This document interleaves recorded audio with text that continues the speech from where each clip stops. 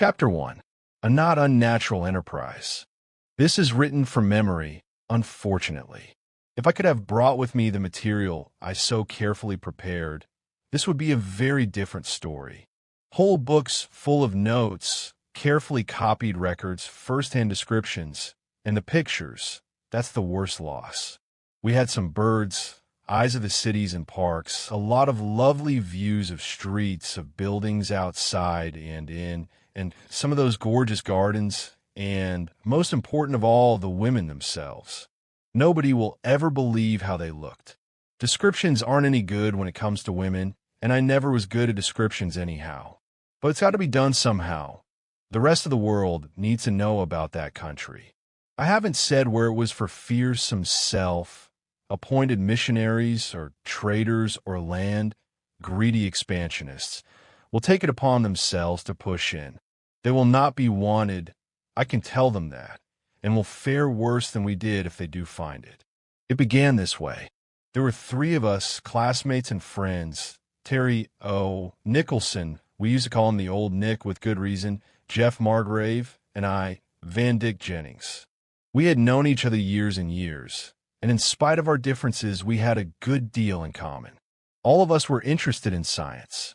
Terry was rich enough to do as he pleased. His great aim was exploration. He used to make all kinds of row because there was nothing left to explore now. Only patchwork and filling in, he said. He filled in well enough. He had a lot of talents, great on mechanics and electricity, had all kinds of boats and motor cars, and was one of the best of our airmen. We never could have done the thing at all without Terry. Jeff Margrave was born to be a poet, a botanist, or both, but his folks persuaded him to be a doctor instead. He was a good one, for his age, but his real interest was in what he loved to call the wonders of science. As for me, sociology's my major. You have to back that up with a lot of other sciences, of course. I'm interested in them all. Terry was strong on facts, geography, and meteorology in those. Jeff could beat him any time on biology, and I didn't care what it was they talked about, so long as it connected with human life, somehow. There are few things that don't. We 3 had a chance to join a big scientific expedition. They needed a doctor, and that gave Jeff an excuse for dropping his just opening practice. They needed Terry's experience, his machine, and his money. And as for me, I got in through Terry's influence. The expedition was up among the 1,000 tributaries and enormous hinterland of a great river, up where the maps had to be made, savage dialects studied, and all manner of strange flora and fauna expected.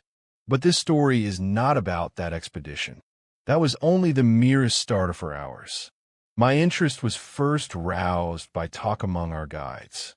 I'm quick at languages, know a good many, and pick them up readily. What with that, and a really good interpreter we took with us, I made out quite a few legends and folk myths of these scattered tribes. And as we got farther and farther upstream, in a dark tangle of rivers, lakes, morasses, and dense forests, with here and there an unexpected long spur running out from the big mountains beyond, I noticed that more and more of these savages had a story about a strange and terrible woman land in the high distance. Up yonder, over there, way up, was all the direction they could offer, but their legends all agreed on the main point, that there was this strange country where no men lived, only women and girl children. None of them had ever seen it. It was dangerous, deadly, they said, for any man to go there. But there were tales of long ago when some brave investigator had seen it, a big country, big houses, plenty people, all women. Had no one else gone? Yes, a good many, but they never came back. It was no place for men, of that they seemed sure. I told the boys about these stories, and they laughed at them. Naturally, I did myself. I knew the stuff that savage dreams are made of. But when we had reached our farthest point, just the day before we all had to turn around and start for home again, as the best of expeditions must in time, we 3 made a discovery. The main encampment was on a spit of land running out into the mainstream, or what we thought was the mainstream. It had the same muddy color we had been seeing for weeks past, the same taste. I happened to speak of that river to our last guide, a rather superior fellow with quick, bright eyes. He told me that there was another river, over there, short river, sweet water, red and blue. I was interested in this and anxious to see if I had understood, so I showed him a red and blue pencil I carried and asked again. Yes, he pointed to the river and then to the southwestward. River, good water, red and blue. Terry was close by and interested in the fellow's pointing. What does he say, Van? I told him. Terry blazed up at once. Ask him how far it is. The man indicated a short journey. I judge about 2 hours, maybe 3. Let's go, urged Terry. Just us 3. Maybe we can really find something. Maybe cinnabar in it. Maybe indigo, Jeff suggested with his lazy smile. It was early yet. We had just breakfasted, and leaving word that we'd be back before night. We got away, quietly, not wishing to be thought too gullible if we failed, and secretly hoping to have some nice little discovery all to ourselves. It was a long 2 hours, near 3. I fancy the savage could have done alone much quicker. There was a desperate tangle of wood and water, and a swampy patch we never should have found our way across alone. But there was one, and I could see Terry, with compass and notebook, marking directions and trying to place landmarks. We came after a while to a sort of marshy lake, very big, so that the circling forest looked quite low and dim across it. Our guide told us that boats could go from there to our camp, but long way, all day. This water was somewhat clearer than that we had left, but we could not judge well from a margin. We skirted it for another half hour or so, the ground growing firmer as we advanced, and presently we turned the corner of a wooded promontory and saw a quite different country, a sudden view of mountains steep and bare. One of those long easterly spurs, Terry said appraisingly, maybe hundreds of miles from the range. They crop out like that. Suddenly we left the lake and struck directly toward the cliffs. We heard running water before we reached it, and the guide pointed proudly to his river. It was short. We could see where it poured down a narrow vertical cataract from an opening in the face of the cliff. It was sweet water. The guide drank eagerly, and so did we. That's no water, Terry announced. Must come from way back in the hills. But as to being red and blue, it was greenish in tint. The guide seemed not at all surprised. He hunted about a little and showed us a quiet, marginal pool where there were smears of red along the border. Yes, and of blue. Terry got out his magnifying glass and squatted down to investigate. Chemicals of some sort. I can't tell on the spot. Looked to me like dyestuffs. Let's get nearer, he urged, up there by the fall. We scrambled along the steep banks and got close to the pool that foamed and boiled beneath the falling water. Here we searched the border and found traces of color beyond dispute. More. Jeff suddenly held up an unlooked-for trophy. It was only a rag, a long, raveled fragment of cloth. But it was a well-woven fabric with a pattern and of a clear scarlet that the water had not faded. No savage tribe that we had heard of made such fabrics. The guide stood serenely on the bank, well pleased with our excitement. One day blue, one day red, one day green, he told us, and pulled from his pouch another strip of bright, hued cloth. Come down, he said, pointing to the cataract. Woman country, up there. Then we were interested. We had our rest and lunch right there and pumped the man for further information. He could tell us only what the others had. A land of women. No men, babies, but all girls. No place for men. Dangerous. Some had gone to sea. None had come back. I could see Terry's jaw set at that. No place for men. Dangerous? He looked as if he might shin up the waterfall on the spot. But the guide would not hear of going up, even if there had been any possible method of scaling that sheer cliff, and we had to get back to our party before night. They might stay if we told them, I suggested. But Terry stopped in his tracks. "Look here, fellows," he said. "This is our find. Let's not tell those cocky old professors. Let's go on home with them and then come back. Just us, have a little expedition of our own." We looked at him much impressed. There was something attractive to a bunch of unattached young men in finding an undiscovered country of a strictly Amazonian nature. Of course, we didn't believe the story, but yet, there is no such cloth made by any of these local tribes, I announced, examining those rags with great care. "Somewhere up yonder they spin and weave and dye, as well as we do. That would mean a considerable civilization, Van. There couldn't be such a place and not known about. Oh, well, I don't know. What's that old republic up in the Pyrenees somewhere? Andorra? Precious few people know anything about that, and it's been minding its own business for 1,000 years. Then there's Montenegro, splendid little state. You could lose a dozen Montenegros up and down these great ranges." We discussed it hotly all the way back to camp. We discussed it with care and privacy on the voyage home. We discussed it after that, still only among ourselves, while Terry was making his arrangements. He was hot about it. Lucky he had so much money. We might have had to beg and advertise for years to start the thing, and then it would have been a matter of public amusement, just sport for the papers. But Nicholson could fix up his big steam yacht, load his specially made big motorboat aboard, and tuck in a dissembled biplane without any more notice than a snip in the society column. We had provisions and preventives and all manner of supplies. His previous experience stood him in good stead there. It was a very complete little outfit. We were to leave the yacht at the nearest safe port and go up that endless river in our motorboat, just the three of us and a pilot, then drop the pilot when we got to that last stopping place of the previous party and hunt up that clear water stream ourselves. The motorboat we were to leave at anchor in that wide, shallow lake. It had a special covering of fitted armor, thin but strong, shut up like a clamshell. Those natives can't get into it, or hurt it, or move it, Terry explained proudly. We'll start our flyer from the lake and leave the boat as a base to come back to. If we come back, I suggested cheerfully. "Afraid the ladies will eat you?" he scoffed. "We're not so sure about those ladies, you know," drawled Jeff. "There may be a contingent of gentlemen with poisoned arrows or something."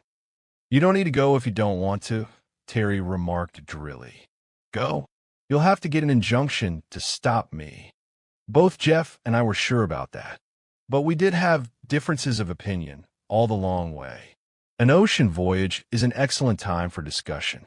Now we had no eavesdroppers. We could loll and loaf in our deck chairs and talk and talk. There was nothing else to do. Our absolute lack of facts only made the field of discussion wider. "We'll leave papers with our consul where the yacht stays," Terry planned. "If we don't come back in, say, a month, they can send a relief party after us." "A punitive expedition," I urged. "If the ladies do eat us, we must make reprisals. They can locate that last stopping place easy enough, and I made a sort of chart of that lake and cliff and waterfall." "Yes, but how will they get up?" asked Jeff. "Same way we do, of course. If 3 valuable American citizens are lost up there, they will follow somehow, to say nothing of the glittering attractions of that fair land. Let's call it Feminigia," he broke off. "You're right, Terry. Once the story gets out, the river will crawl with expeditions, and the airships rise like a swarm of mosquitoes." I laughed as I thought of it. "We've made a great mistake not to let Mr. Yellow press in on this. Save us. What headlines?" "Not much," said Terry grimly. "This is our party. We're going to find that place alone. What are you going to do with it when you do find it, if you do?" Jeff asked mildly. Jeff was a tender soul. I think he thought that country, if there was one, was just blossoming with roses and babies and canaries and tidies and all that sort of thing.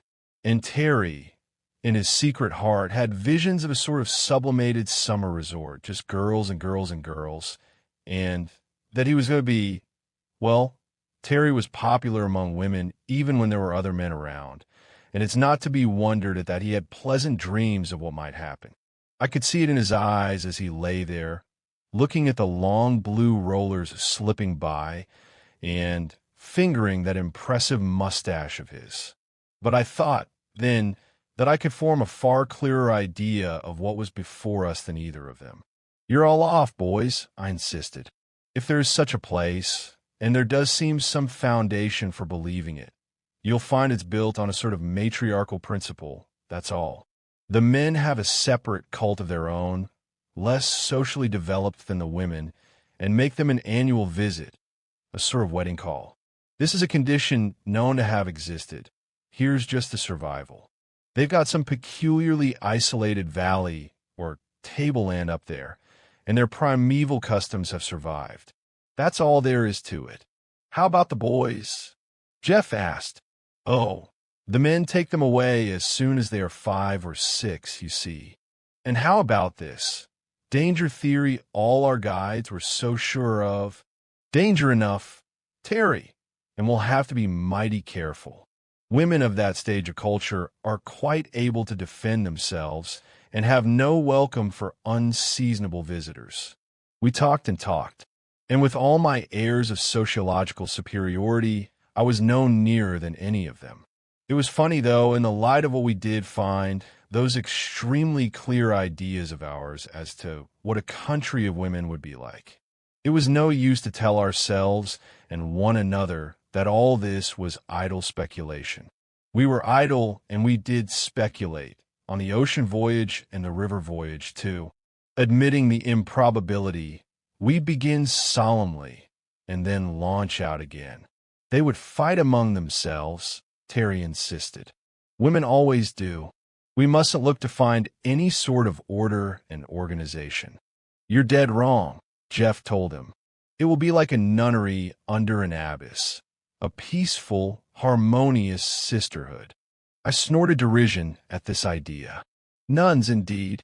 Your peaceful sisterhoods were all celibate, Jeff, and under vows of obedience.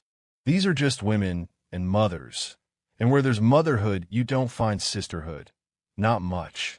"No, sir, they'll scrap," agreed Terry. "Also, we mustn't look for inventions and progress. It'll be awfully primitive." "How about that cloth mill?" Jeff suggested. "Oh, cloth. Women have always been spinsters. But there they stop, you'll see." We joked Terry about his modest impression that he would be warmly received, but he held his ground. "You'll see," he insisted. "I'll get solid with them all and play one bunch against another. I'll get myself elected king in no time, phew. Solomon will have to take a back seat. Where do we come in on that deal?" I demanded. "Aren't we viziers, or anything?" "Couldn't risk it," he asserted solemnly. "You might start a revolution, probably would." "No, you'll have to be beheaded or bowstrung, or whatever the popular method of execution is. You'd have to do it yourself, remember," grinned Jeff. "No husky black slaves and Mamelukes. And there'd be 2 of us, and only one of you, Van." Jeff's ideas and Terry's were so far apart that sometimes it was all I could do to keep the peace between them. Jeff idealized women in the best Southern style. He was full of chivalry and sentiment and all that. And he was a good boy. He lived up to his ideals. You might say Terry did, too, if you can call his views about women anything so polite as ideals. I always liked Terry.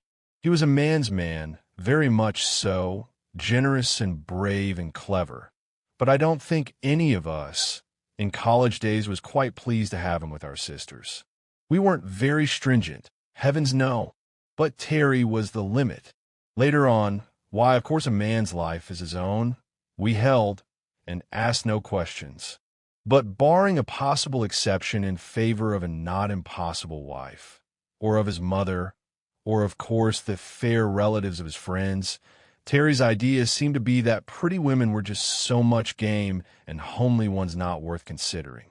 It was really unpleasant sometimes to see the notions he had. But I got out of patience with Jeff, too. He had such rose-colored halos on his women folks. I held a middle ground, highly scientific, of course, and used to argue learnedly about the physiological limitations of the sex. We were not in the least advanced on the woman question, any of us then, so we joked and disputed and speculated, and after an interminable journey, we got to our old camping place at last. It was not hard to find the river, just poking along that side till we came to it, and it was navigable as far as the lake.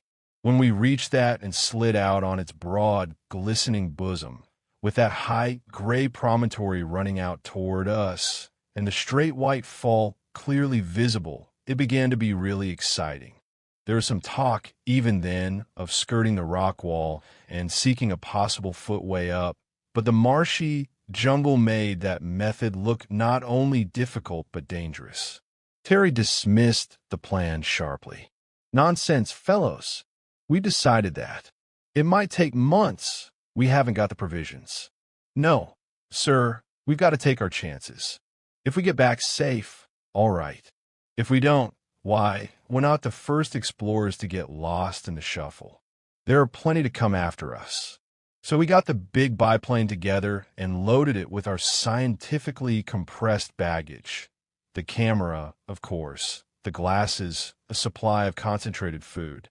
Our pockets were magazines of small necessities, and we had our guns, of course. There was no knowing what might happen. Up and up and up we sailed, way up at first, to get the lay of the land and make note of it. Out of that dark green sea of crowding forest this high, standing spur rose steeply. It ran back on either side, apparently, to the far-off white, crowned peaks in the distance, themselves probably inaccessible. "Let's make the first trip geographical," I suggested. "Spy out the land and drop back here for more gasoline. With your tremendous speed, we can reach that range and back all right. Then we can leave a sort of map on board for that relief expedition." "There's sense in that," Terry agreed. "I'll put off being king of Ladyland for one more day." So we made a long, skirting voyage, turned the point of the cape, which was close by, ran up one side of the triangle at our best speed, crossed over the base where it left the higher mountains, and so back to our lake by moonlight. That's not a bad little kingdom. We agreed when it was roughly drawn and measured.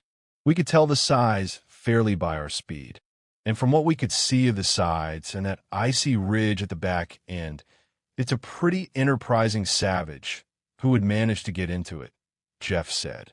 Of course, we had looked at the land itself eagerly, but we were too high and going too fast to see much. It appeared to be well forested about the edges, but in the interior there were wide plains and everywhere park-like meadows and open places. There were cities, too, that I insisted. It looked like any other country, a civilized one, I mean. We had to sleep after that long sweep through the air, but we turned out early enough next day, and again we rose softly up the height till we could top the crowning trees and see the broad fair land at our pleasure. Semi-tropical. Looks like a first-rate climate. It's wonderful what a little height will do for temperature. Terry was studying the forest growth. "Little height. Is that what you call little?" I asked. Our instruments measured it clearly. We had not realized the long, gentle rise from the coast, perhaps. "Mighty lucky piece of land, I call it," Terry pursued. "Now for the folks. I've had enough scenery." So we sailed low, crossing back and forth, quartering the country as we went, and studying it.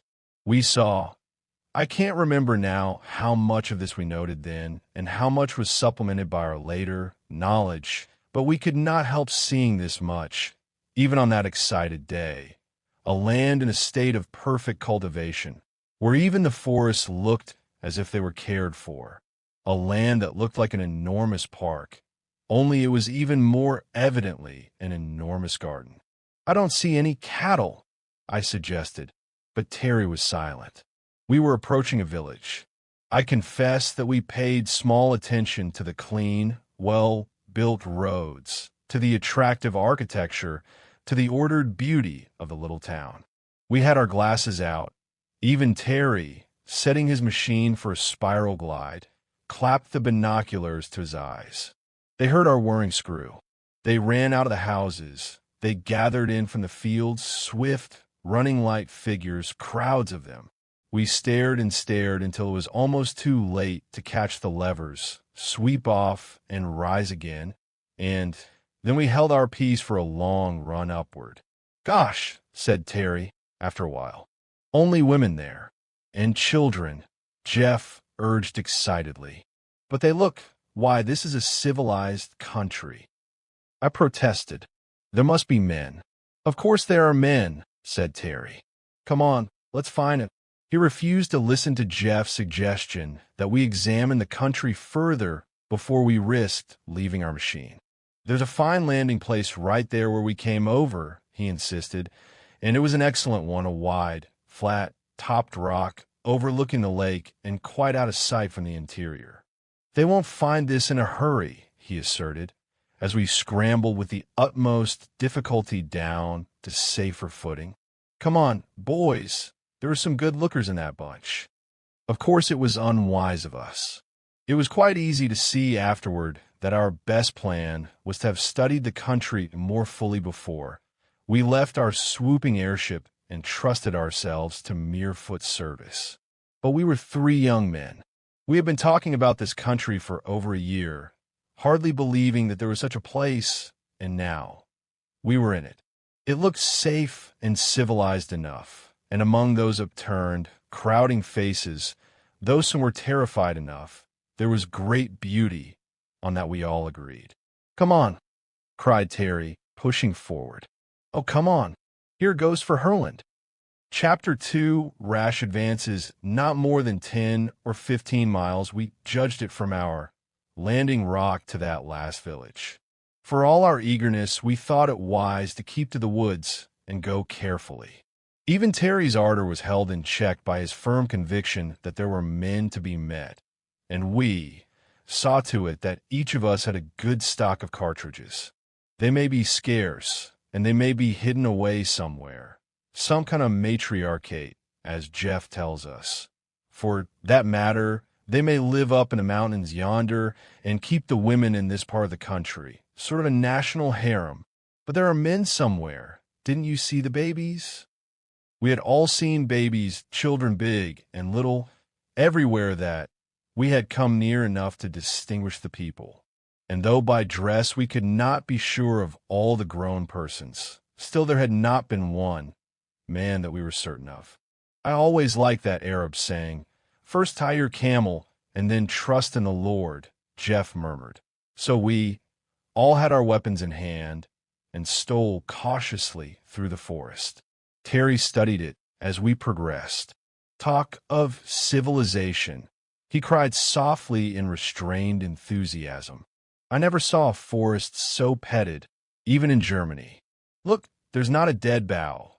The vines are trained, actually, and see here." He stopped and looked about him, calling Jeff's attention to the kinds of trees. They left me for a landmark and made a limited excursion on either side. Food bearing practically all of them, they announced returning. The rest, splendid hardwood. Call this a forest? It's a truck farm. Good thing to have a botanist on hand, I agreed.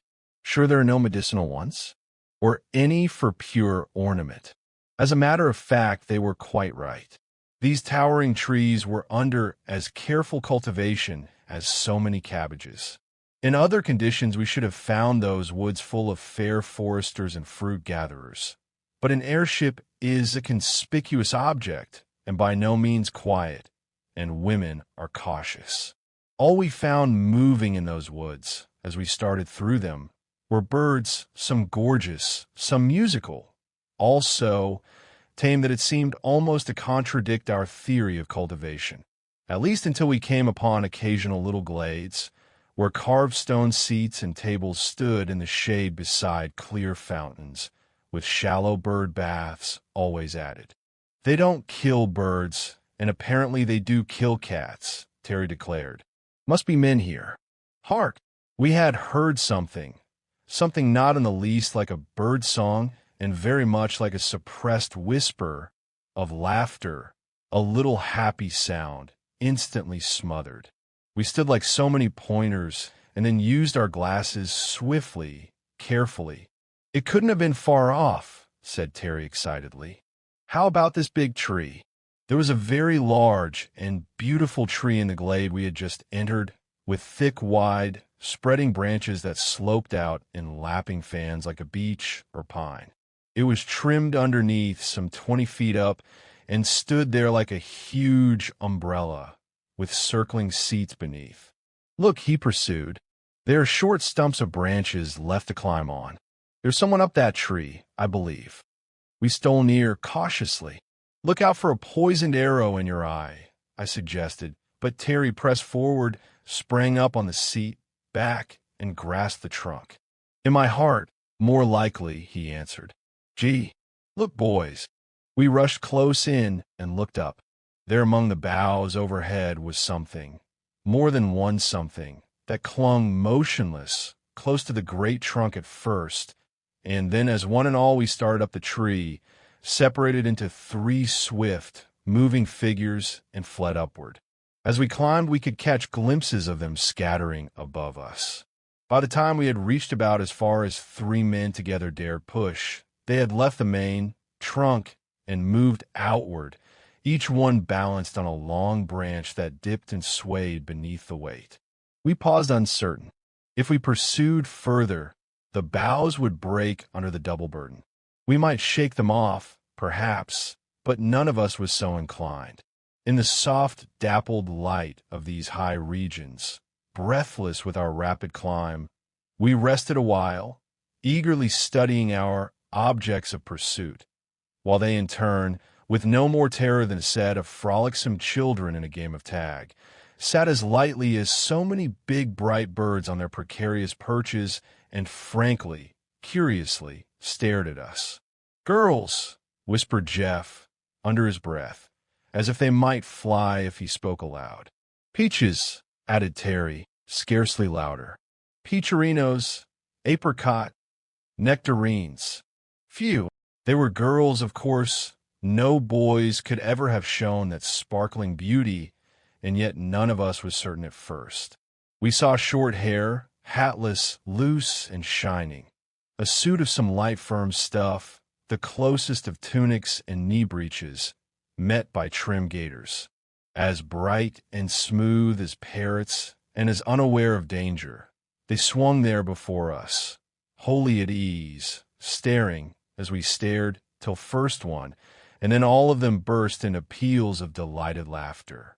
Then there was a torrent of soft talk tossed back and forth. No savage song, but clear musical fluent speech. We met their laughter cordially, and doffed our hats to them, at which they laughed again, delightedly. Then Terry, wholly in his element, made a polite speech, with explanatory gestures, and proceeded to introduce us with pointing finger. "Mr. Jeff Margrave," he said clearly. Jeff bowed as gracefully as a man could in the fork of a great limb. "Mr. Van Dyck Jennings." I also tried to make an effective salute and nearly lost my balance. Then Terry laid his hand upon his chest. A fine chest he had, too, and introduced himself.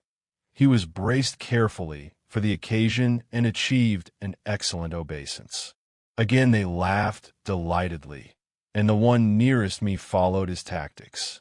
"Silas," she said distinctly, pointing to the one in blue. "Alima, the one in rose." Then, with a vivid imitation of Terry's impressive manner, she laid a firm, delicate hand on her gold-green jerkin. "Elidor." This was pleasant, but we got no nearer. "We can't sit here and learn the language," Terry protested. He beckoned to them to come nearer, most winningly, but they gaily shook their heads. He suggested, by signs, that we all go down together, but again they shook their heads, still merrily. Then Elidor clearly indicated that we should go down, pointing to each and all of us, with unmistakable firmness, and, further seeming to imply by the sweep of a lithe arm that we not only go downward, but go away altogether, at which we shook our heads in turn. "Have to use bait," grinned Terry. "I don't know about you fellows, but I came prepared." He produced from an inner pocket a little box of purple velvet that opened with a snap, and out of it he drew a long, sparkling thing, a necklace of big varicolored stones that would have been worth $1 million if real ones. He held it up, swung it, glittering in the sun, offered it first to one, then to another, holding it out as far as he could reach toward the girl nearest him. He stood braced in the fork, held firmly by one hand.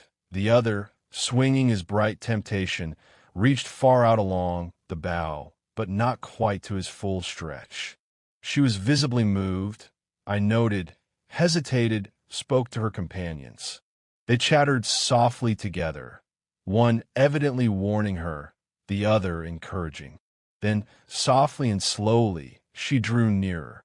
This was Alima, a tall, long-limbed lass, well knit, and evidently both strong and agile. Her eyes were splendid, wide, fearless, as free from suspicion as a child's who has never been rebuked. Her interest was more that of an intent boy playing a fascinating game than of a girl lured by an ornament. The others moved a bit farther out, holding firmly, watching. Terry's smile was irreproachable, but I did not like the look in his eyes. It was like a creature about to spring. I could already see it happen.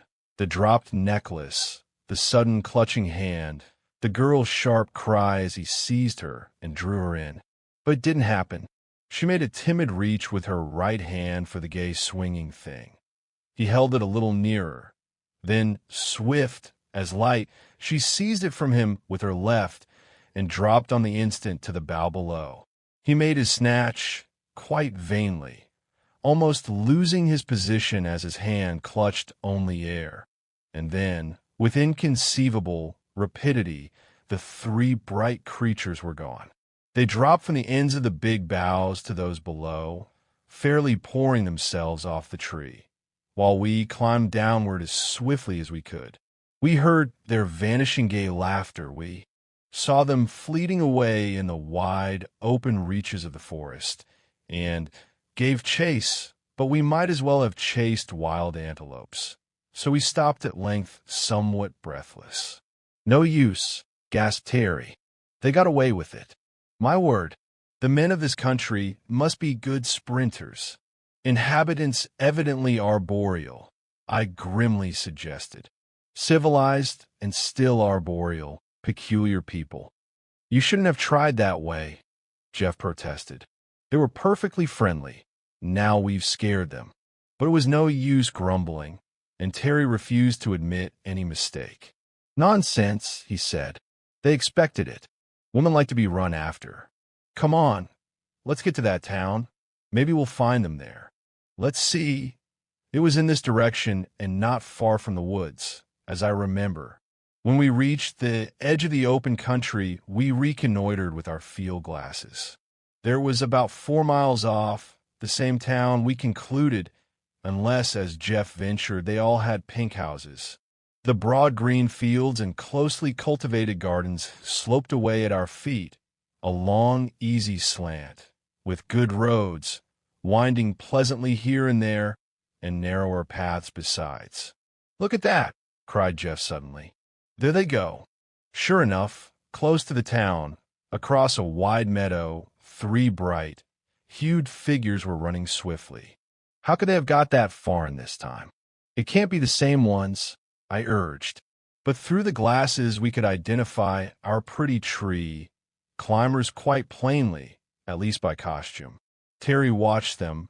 We all did, for that matter, till they disappeared among the houses. Then he put down his glass and turned to us, drawing a long breath. "Mother of my boys, what gorgeous girls! To climb like that, to run like that, and afraid of nothing. This country suits me all right. Let's get ahead." "Nothing venture, nothing have," I suggested, but Terry preferred faint heart ne'er one fair lady. We set forth in the open, walking briskly. "If there are any men, we'd better keep an eye out," I suggested, but Jeff seemed lost in heavenly dreams, and Terry in highly practical plans. "What a perfect road! What a heavenly country! See the flowers, will you?" This was Jeff, always an enthusiast, but we could agree with him fully. The road was some sort of hard-manufactured stuff, sloped slightly to shed rain, with every curve and grade, and gutter as perfect as if it were Europe's best. "No men," sneered Terry. On either side, a double row of trees shaded the footpaths. Between the trees, bushes or vines, all fruit, bearing now, and then seats and little wayside fountains. Everywhere flowers. "We'd better import some of these ladies and set 'em to parking the United States," I suggested. "Mighty nice place they've got here." We rested a few moments by one of the fountains, tested the fruit that looked ripe, and went on, impressed for all our gay bravado by the sense of quiet potency which lay about us. Here was evidently a people highly skilled, efficient, caring for their country as a florist cares for his costliest orchids. Under the soft, brilliant blue of that clear sky, in the pleasant shade of those endless rows of trees, we walked unharmed, the placid silence broken only by the birds. Presently there lay before us at the foot of a long hill the town or village we were aiming for. We stopped and studied it. Jeff drew a long breath. "I wouldn't have believed a collection of houses could look so lovely," he said. "They've got architects and landscape gardeners in plenty." "That's sure," agreed Terry. I was astonished myself. You see, I come from California, and there's no country lovelier but when it comes to towns.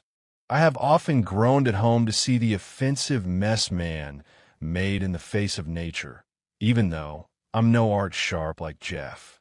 But this place, it was built mostly of a sort of dull rose-colored stone, with here and there some clear white houses, and it lay abroad among the green groves and gardens like a broken rosary of pink coral.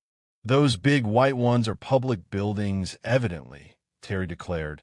"This is no savage country, my friend. But no men? Boys, it behooves us to go forward most politely." The place had an odd look, more impressive as we approached. It's like an exposition. It's too pretty to be true. Plenty of palaces, but where are the homes? Oh, there are little ones enough, but it certainly was different from any towns we had ever seen. "There's no dirt," said Jeff suddenly. "There's no smoke," he added after a little. "There's no noise." I offered, but Terry snubbed me. "That's because they're laying low for us. We'd better be careful how we go in there." Nothing could induce him to stay out, however, so we walked on. Everything was beauty, order, perfect cleanness, and the pleasantest sense of home over all. As we neared the center of the town, the houses stood thicker, ran together as it were, grew into rambling palaces grouped among parks and open squares, something as college buildings stand in their quiet greens. And then, turning a corner, we came into a broad, paved space and saw before us a band of women, standing close together in even order, evidently waiting for us. We stopped a moment and looked back. The street behind was closed by another band, marching steadily, shoulder to shoulder. We went on. There seemed no other way to go, and presently found ourselves quite surrounded by this close, massed multitude, women, all of them, but they were not young. They were not old. They were not, in the girl sense, beautiful. They were not in the least ferocious.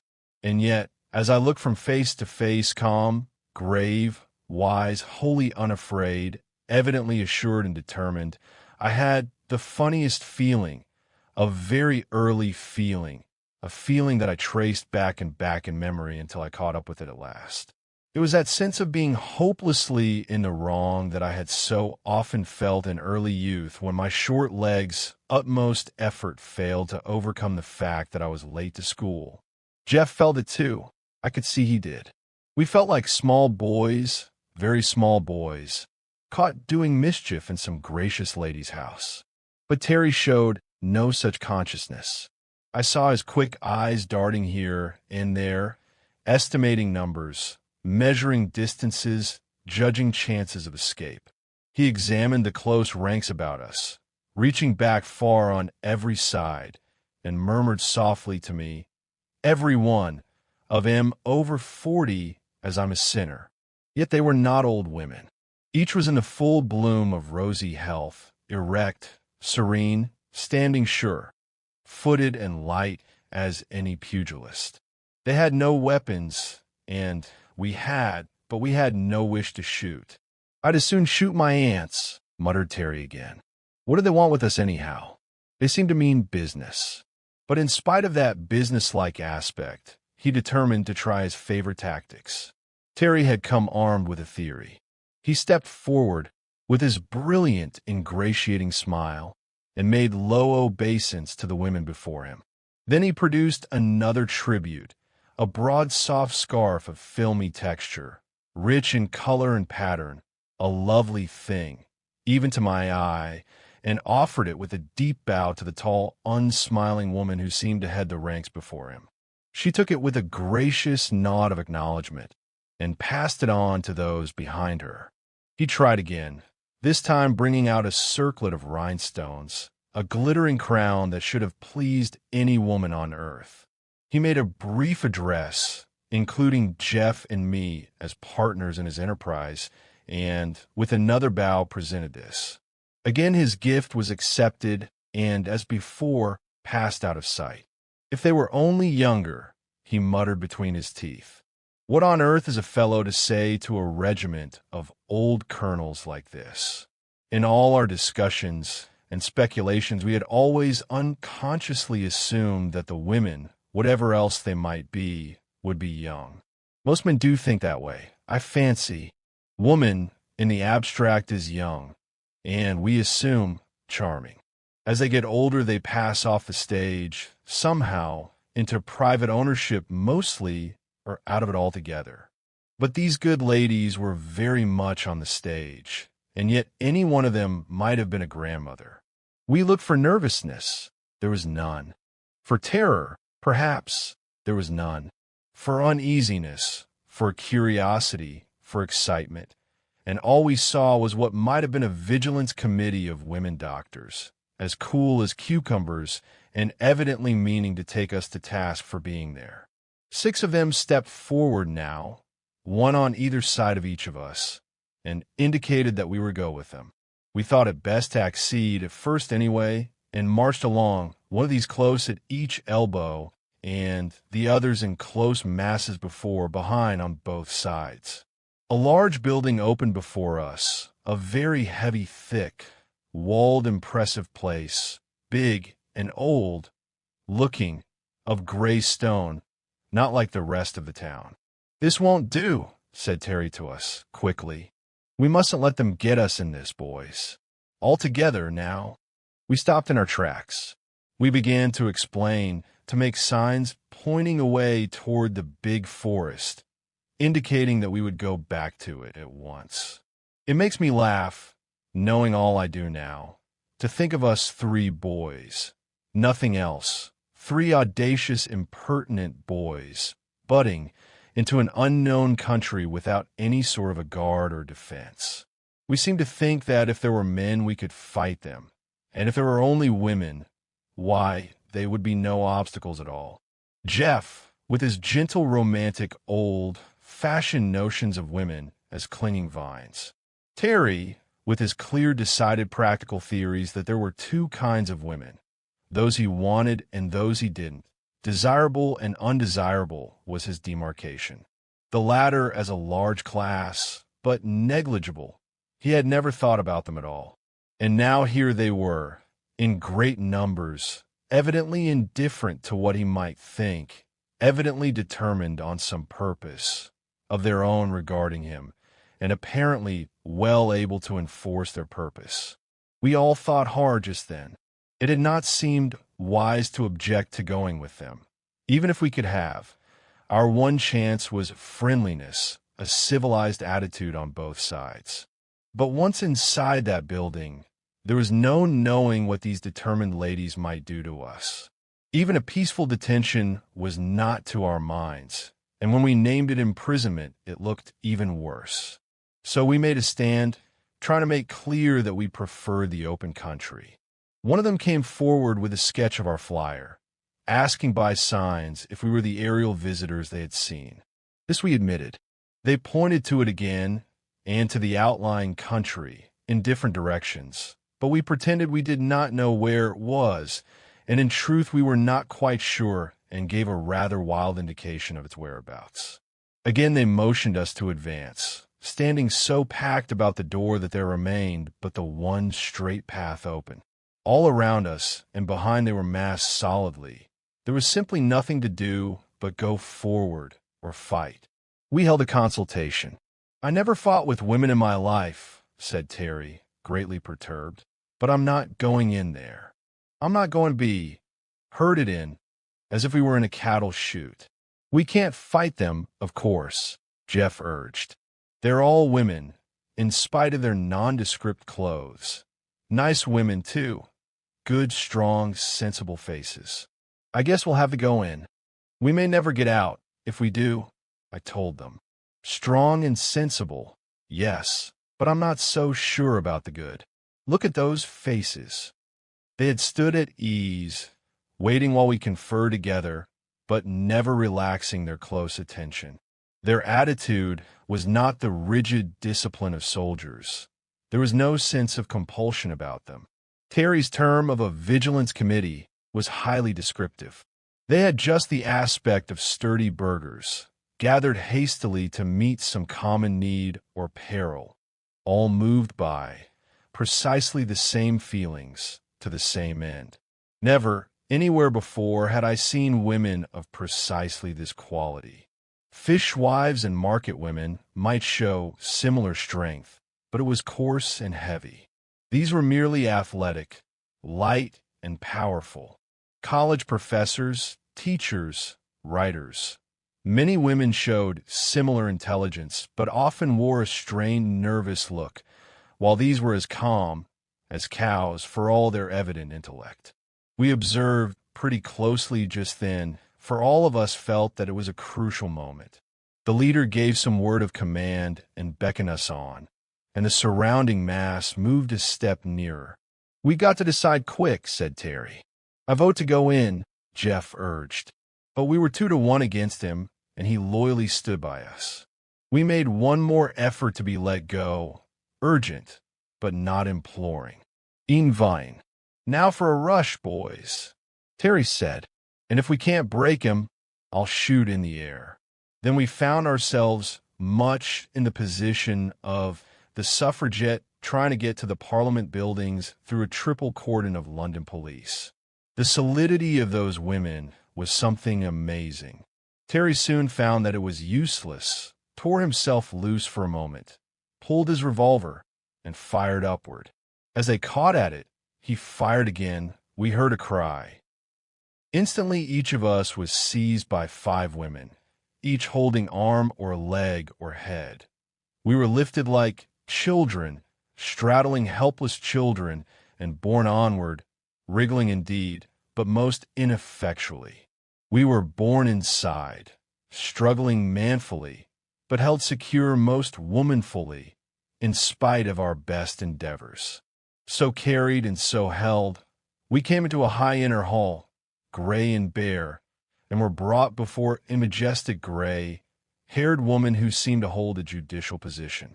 There was some talk, not much, among them, and then suddenly there fell upon each of us at once a firm hand holding a wetted cloth before mouth and nose, an order of swimming sweetness, anesthesia. Chapter 3. A Peculiar Imprisonment. From a slumber as deep as death, as refreshing as that of a healthy child, I slowly awakened. It was like rising up through a deep warm ocean, nearer and nearer to full light and stirring air, or like the return to consciousness after concussion of the brain. I was once thrown from a horse while on a visit to a wild mountainous country quite new to me, and I can clearly remember the mental experience of coming back to life through lifting veils of dream. When I first dimly heard the voices of those about me and saw the shining snow peaks of that mighty range, I assumed that this too would pass, and I should presently find myself in my own home. That was precisely the experience of this awakening.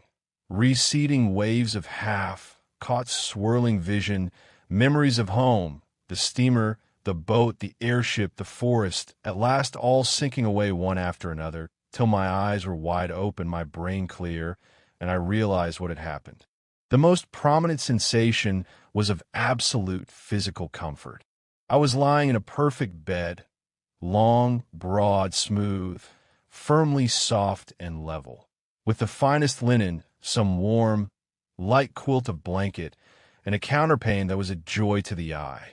The sheet turned down some 15 inches, yet I could stretch my feet at the foot of the bed free, but warmly covered. I felt as light and clean as a white feather. It took me some time to conscientiously locate my arms and legs, to feel the vivid sense of life radiate from the awakening center to the extremities.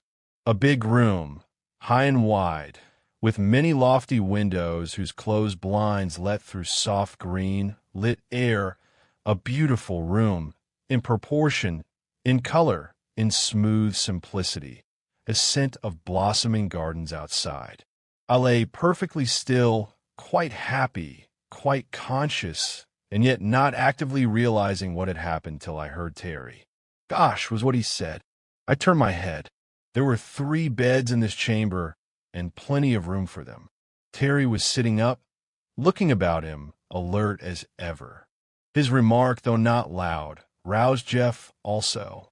We all sat up. Terry swung his legs out of bed, stood up, stretched himself mightily.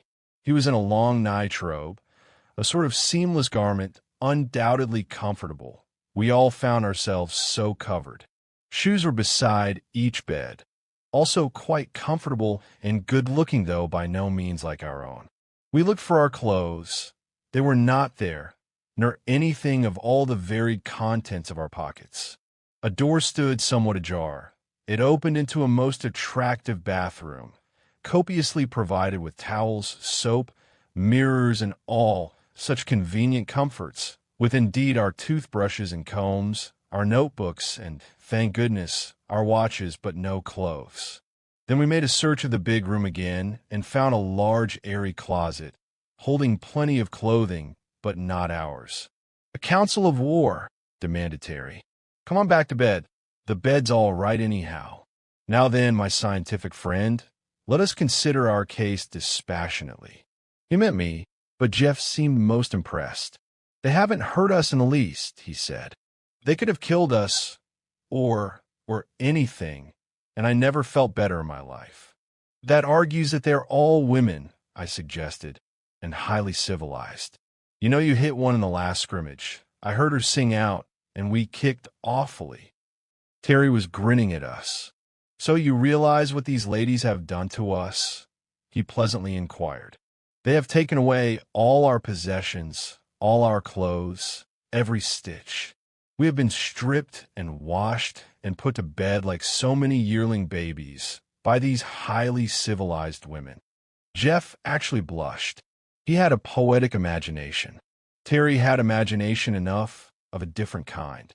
So had I also different.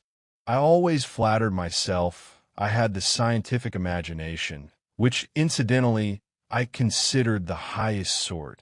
One has a right to a certain amount of egotism if founded on fact, and kept to oneself, I think. "No use kicking, boys," I said. "They've got us, and apparently they're perfectly harmless. It remains for us to cook up some plan of escape like any other bottled heroes. Meanwhile, we got to put on these clothes, Hobson's choice." The garments were simple in the extreme and absolutely comfortable physically, though of course we all felt like soups in the theater. There was a one-piece cotton undergarment, thin and soft, that reached over the knees and shoulders, something like the one-piece pajamas some fellows wear, and a kind of half, hose that came up to just under the knee and stayed there, had elastic tops of their own, and covered the edges of the first. Then there was a thicker variety of union suit, a lot of them in the closet, of varying weights and somewhat sturdier material. Evidently, they would do at a pinch with nothing further. Then there were tunics, knee, length, and some long robes. Needless to say, we took tunics. We bathed and dressed quite cheerfully. "Not half bad," said Terry, surveying himself in a long mirror. His hair was somewhat longer than when we left the last barber, and the hats provided were much like those seen on the prince in the fairy tale, lacking the plume. The costume was similar to that which we had seen on all the women, though some of them, those working in the fields, glimpsed by our glasses when we first flew over, were only the first two.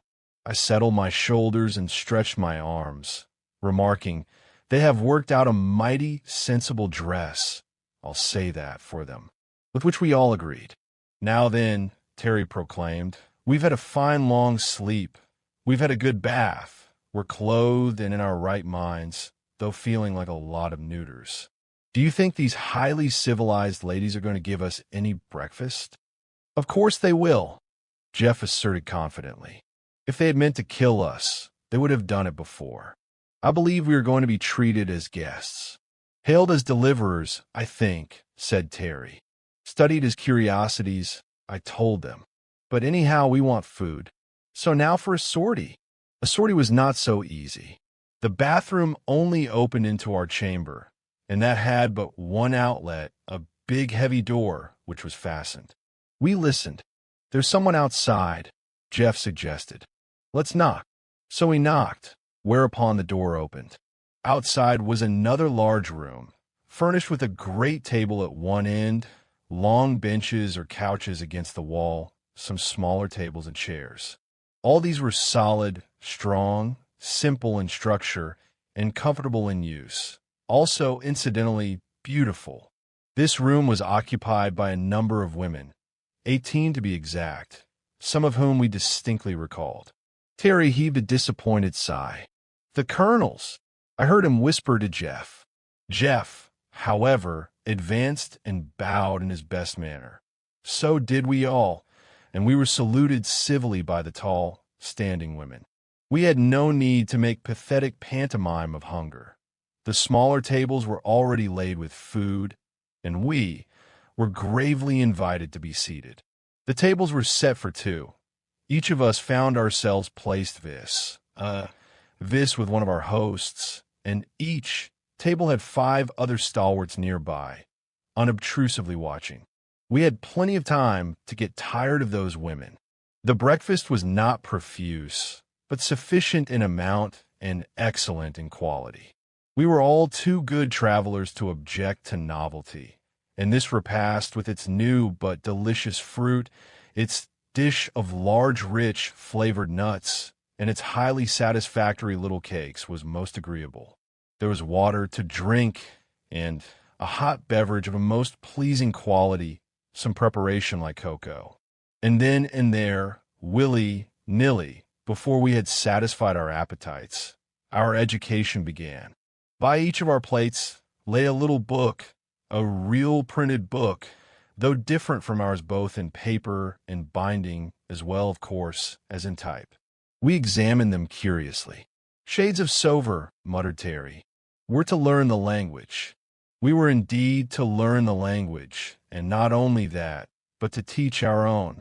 There were blank books with parallel columns, neatly ruled, evidently prepared for the occasion, and in these, as fast as we learned and wrote down the name of anything, we were urged to write our own name for it by its side.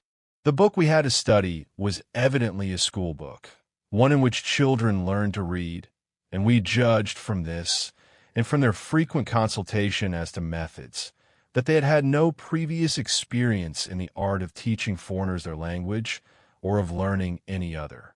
On the other hand, what they lacked in experience, they made up for in genius. Such subtle understanding, such instant recognition of our difficulties and readiness to meet them, were a constant surprise to us. Of course, we were willing to meet them halfway. It was wholly to our advantage to be able to understand and speak with them, and as to refusing to teach them, why should we? Later on we did try open rebellion, but only once. That first meal was pleasant enough, each of us quietly studying his companion, Jeff with sincere admiration, Terry with that highly technical look of his, as of a past master, like a lion tamer, a serpent charmer, or some such professional. I myself was intensely interested. It was evident that those sets of 5 were there to check any outbreak on our part. We had no weapons, and if we did try to do any damage, with a chair, say, why 5 to 1 was too many for us, even if they were women, that we had found out to our sorrow. It was not pleasant having them always around, but we soon got used to it. It's better than being physically restrained ourselves, Jeff philosophically suggested when we were alone. They've given us a room with no great possibility of escape and personal liberty, heavily chaperoned. It's better than we'd have been likely to get in a man country. Man country? Do you really believe there are no men here, you innocent? Don't you know there must be? Demanded Terry. Yes, Jeff agreed. Of course, and yet. And yet what? Come, you obdurate sentimentalist. What are you thinking about? They may have some peculiar division of labor we've never heard of, I suggested. The men may live in separate towns, or they may have subdued them, somehow, and keep them shut up. But there must be some. That last suggestion of yours is a nice one, Van, Terry protested. Same as they got us subdued and shut up. You make me shiver. Well, figure it out for yourself, any way you please. We saw plenty of kids the first day, and we've seen those girls. Real girls. Terry agreed, in immense relief. Glad you mentioned him. I declare, if I thought there was nothing in the country but those grenadiers, I'd jump out the window. Speaking of windows, I suggested, let's examine ours. We looked out of all the windows. The blinds opened easily enough, and there were no bars, but the prospect was not reassuring. This was not the pink, walled town we had so rashly entered the day before.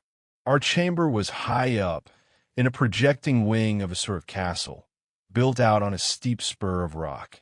Immediately below us were gardens, fruitful and fragrant, but their high walls followed the edge of the cliff which dropped, sheer down, we could not see how far.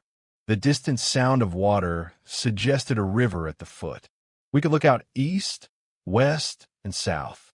To the southeastward stretched the open country, lying bright and fair in the morning light, but on either side, and evidently behind, rose great mountains. This thing is a regular fortress, and no women built it. I can tell you that, said Terry. We nodded agreeingly. It's right up among the hills. They must have brought us a long way. We saw some kind of swift, moving vehicles the first day, Jeff reminded us. If they've got motors, they're civilized. Civilized or not, we've got our work cut out for us to get away from here. I don't propose to make a rope of bedclothes and try those walls till I'm sure there is no better way. We all concurred on this point and returned to our discussion as to the women. Jeff continued thoughtful. All the same, there's something funny about it, he urged. It isn't just that we don't see any men, but we don't see any signs of them. The reaction of these women is different from any that I've ever met. There is something in what you say, Jeff. I agreed. There is a different atmosphere. They don't seem to notice our being men, he went on. They treat us, well, just as they do one another. It's as if our being men was a minor incident. I nodded. I noticed it myself. But Terry broke in rudely. Fiddlesticks, he said. It's because of their advanced age. They're all grandmas, I tell you, or ought to be. Great aunts, anyhow. Those girls were girls all right, weren't they? Yes, Jeff agreed, still slowly. But they weren't afraid. They flew up that tree and hid, like schoolboys caught out of bounds, not like shy girls. And they ran like marathon winners. You'll admit that. Terry, he added. Terry was moody as the days passed. He seemed to mind our confinement more than Jeff or I did, and he harped on Alima and how near he'd come to catching her. If I had, he would say, rather savagely, we'd have had a hostage and could have made terms. But Jeff was getting on excellent terms with his tutor and even his guards, and so was I. It interested me profoundly to note and study the subtle difference between these women and other women and try to account for them. In the matter of personal appearance, there was a great difference. They all wore short hair, some few inches at most, some curly, some not, all light and clean and fresh looking. If their hair was only long, Jeff would complain, they would look so much more feminine. I rather liked it myself after I got used to it. Why we should so admire a woman's crown of hair and not admire a Chinaman's queue is hard to explain, except that we are so convinced that the long hair belongs to a woman, whereas the mane in horses is on both, and in lions, buffaloes, and such creatures only on the male. But I did miss it at first. Our time was quite pleasantly filled. We were free of the garden below our windows, quite long in its irregular rambling shape, bordering the cliff. The walls were perfectly smooth and high, ending in the masonry of the building, and as I studied the great stones I became convinced that the whole structure was extremely old. It was built like the pre-Incan architecture in Peru of enormous monoliths, fitted as closely as mosaics. These folks have a history, that's sure, I told the others. And sometime they were fighters. Else why a fortress? I said we were free of the garden, but not wholly alone in it. There is always a string of those uncomfortably strong women sitting about, always one of them watching us even if the others were reading, playing games, or busy at some kind of handiwork. When I see them knit, Terry said, I can almost call them feminine. That doesn't prove anything, Jeff promptly replied. Scotch shepherds knit, always knitting. When we get out, Terry stretched himself and looked at the far peaks. When we get out of this and get to where the real women are, the mothers and the girls, well, while we do then, I asked rather gloomily, how do you know we'll ever get out? This was an unpleasant idea, which we unanimously considered, returning with earnestness to our studies. If we are good boys and learn our lessons well, I suggested. If we are quiet and respectful and polite and they are not afraid of us, then perhaps they will let us out. And anyway, when we do escape, it is of immense importance that we know the language. Personally, I was tremendously interested in that language, and seeing they had books, was eager to get at them, to dig into their history, if they had one. It was not hard to speak, smooth and pleasant to the ear, and so easy to read and write that I marveled at it. They had an absolutely phonetic system. The whole thing was as scientific as Esperanto, yet bore all the marks of an old and rich civilization. We were free to study as much as we wished, and were not left merely to wander in the garden for recreation, but introduced to a great gymnasium, partly on the roof and partly in the story below. Here we learned real respect for our tall guards. No change of costume was needed for this work, save to lay off outer clothing. The first one was as perfect a garment for exercise as need be devised, absolutely free to move in, and, I had to admit, much better looking than our usual one. 40, over 40, some of them 50, I bet. And look at him, grumbled Terry in reluctant admiration.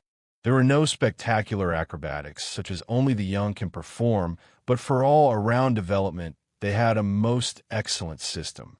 A good deal of music went with it, with posture dancing and sometimes gravely beautiful processional performances. Jeff was much impressed by it. We did not know then how small a part of their physical culture methods this really was, but found it agreeable to watch and to take part in. Oh yes, we took part all right. It wasn't absolutely compulsory, but we thought it better to please. Terry was the strongest of us, though always wiry and had good staying power, and Jeff was a great sprinter and hurdler, but I can tell you those old ladies gave us cards and spades. They ran like deer, by which I mean that they ran not as if it was a performance, but as if it was their natural gait. We remembered those fleeting girls of our first bright adventure, and concluded that it was. They leaped like deer, too, with a quick folding motion of the legs, drawn up and turned to one side, with a sidelong twist of the body. I remembered the sprawling spread, eagle way in which some of the fellows used to come over the line and try to learn the trick. We did not easily catch up with these experts, however. Never thought I'd live to be bossed by a lot of elderly lady acrobats, Terry protested. They had games, too, a good many of them, but we found them rather uninteresting at first. It was like two people playing solitaire to see who would get it first, more like a race or a competitive examination than a real game with some fight in it. I philosophized a bit over this and told Terry it argued against their having any men about. There isn't a man-sized game in the lot, I said, but they are interesting. I like them, Jeff objected, and I'm sure they are educational. I'm sick and tired of being educated, Terry protested. Fancy going to dame school at our age. I want to get out. But we could not get out, and we were being educated swiftly. Our special tutors rose rapidly in our esteem. They seemed of rather finer quality than the guards, though all were on terms of easy friendliness. Mine was named Summel, Jeff Zava, and Terry's Modine. We tried to generalize from the names, those of the guards, and of our three girls, but got nowhere. They sound well enough, and they're mostly short, but there's no similarity of termination, and no two alike. However, our acquaintance is limited as yet. There were many things we meant to ask, as soon as we could talk well enough. Better teaching I never saw.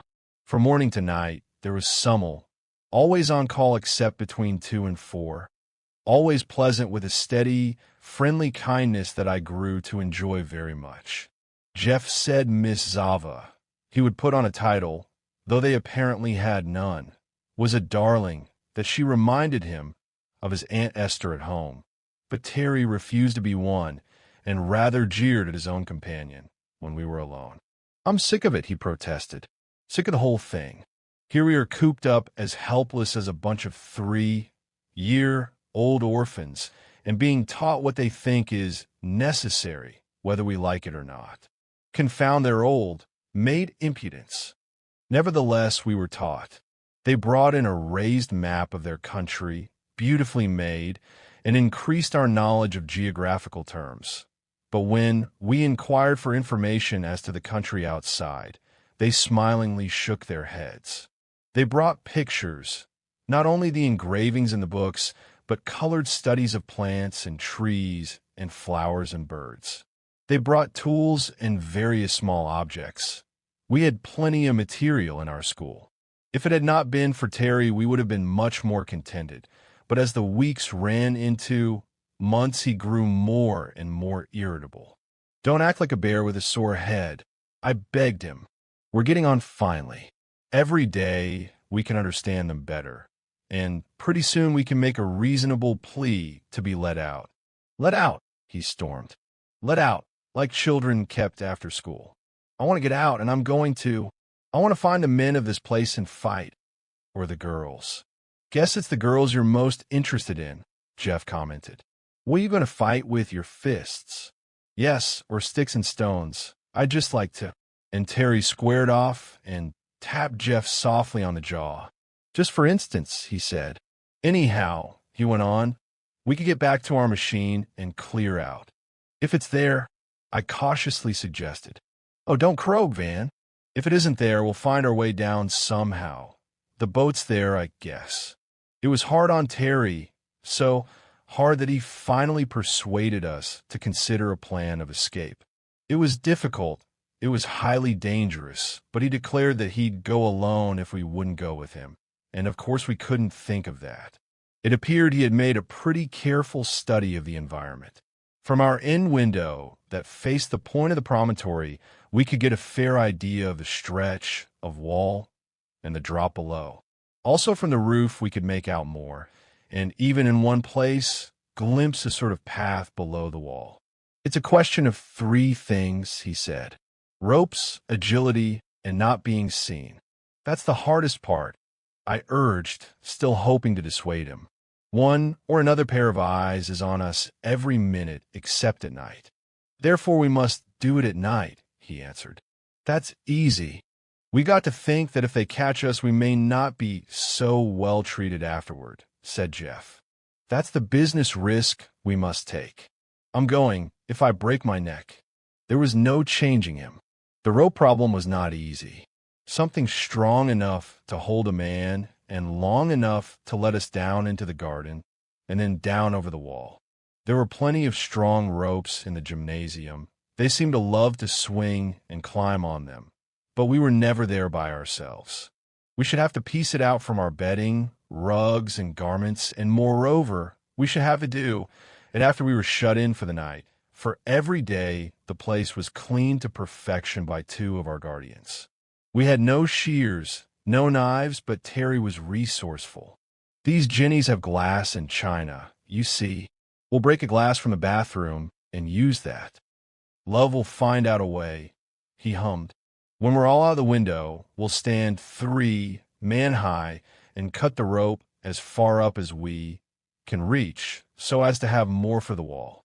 I know just where I saw that bit of path below, and there's a big tree there too, or a vine or something. I saw the leaves." It seemed a crazy risk to take, but this was, in a way, Terry's expedition, and we were all tired of our imprisonment.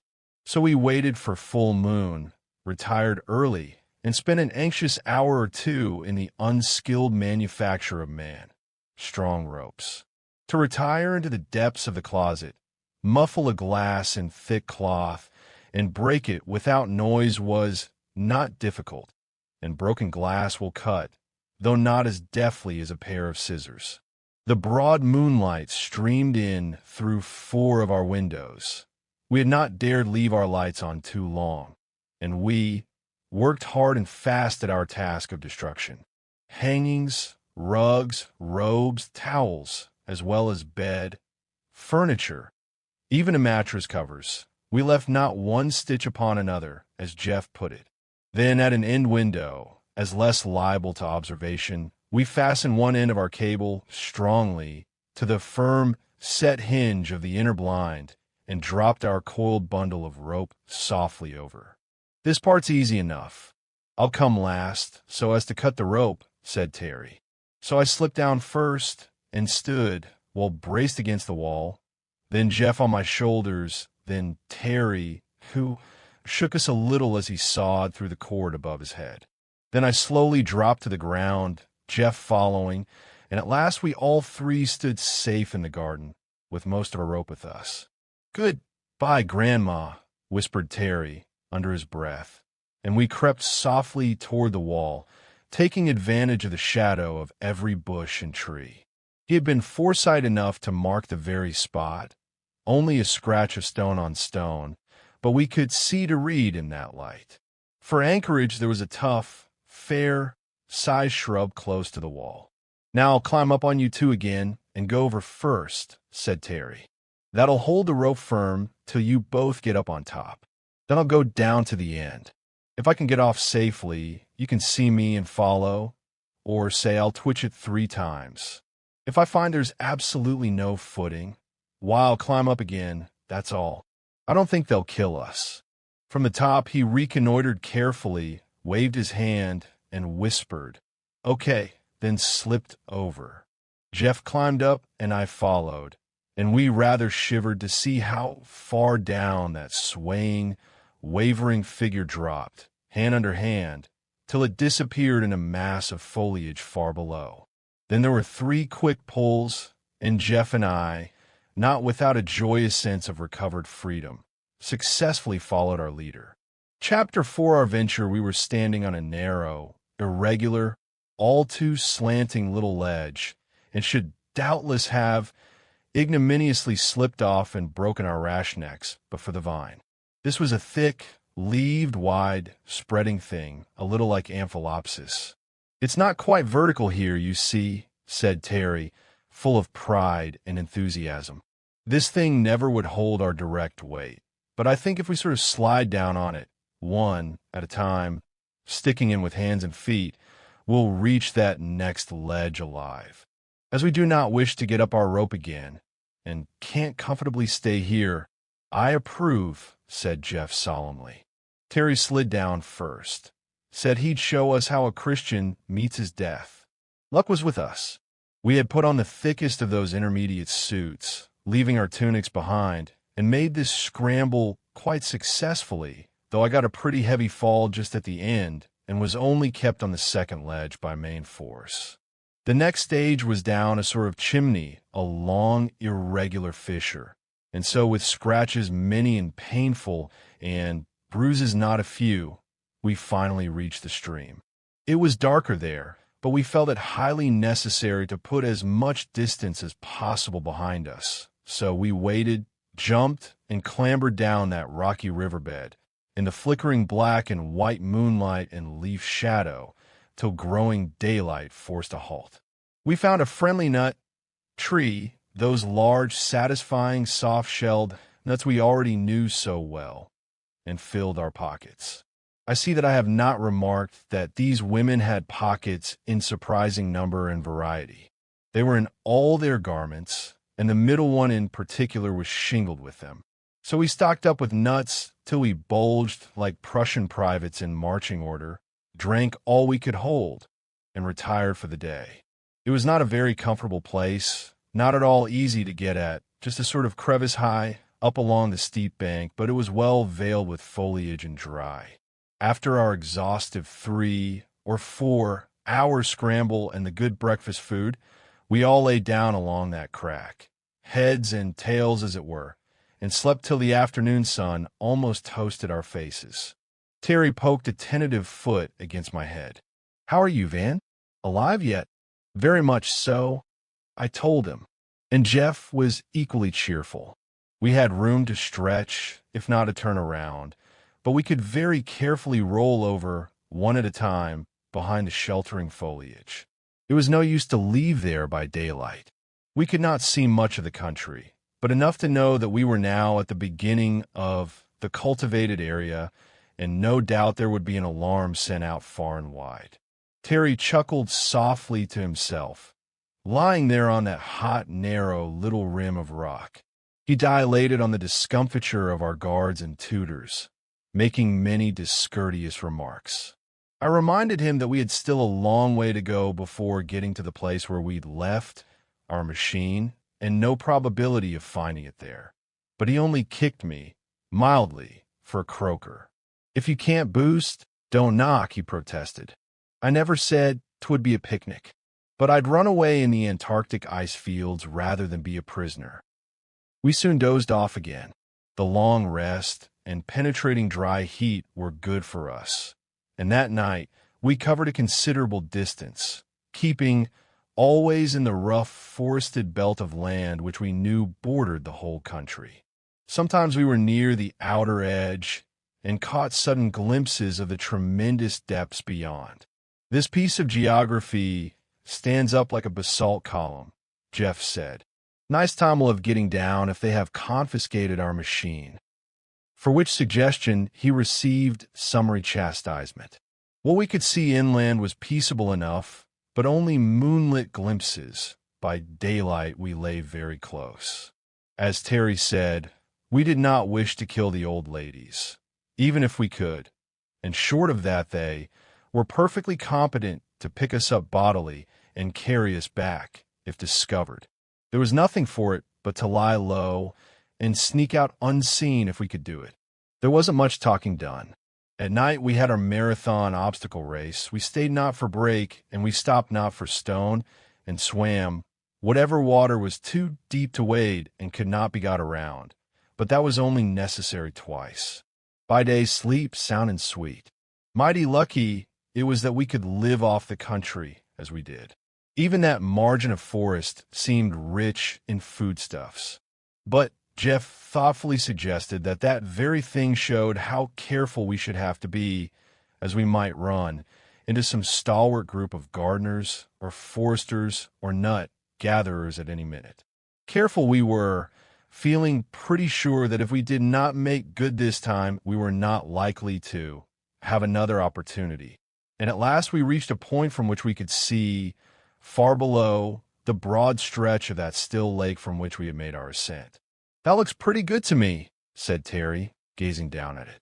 "Now, if we can't find the plane, we know where to aim if we have to drop over this wall some other way." The wall at that point was singularly uninviting. It rose so straight that we had to put our heads over to see the base, and the country below seemed to be a far-off marshy tangle of rank vegetation. We did not have to risk our necks to that extent, however, for at last, stealing along among the rocks and trees like so many creeping savages, we came to that flat space where we had landed, and there, in unbelievable good fortune, we found our machine. "Covered, too, by jingo. Would you think they had that much sense?" cried Terry. "If they had that much, they're likely to have more," I warned him softly. "Bet you the things watched." We reconnoitered as widely as we could in the failing moonlight. Moons are of a painfully unreliable nature, but the growing dawn showed us the familiar shape, shrouded in some heavy cloth like canvas, and no slightest sign of any watchman near. We decided to make a quick dash as soon as the light was strong enough for accurate work. "I don't care if the old thing will go or not," Terry declared. "We can run her to the edge, get aboard, and just plane down, plop, beside our boat there. Look there, see the boat." Sure enough, there was our motor, lying like a gray cocoon on the flat, pale sheet of water. Quietly but swiftly we rushed forward and began to tug at the fastenings of that cover. "Confound the thing," Terry cried in desperate impatience. "They've got it sewed up in a bag, and we've not a knife among us." Then, as we tugged and pulled at that tough cloth, we heard a sound that made Terry lift his head like a war horse. The sound of an unmistakable giggle. Yes, 3 giggles. There they were, Silas, Alima, Elidor, looking just as they had when we first saw them, standing a little way off from us, as interested, as mischievous as 3 schoolboys. "Hold on, Terry, hold on," I warned. "That's too easy. Look out for a trap."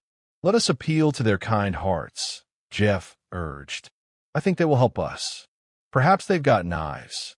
It's no use rushing them. Anyhow," I was absolutely holding on to Terry, "we know they can run and climb us." He reluctantly admitted this, and after a brief parley among ourselves, we all advanced slowly toward them, holding out our hands in token of friendliness. They stood their ground till we had come fairly near, and then indicated that we should stop. To make sure, we advanced a step or two, and they promptly and swiftly withdrew. So we stopped at the distance specified.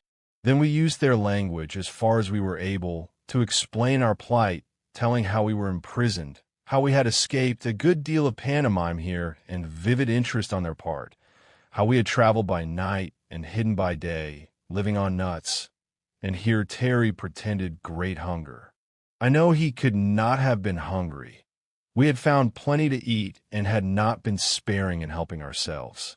But they seemed somewhat impressed, and after a murmured consultation they produced from their pockets certain little packages, and with the utmost ease and accuracy tossed them into our hands.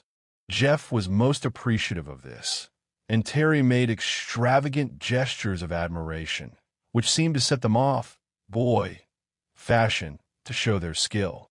While we ate the excellent biscuits they had thrown us, and while Elidor kept a watchful eye on our movements, Silas ran off to some distance and set up a sort of duck on a rock arrangement, a big yellow nut on top of 3 balance sticks. Alima, meanwhile, gathering stones. They urged us to throw at it, and we did, but the thing was a long way off, and it was only after a number of failures at which those elvish damsels laughed delightedly. That Jeff succeeded in bringing the whole structure to the ground. It took me still longer, and Terry, to his intense annoyance, came third. Then Silas set up the little tripod again and looked back at us, knocking it down, pointing at it, and shaking her short curls severely. "No," she said. "Bad wrong." We were quite able to follow her. Then she set it up once more, put the fat nut on top, and returned to the others. And there those aggravating girls sat and took turns throwing little stones at that thing, while one stayed by as a setter. Up, and they just popped that nut off 2 times out of 3 without upsetting the sticks. Pleased as punch they were, too, and we pretended to be, but weren't. We got very friendly over this game, but I told Terry we'd be sorry if we didn't get off while we could, and then we'd beg for knives. It was easy to show what we wanted to do, and they each proudly produced a sort of strong clasp knife from their pockets. "Yes," we said eagerly, "that's it. Please." We had learned quite a bit of their language, you see, and we just begged for those knives, but they would not give them to us. If we came a step too near, they backed off, standing light and eager for flight. "It's no sort of use," I said. "Come on, look at Sharpstone or something. We must get this thing off."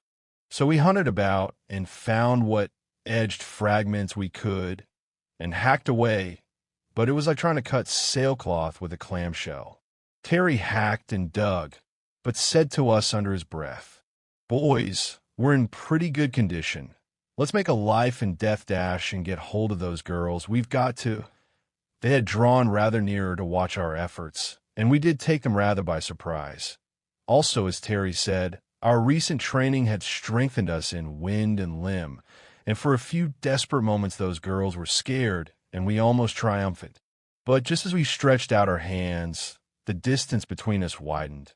They got their pace apparently, and then, though we ran at our utmost speed and much farther than I thought wise, they kept just out of reach all the time.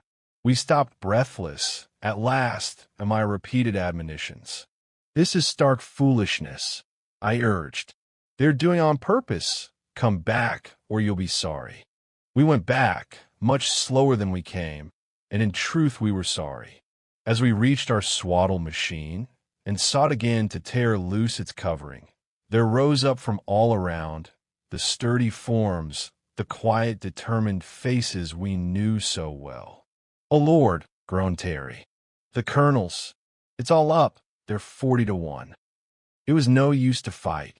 These women evidently relied on numbers, not so much as a drilled force, but as a multitude actuated by a common impulse. They showed no sign of fear, and since we had no weapons whatever and there were at least 100 of them standing 10 deep about us, we gave in as gracefully as we might. Of course we looked for punishment, a closer imprisonment, solitary confinement maybe, but nothing of the kind happened. They treated us as truants only, and as if they quite understood our truancy. Back we went, not under an anesthetic this time, but skimming along in electric motors enough like ours to be quite recognizable, each of us in a separate vehicle with one able-bodied lady on either side and 3 facing him. They were all pleasant enough and talked to us as much as was possible with our limited powers. And though Terry was keenly mortified, and at first we all rather dreaded harsh treatment, I for one soon began to feel a sort of pleasant confidence and to enjoy the trip. Here were my 5 familiar companions, all good, natured as could be, seeming to have no worse feeling than a mild triumph as of winning some simple game, and even that they politely suppressed. This was a good opportunity to see the country, too, and the more I saw of it, the better I liked it. We went too swiftly for close observation, but I could appreciate perfect roads, as dustless as a swept floor, the shade of endless lines of trees, the ribbon of flowers that unrolled beneath them, and the rich, comfortable country that stretched off and away, full of varied charm. We rolled through many villages and towns, and I soon saw that the park-like beauty of our first seen city was no exception. Our swift, high, sweeping view from the plane had been most attractive, but lacked detail, and in that first day of struggle and capture, we noticed little. But now we were swept along at an easy rate of some 30 miles an hour and covered quite a good deal of ground. We stopped for lunch in quite a sizable town, and here, rolling slowly through the streets, we saw more of the population. They had come out to look at us everywhere we had passed, but here were more, and when we went in to eat, in a big garden place with little shaded tables among the trees and flowers, many eyes were upon us. And everywhere, open country, village, or city, only women. Old women and young women, and a great majority who seemed neither young nor old, but just women, young girls, also, though these and the children, seeming to be in groups by themselves generally, were less in evidence. We caught many glimpses of girls and children in what seemed to be schools or in playgrounds, and so far as we could judge there were no boys. We all looked carefully. Everyone gazed at us politely, kindly, and with eager interest. No one was impertinent. We could catch quite a bit of the talk now, and all they said seemed pleasant enough. Well, before nightfall, we were all safely back in our big room. The damage we had done was quite ignored. The beds as smooth and comfortable as before, new clothing and towels supplied. The only thing those women did was to illuminate the gardens at night and to set an extra watch. But they called us to account next day. Our 3 tutors, who had not joined in the recapturing expedition, had been quite busy in preparing for us, and now made explanation. They knew well we would make for our machine, and also that there was no other way of getting down alive. So our flight had troubled no one. All they did was to call the inhabitants to keep an eye on our movements all along the edge of the forest between the 2 points. It appeared that many of those nights we had been seen by careful ladies sitting snugly in big trees by the riverbed or up among the rocks. Terry looked immensely disgusted, but it struck me as extremely funny. Here we had been risking our lives, hiding and prowling like outlaws, living on nuts and fruit, getting wet and cold at night, and dry and hot by day, and all the while these estimable women had just been waiting for us to come out. Now, they began to explain, carefully using such words as we could understand. It appeared that we were considered as guests of the country, sort of public wards. Our first violence had made it necessary to keep us safeguarded for a while, but as soon as we learned the language and would agree to do no harm, they would show us all about the land. Jeff was eager to reassure them. Of course, he did not tell on Terry, but he made it clear that he was ashamed of himself and that he would now conform. As to the language, we all fell upon it with redoubled energy. They brought us books in greater numbers, and I began to study them seriously. Pretty punk literature, Terry burst forth one day when we were in the privacy of our own room. Of course, one expects to begin on child stories, but I would like something more interesting now. Can't expect stirring romance and wild adventure without men, can you? I asked. Nothing irritated Terry more than to have us assume that there were no men, but there were no signs of them in the books they gave us, or the pictures. Shut up, he growled. What infernal nonsense you talk. I'm going to ask him outright. We know enough now. In truth, we have been using our best efforts to master the language, and were able to read fluently and to discuss what we read with considerable ease. That afternoon, we were all sitting together on the roof. We 3 and the tutors gathered about a table. No guards about. We had been made to understand some time earlier that if we would agree to do no violence, they would withdraw their constant attendance, and we promised most willingly.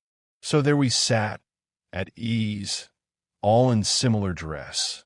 Our hair, by now, as long as theirs, only our beards to distinguish us. We did not want those beards, but had so far been unable to induce them to give us any cutting instruments. "Ladies," Terry began, out of a clear sky, as it were, "are there no men in this country?" "Men," Summel answered. "Like you." "Yes, men." Terry indicated his beard and threw back his broad shoulders. "Men, real men." "No," she answered quietly. "There are no men in this country. There has not been a man among us for 2,000 years." Her look was clear and truthful, and she did not advance this astonishing statement as if it was astonishing, but quite as a matter of fact. "But the people, the children," he protested, not believing her in the least, but not wishing to say so. "Oh yes," she smiled. "I do not wonder you are puzzled. We are mothers, all of us, but there are no fathers. We thought you would ask about that long ago. Why have you not?" Her look was as frankly kind as always, her tone quite simple. Terry explained that we had not felt sufficiently used to the language, making rather a mess of it, I thought, but Jeff was franker. "Will you excuse us all," he said, "if we admit that we find it hard to believe? There is no such possibility in the rest of the world." "Have you no kind of life where it is possible?" asked Zava. "Why, yes, some low forms, of course." "How low, or how high, rather?" "Well, there are some rather high forms of insect life in which it occurs. Parthenogenesis, we call it. That means virgin birth." She could not follow him. "Birth, we know, of course, but what is virgin?" Terry looked uncomfortable, but Jeff met the question quite calmly. "Among mating animals, the term virgin is applied to the female who has not mated," he answered. "Oh, I see. And does it apply to the male also? Or is there a different term for him?" He passed this over rather hurriedly, saying that the same term would apply, but was seldom used. "No," she said, "but one cannot mate without the other, surely. Is not each, then, virgin before mating? And, tell me, have you any forms of life in which there is birth from a father only?" "I know of none," he answered, and I inquired seriously. "You ask us to believe that for 2,000 years there have been only women here, and only girl babies born?" "Exactly," answered Summel, nodding gravely. "Of course we know that among other animals it is not so, that there are fathers as well as mothers, and we see that you're fathers, that you come from people who are of both kinds. We have been waiting, you see, for you to be able to speak freely with us and teach us about your country and the rest of the world. You know so much, you see, and we know only our own land. In the course of our previous studies, we have been at some pains to tell them about the big world outside, to draw sketches, maps, to make a globe, even out of a spherical fruit, and show the size and relation of the countries, and to tell of the numbers of their people. All this had been scant and an outline, but they quite understood. I find I succeed very poorly in conveying the impression I would like to of these women. So far from being ignorant, they were deeply wise, that we realized more and more, and for clear reasoning, for real brain scope and power, they were number one, but there were a lot of things they did not know. They had the evenest tempers, the most perfect patience, and good nature. One of the things most impressive about them all was the absence of irritability. So far we had only this group to study, but afterward I found it a common trait. We had gradually come to feel that we were in the hands of friends, and very capable ones at that, but we couldn't form any opinion yet of the general level of these women. "We want you to teach us all you can," Summel went on, her firm, shapely hands clasped on the table, before her, her clear, quiet eyes meeting ours frankly. "And we want to teach you what we have that is novel and useful. You can well imagine that it is a wonderful event to us to have men among us after 2,000 years. And we want to know about your women." What she said about our importance gave instant pleasure to Terry. I could see by the way he lifted his head that it pleased him. But when she spoke of our women, Some way, I had a queer little indescribable feeling, not like any feeling I ever had before when women were mentioned. Will you tell us how it came about? Jeff pursued. You said for 2,000 years. Did you have men here before that? Yes, answered Zava. They were all quiet for a little.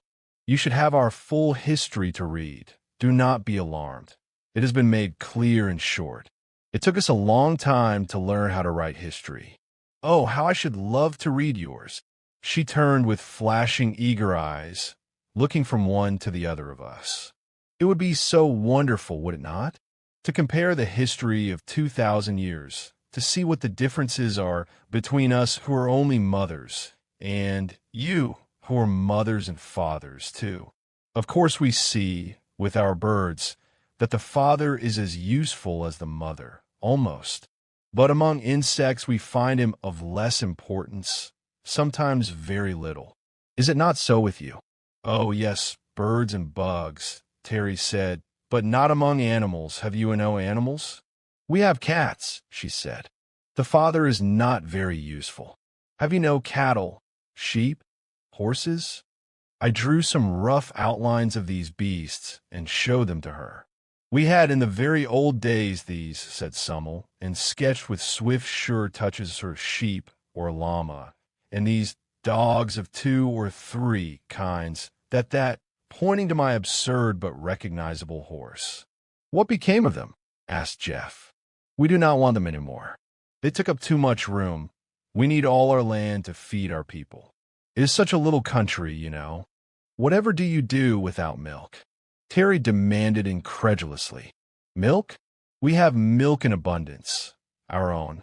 But, I mean for cooking, for grown people, Terry blundered, while they looked amazed and a shade displeased. Jeff came to the rescue. We keep cattle for their milk, as well as for their meat, he explained. Cow's milk is a staple article of diet. There is a great milk industry to collect and distribute it. Still they looked puzzled. I pointed to my outline of cow. The farmer milks the cow, I said, and sketched a milk pail, the stool, and in pantomime showed the man milking.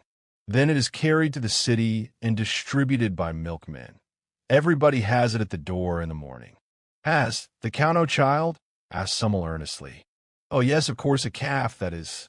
Is there milk for the calf, and you too? It took some time to make clear to those 3 sweet-faced women the process which robs the cow of her calf, and the calf of its true food, and the talk led us into a further discussion of the meat business. They heard it out, looking very white, and presently begged to be excused. Chapter 5. A Unique History.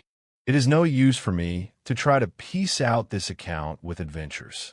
If the people who read it are not interested in these amazing women and their history, they will not be interested at all. As for us, 3 young men to a whole landful of women, what could we do? We did get away, as described, and were peacefully brought back again without, as Terry complained, even the satisfaction of hitting anybody. There were no adventures because there was nothing to fight. There were no wild beasts in the country and very few tame ones. Of these I might as well stop to describe the one common pet of the country.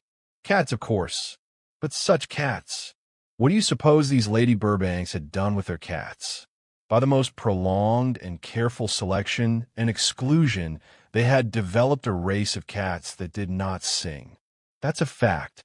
The most those poor dumb brutes could do was to make a kind of squeak when they were hungry or wanted the door open, and, of course, to purr and make the various mother noises to their kittens. Moreover, they had ceased to kill birds. They were rigorously bred to destroy mice and moles and all such enemies of the food supply, but the birds were numerous and safe. While we were discussing birds, Terry asked them if they used feathers for their hats, and they seemed amused at the idea. He made a few sketches of our women's hats, with plumes and quills and those various tickling things that stick out so far, and they were eagerly interested, as at everything about our women. As for them, they said they only wore hats for shade when working in the sun, and those were big, light straw hats, something like those used in China and Japan. In cold, whether they wore caps or hoods. But for decorative purposes, don't you think they would be becoming? Pursued Terry, making as pretty a picture as he could of a lady with a plumed hat. They by no means agreed to that, asking quite simply if the men wore the same kind. We hastened to assure her that they did not, drew for them our kind of headgear. And do no men wear feathers in their hats? Only Indians, Jeff explained.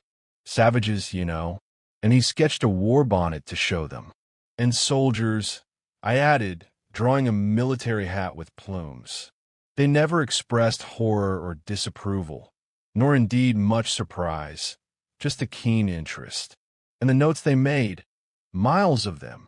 But to return to our pussycats, we were a good deal impressed by this achievement in breeding, and when they questioned us, I can tell you we were well pumped for information.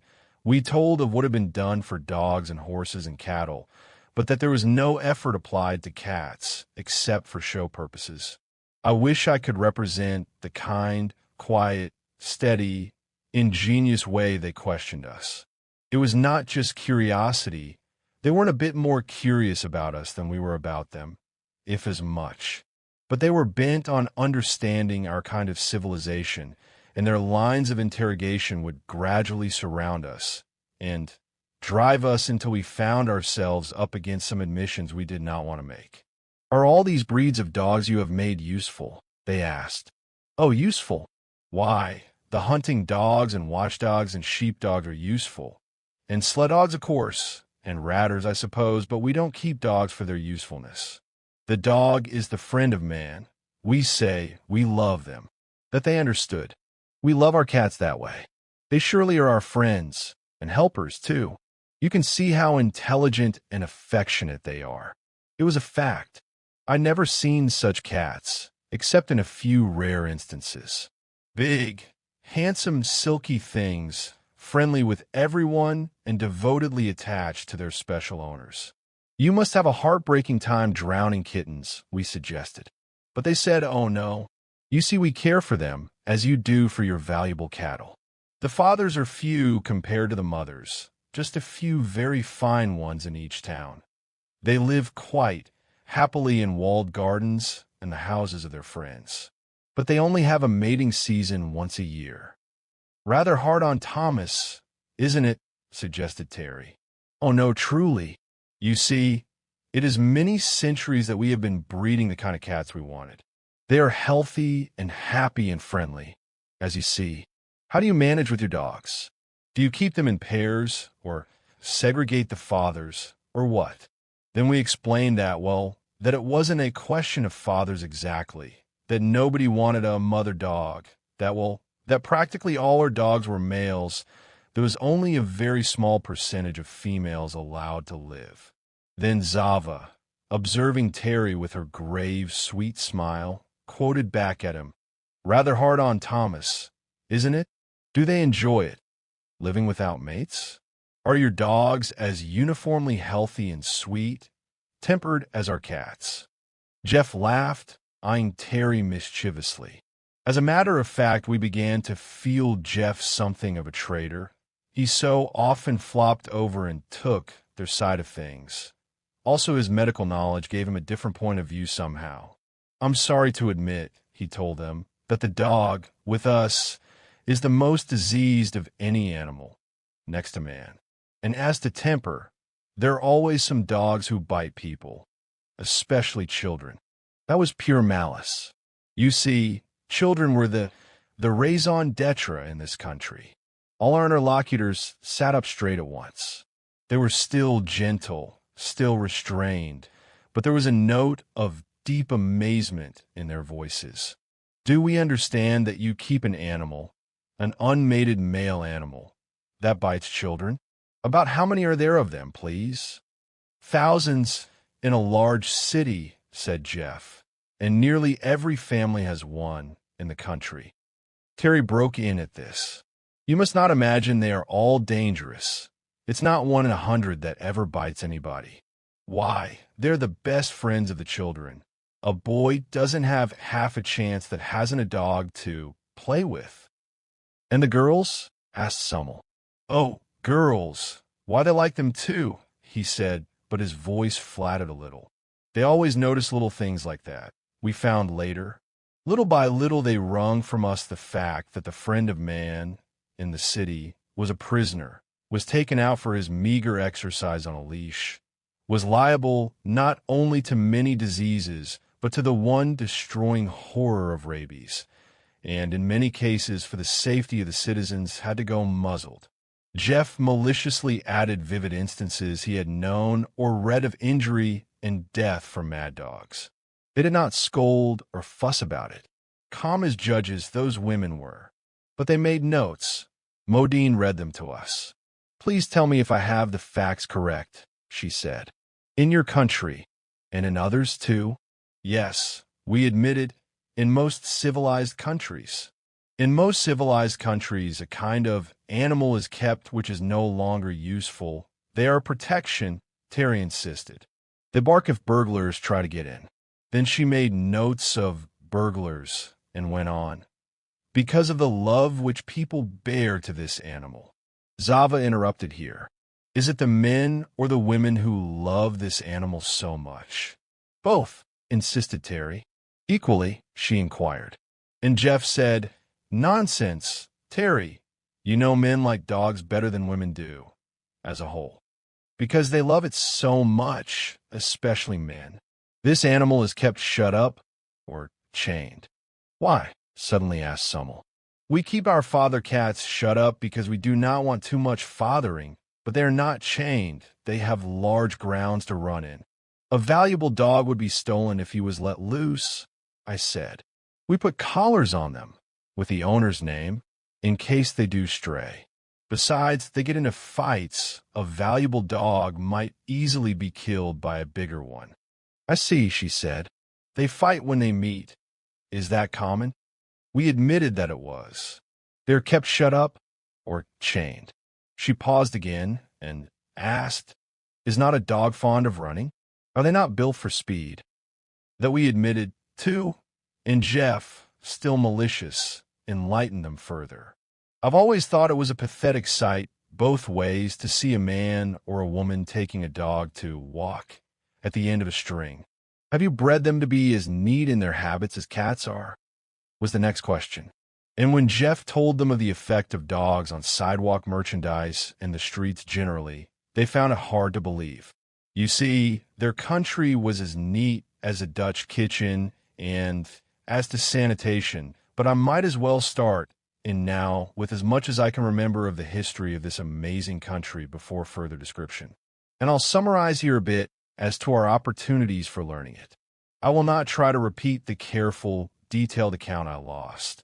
I'll just say that we were kept in that fortress a good 6 months all told, and after that, 3 in a pleasant enough city where, to Terry's infinite disgust, there were only colonels and little children, no young women whatever.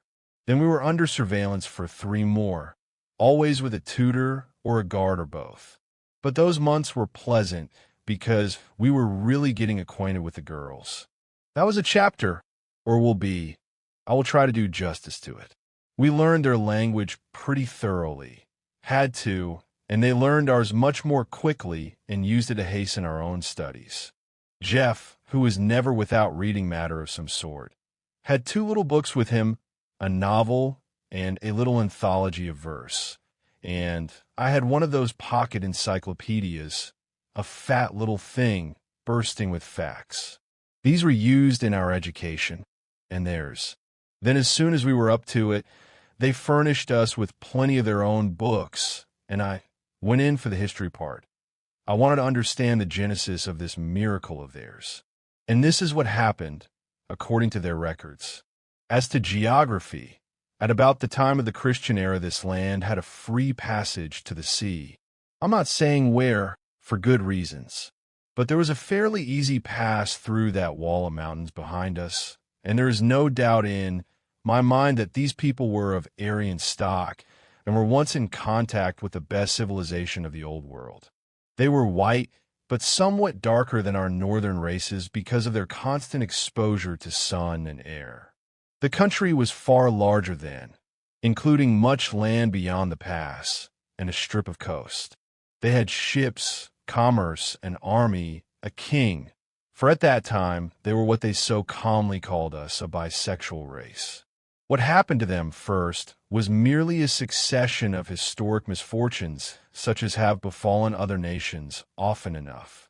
They were decimated by war, driven up from their coastline, till finally the reduced population, with many of the men killed in battle, occupied this hinterland and defended it for years in the mountain passes. Where it was open to any possible attack from below, they strengthened the natural defenses so that it became unscalably secure as we found it. They were a polygamous people and a slave-holding people like all of their time. And during the generation or two of the struggle to defend their mountain home, they built the fortresses, such as the one we were held in, and other of their oldest buildings, some still in use. Nothing but earthquakes could destroy such architecture. Huge solid blocks holding by their own weight. They must have had efficient workmen and enough of them in those days. They made a brave fight for their existence, but no nation can stand up against what the steamship companies call an act of God. While the whole fighting force was doing its best to defend their mountain pathway, there occurred a volcanic outburst with some local tremors, and the result was the complete filling up of the pass, their only outlet. Instead of a passage, a new ridge, sheer and high, stood between them and the sea. They were walled in, and beneath that wall lay their whole little army. Very few men were left alive, save the slaves, and these now seized their opportunity, rose in revolt, killed their remaining masters even to the youngest boy, killed the old women too, and the mothers, intending to take possession of the country with the remaining young women and girls. But this succession of misfortunes was too much for those infuriated virgins. There were many of them, and but few of these would be masters, so the young women, instead of submitting, rose in sheer desperation and slew their brutal conquerors. This sounds like Titus Andronicus, I know, but that is their account. I suppose they were about crazy. Can you blame them? There is literally no one left on this beautiful high garden land, but a bunch of hysterical girls and some older slave women. That was about 2,000 years ago. At first, there was a period of sheer despair. The mountains towered between them and their old enemies, but also between them and escape. There was no way up or down or out. They simply had to stay there. Some were for suicide, but not the majority. They must have been a plucky lot as a whole, and they decided to live as long as they did live. Of course, they had hope, as youth must, that something would happen to change their fate. So they set to work to bury the dead, to plow and sow, to care for one another. Speaking of burying the dead, I will set down while I think of it, that they had adopted cremation in about the 13th century for the same reason that they had left off raising cattle. They could not spare the room. They were much surprised to learn that we were still burying, asked our reasons for it, and were much dissatisfied with what we gave. We told them of the belief in the resurrection of the body, and they asked if our God was not as well able to resurrect from ashes as from long corruption. We told them of how people thought it repugnant to have their loved ones burn, and they asked if it was less repugnant to have them decay. They were inconveniently reasonable, those women. Well, that original bunch of girls set to work to clean up the place and make their living as best they could. Some of the remaining slave women rendered invaluable service, teaching such trades as they knew. They had such records as were then kept, all the tools and implements of the time, and a most fertile land to work in. There were a handful of the younger matrons who had escaped slaughter, and a few babies were born after the cataclysm, but only 2 boys, and they both died. For 5 or 10 years they worked together, growing stronger and wiser and more mutually attached. And then the miracle happened. One of these young women bore a child. Of course, they all thought there must be a man somewhere, but none was found. Then they decided it must be a direct gift from the gods, and placed the proud mother in the temple of Maya, their goddess of motherhood, under strict watch. And there, as years passed, this wonder woman bore child after child, 5 of them, all girls. I did my best, keenly interested as I've always been in sociology and social psychology, to reconstruct in my mind the real position of these ancient women. There were some 500 or 600 of them, and they were harem-bred. Yet for the few preceding generations they had been reared in the atmosphere of such heroic struggle that the stock must have been toughened somewhat. Left alone in that terrific orphanhood, they had clung together, supporting one another and their little sisters, and developing unknown powers in the stress of new necessity. To this pain, hardened and strengthened group who had lost not only the love and care of parents, but the hope of ever having children of their own, there now dawned the new hope. Here at last was motherhood, and though it was not for all of them personally, it might, if the power was inherited, found here anew. Race. It may be imagined how those 5 daughters of Maya, children of the temple, mothers of the future, they had all the titles that love and hope and reverence could give, were reared. The whole little nation of women surrounded them with loving service and waited between a boundless hope and an equally boundless despair to see if they, too, would be mothers. And they were. As fast as they reached the age of 25, they began bearing. Each of them, like her mother, bore 5 daughters. Presently there were 25 new women, mothers in their own right, and the whole spirit of the country changed from mourning and mere courageous resignation to proud joy. The older women, those who remembered men, died off. The youngest of all the first lot, of course, died too, after a while, and by that time there were left 150, 5 parthenogenetic women, founding a new race. They inherited all that the devoted care of that declining band of original ones could leave them. Their little country was quite safe.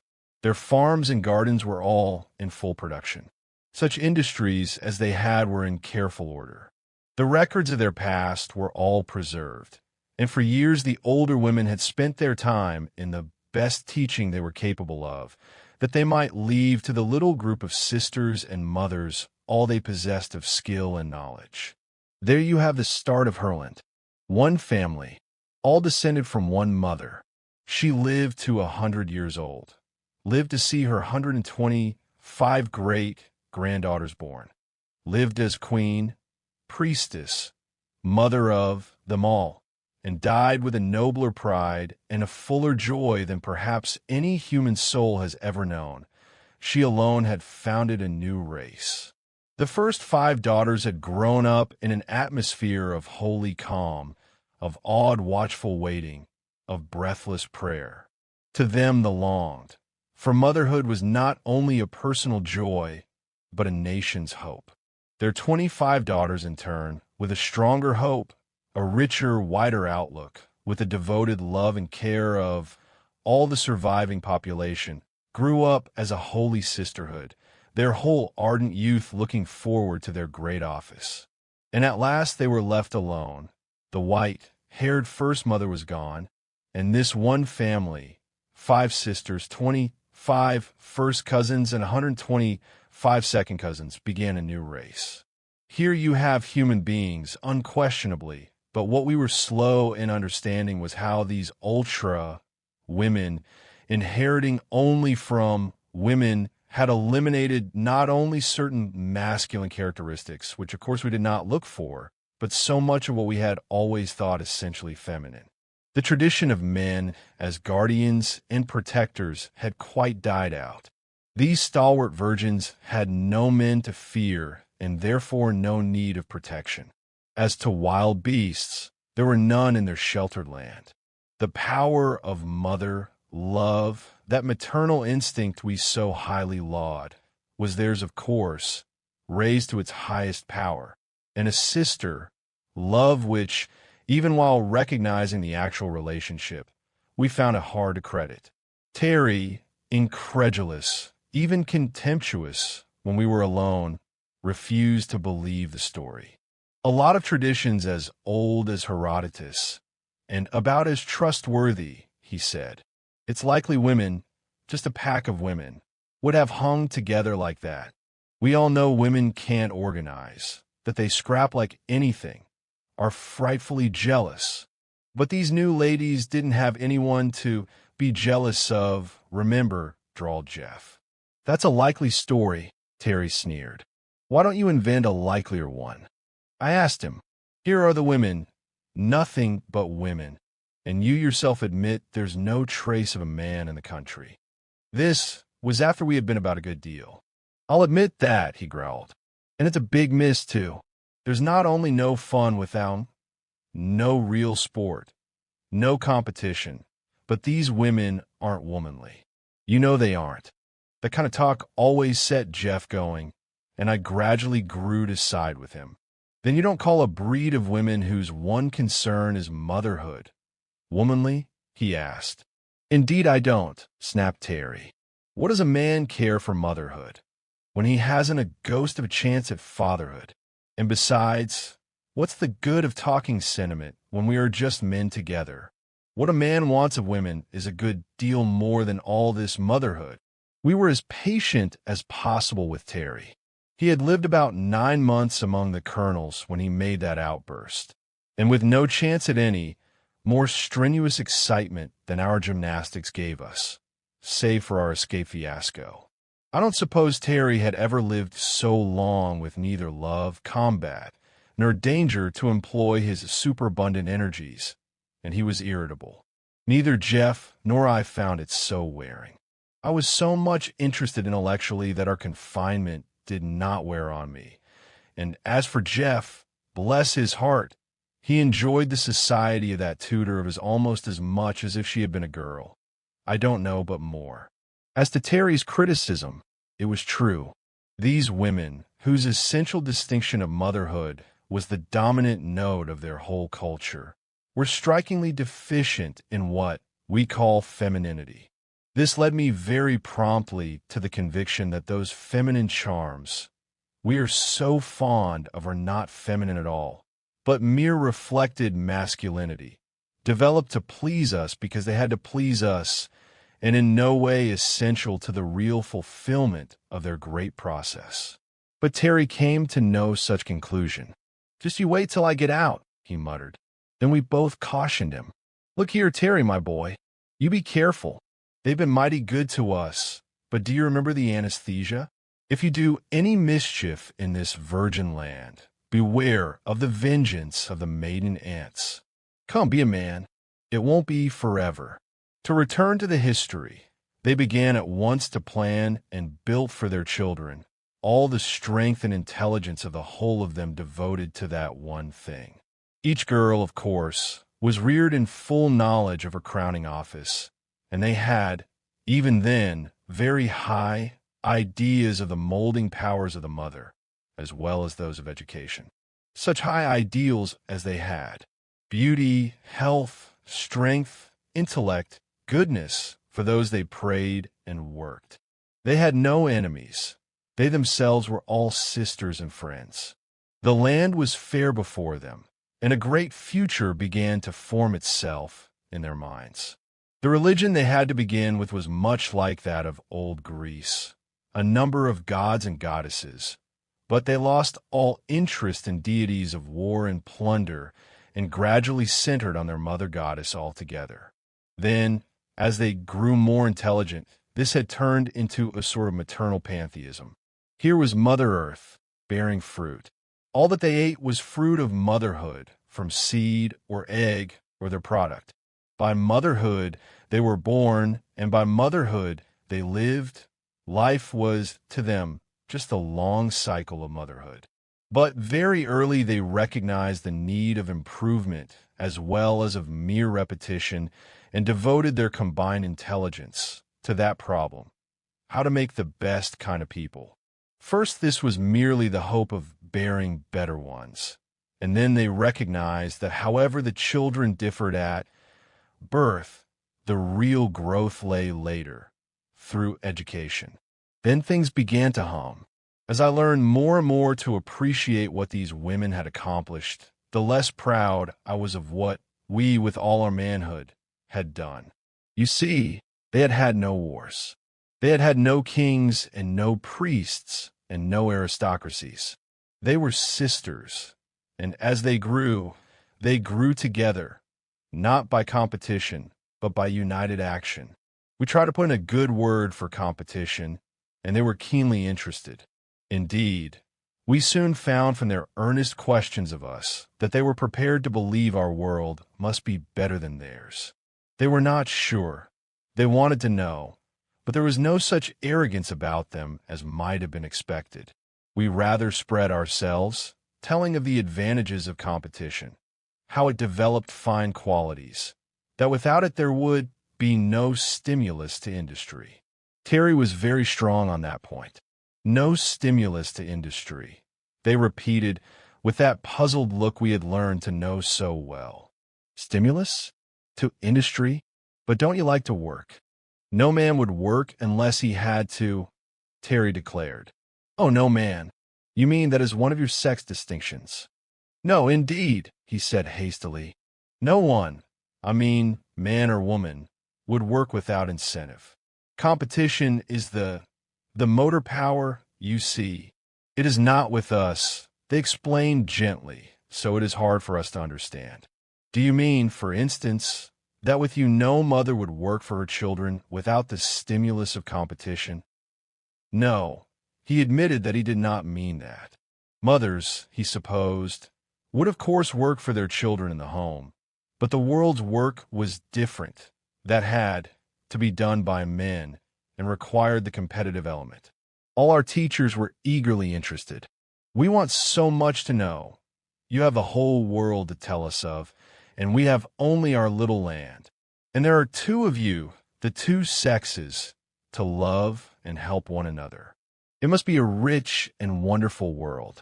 Tell us, what is the work of the world that men do, which we have not here? Oh, everything, Terry said grandly. The men do everything with us. He squared his broad shoulders and lifted his chest. We do not allow our women to work. Women are loved, idolized, honored, kept in the home to care for the children. What is the home? Asked someone a little wistfully. But Zava begged. Tell me first, do we know women work, really? Why, yes, Terry admitted. Some have to of the poorer sort. About how many? In your country?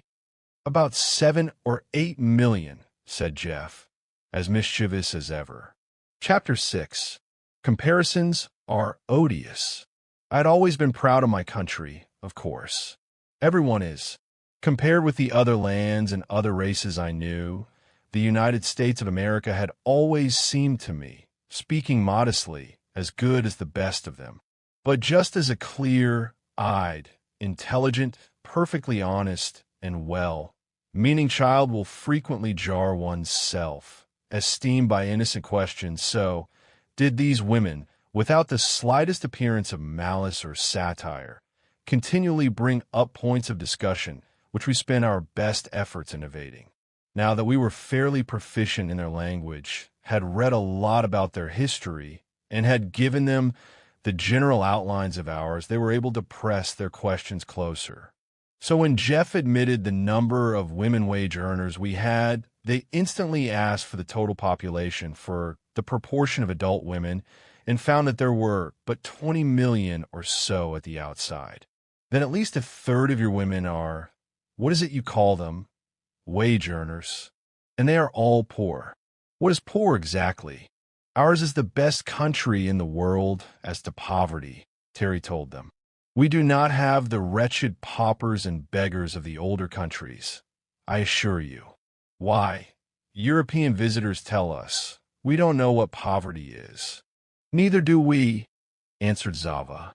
Won't you tell us? Terry put it up to me, saying I was the sociologist, and I explained that the laws of nature require a struggle for existence, and that in the struggle the fittest survive and the unfit perish. In our economic struggle, I continued, there was always plenty of opportunity for the fittest to reach the top, which they did in great numbers, particularly in our country. That where there was severe economic pressure, the lowest classes, of course, felt at the worst, and that among the poorest of all the women were driven into the labor market by necessity. They listened closely with the usual note, taking about 1/3, then belong to the poorest class, observed Modine gravely. And 2/3 of the ones who are, how is it you so beautifully put it, loved, honored, kept in a home to care for the children. This inferior 1/3 have no children, I suppose. Jeff, he was getting as bad as they were, solemnly replied that, on the contrary, the poorer they were, the more children they had. That, too, he explained, was a law of nature. Reproduction is an inverse proportion to individuation. These laws of nature, Zava gently asked, are they all the laws you have? I should say not, protested Terry. We have systems of law that go back thousands and thousands of years, just as you do. No doubt, he finished politely. Oh no, Modine told him. We have no laws over 100 years old, and most of them are under 20. In a few weeks more, she continued, we're going to have the pleasure of showing you over our little land and explaining everything you care to know about. We want you to see our people. And I assure you, Summel added, that our people want to see you. Terry brightened up immensely at this news and reconciled himself to the renewed demands upon our capacity as teachers.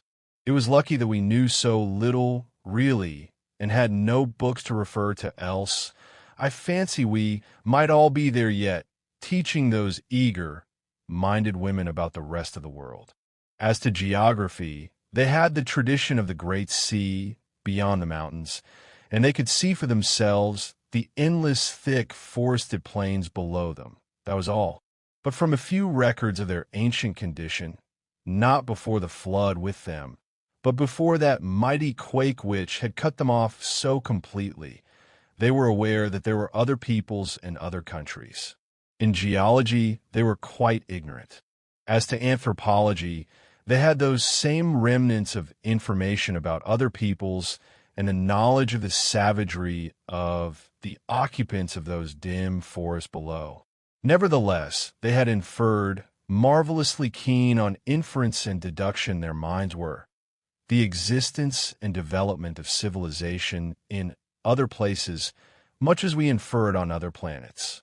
When our biplane came whirring over their heads in that first scouting flight of ours, they had instantly accepted it as proof of the high development of somewhere else, and had prepared to receive us as cautiously and eagerly as we might prepare to welcome visitors who came by meteor from Mars. Of history, outside their own, they knew nothing, of course, save for their ancient traditions. Of astronomy, they had a fair working knowledge. That is a very old science, and with it a surprising range and facility in mathematics. Physiology they were quite familiar with. Indeed, when it came to the simpler and more concrete sciences, wherein the subject matter was at hand and they had but to exercise their minds upon it, the results were surprising. They had worked out a chemistry, a botany, a physics, with all the blends where science touches an art or merges into an industry, to such fullness of knowledge as made us feel like school children. Also, we found this out, as soon as we were free of the country, and by further study and question, that what one knew, all knew to a very considerable extent. I talked later with little mountain girls from the fir, dark valleys away up, at their highest part, and with sunburned plains, women, and agile foresters all over the country, as well as those in the towns, and everywhere there was the same high level of intelligence. Some knew far more than others about one thing. They were specialized, of course, but all of them knew more about everything that is, about everything the country was acquainted with, than is the case with us. We boast a good deal of our high level of general intelligence in our compulsory public education, but in proportion to their opportunities, they were far better educated than our people. With what we told them, from what sketches and models we were able to prepare, they constructed a sort of working outline to fill in as they learn more. A big globe was made, and our uncertain maps, helped out by those in that precious yearbook thing I had, were tentatively indicated upon it. They sat in eager groups, masses of them who came for the purpose, and listened while Jeff roughly ran over the geologic history of the Earth and showed them their own land in relation to the others. Out of that same pocket reference book of mine came facts and figures which were seized upon and placed in right relation with unerring acumen. Even Terry grew interested in this work. If we can keep this up, they'll be having us lecture to all the girls' schools and colleges. How about that? He suggested to us. Don't know as I'd object to being an authority to such audiences. They did, in fact, urge us to give public lectures later, but not to the hearers or with the purpose we expected. What they were doing with us was like Napoleon extracting military information from a few illiterate peasants. They knew just what to ask and just what use to make of it. They had mechanical appliances for disseminating information almost equal to ours at home. And by the time we were led forth to lecture, our audiences had thoroughly mastered a well-arranged digest of all we had previously given to our teachers, and were prepared with such notes and questions as might have intimidated a university professor. They were not audiences of girls, either. It was some time before we were allowed to meet the young women. Do you mind telling what you intend to do with us? Terry burst forth one day, facing the calm and friendly Modine with that funny blustering air of his. At first he used to storm and flourish quite a good deal, but nothing seemed to amuse them more. They would gather around and watch him as if it was an exhibition, politely, but with evident interest. So he learned to check himself and was almost reasonable in his bearing, but not quite. She announced smoothly and evenly, not in the least. I thought it was quite plain. We're trying to learn of you all we can, and to teach you what you are willing to learn of our country. Is that all? He insisted. She smiled a quiet, enigmatic smile. That depends. Depends on what? Mainly on yourselves, she replied. Why do you keep us shut up so closely?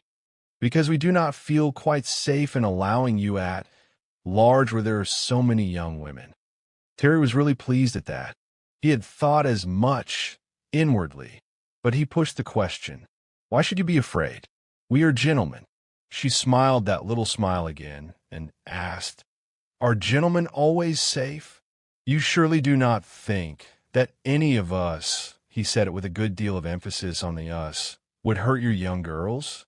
Oh no, she said quickly, in real surprise.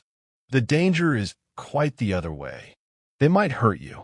If by any accident you did harm any one of us, you would have to face 1,000,000 mothers.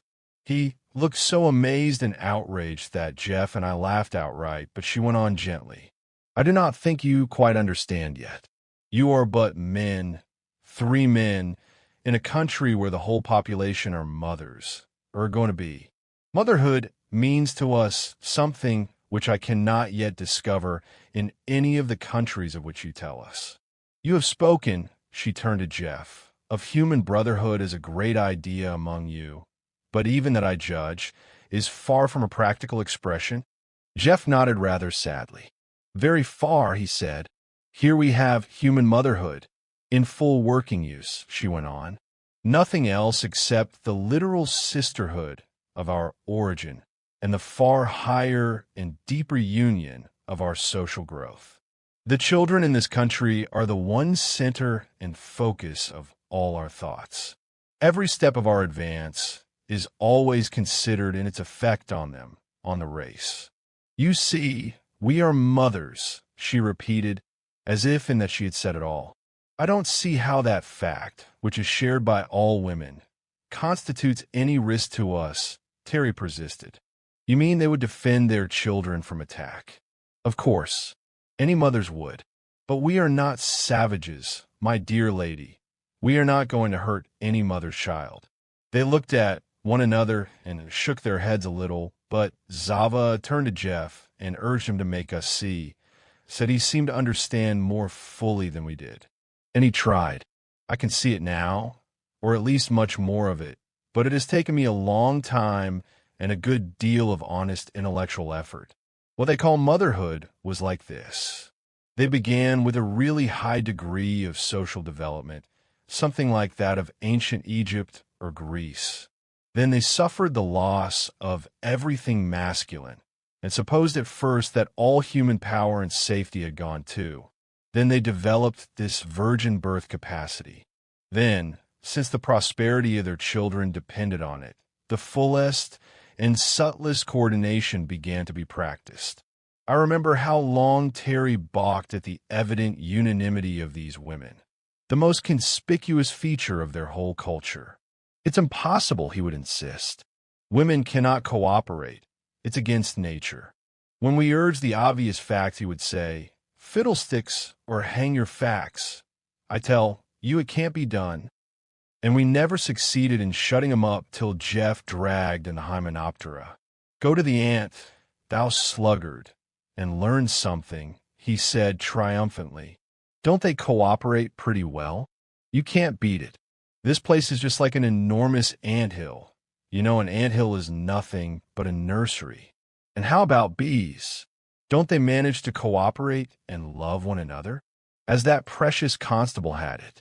Just show me a combination of male creatures, bird, bug, or beast. That works as well, will you? Or one of our masculine countries, where the people work together as well as they do here. I tell you, women are the natural cooperators, not men. Terry had to learn a good many things he did not want to. To go back to my little analysis of what happened, they developed all this close service in the interests of their children. To do the best work, they had to specialize, of course. The children needed spinners and weavers, farmers and gardeners, carpenters and masons, as well as mothers. Then came the filling up of the place. When a population multiplies by 5 every 30 years, it soon reaches the limits of a country, especially a small one like this. They very soon eliminated all the grazing cattle. Sheep were the last to go, I believe. Also, they worked out a system of intensive agriculture surpassing anything I ever heard of, with the very forests all reset with fruit or nut-bearing trees. Do what they would, however, there soon came a time when they were confronted with the problem of the pressure of population in an acute form. There was really crowding, and with it, unavoidably, a decline in standards. And how did those women meet it? Not by a struggle for existence, which would result in an everlasting writhing mass of underbred people trying to get ahead of one another. Some few on top, temporarily, many constantly crushed out underneath, a hopeless substratum of paupers and degenerates, and no serenity or peace for anyone, no possibility for really noble qualities among the people at large. Neither did they start off on predatory excursions to get more land from somebody else, or to get more food from somebody else, to maintain their struggling mass. Not all. They sat down in council together and thought it out. Very clear, strong thinkers they were. They said, with our best endeavors, this country will support about so many people with a standard of peace, comfort, health, beauty, and progress we demand. Very well, that is all the people we will make. There you have it. You see, they were mothers, not in our sense of helpless involuntary fecundity, forced to fill and overfill the land, every land, and then see their children suffer, sin, and die, fighting horribly with one another, but in the sense of conscious makers of people. Mother, love with them was not a brute passion, a mere instinct, a wholly personal feeling, It was a religion. It included that limitless feeling of sisterhood, that wide unity in service, which was so difficult for us to grasp. And it was national, racial, human. Oh, I don't know how to say it. We are used to seeing what we call a mother completely wrapped up in her own pink bundle of fascinating babyhood and taking but the faintest theoretic interest in anybody else's bundle, to say nothing of the common needs of all the bundles. But these women were working all together at the grandest of tasks. They were making people, and they made them well. There followed a period of negative eugenics, which must have been an appalling sacrifice. We are commonly willing to lay down our lives for our country, but they had to forego motherhood for their country, and it was precisely the hardest thing for them to do. When I got this far in my reading, I went to Summel for more light. We were as friendly by that time as I had ever been in my life with any woman. A mighty comfortable soul, she was, giving one the nice, smooth mother, feeling a man likes in a woman, and yet giving also the clear intelligence and dependableness I used to assume to be masculine qualities. We had talked volumes already. "See here," said I, "here was this dreadful period when they got far too thick and decided to limit the population. We have a lot of talk about that among us, but your position is so different that I'd like to know a little more about it. I understand that you make motherhood the highest social service, a sacrament, really, that it is only undertaken once by the majority of the population, that those held unfit are not allowed even that, and that to be encouraged to bear more than one child is the very highest reward and honor in the power of the state." She interpolated here that the nearest approach to an aristocracy they had was to come of a line of over-mothers, those who had been so honored. But what I do not understand, naturally, is how you prevent it. I gathered that each woman had 5.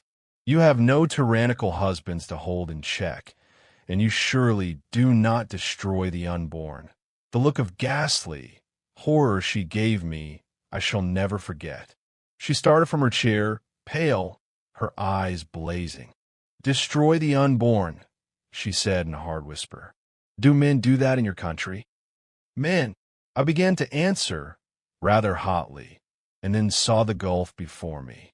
None of us wanted these women to think that our women, of whom we boasted so proudly, were in any way inferior to them. I am ashamed to say that I equivocated. I told her of certain criminal types of women, perverts or crazy, who had been known to commit infanticide.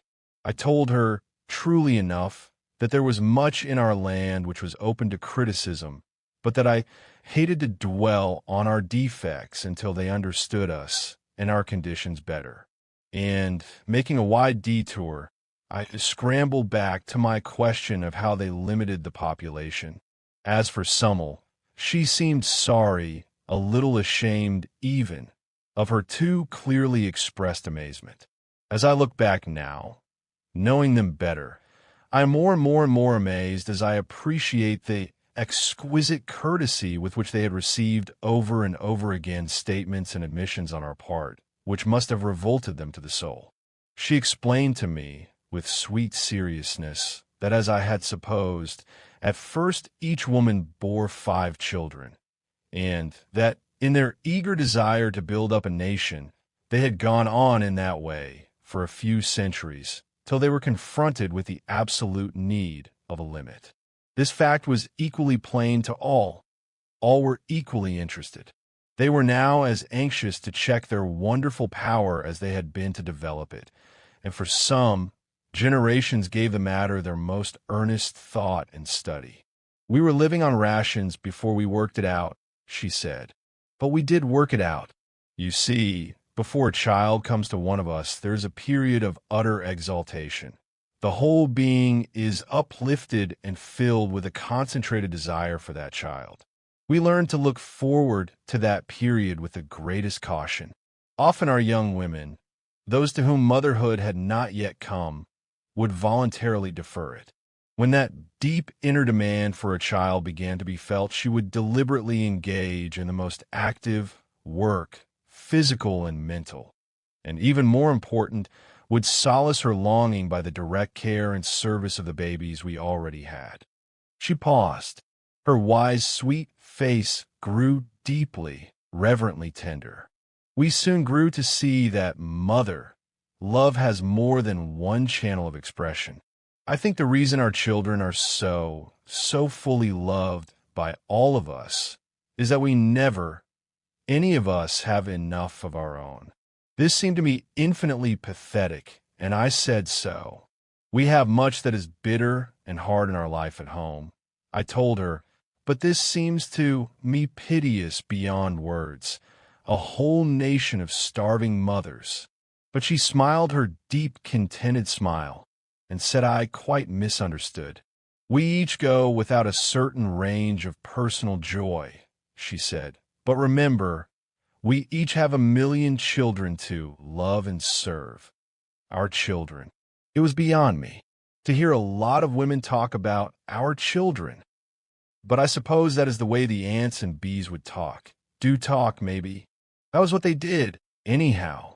When a woman chose to be a mother, she allowed the child, longing to grow within her till it worked its natural miracle. When she did not so choose, she put the whole thing out of her mind and fed her heart with the other babies. Let me see, with us children, minors, that is, constitute about 3/5 of the population, with them only about 1/3 or less. And precious.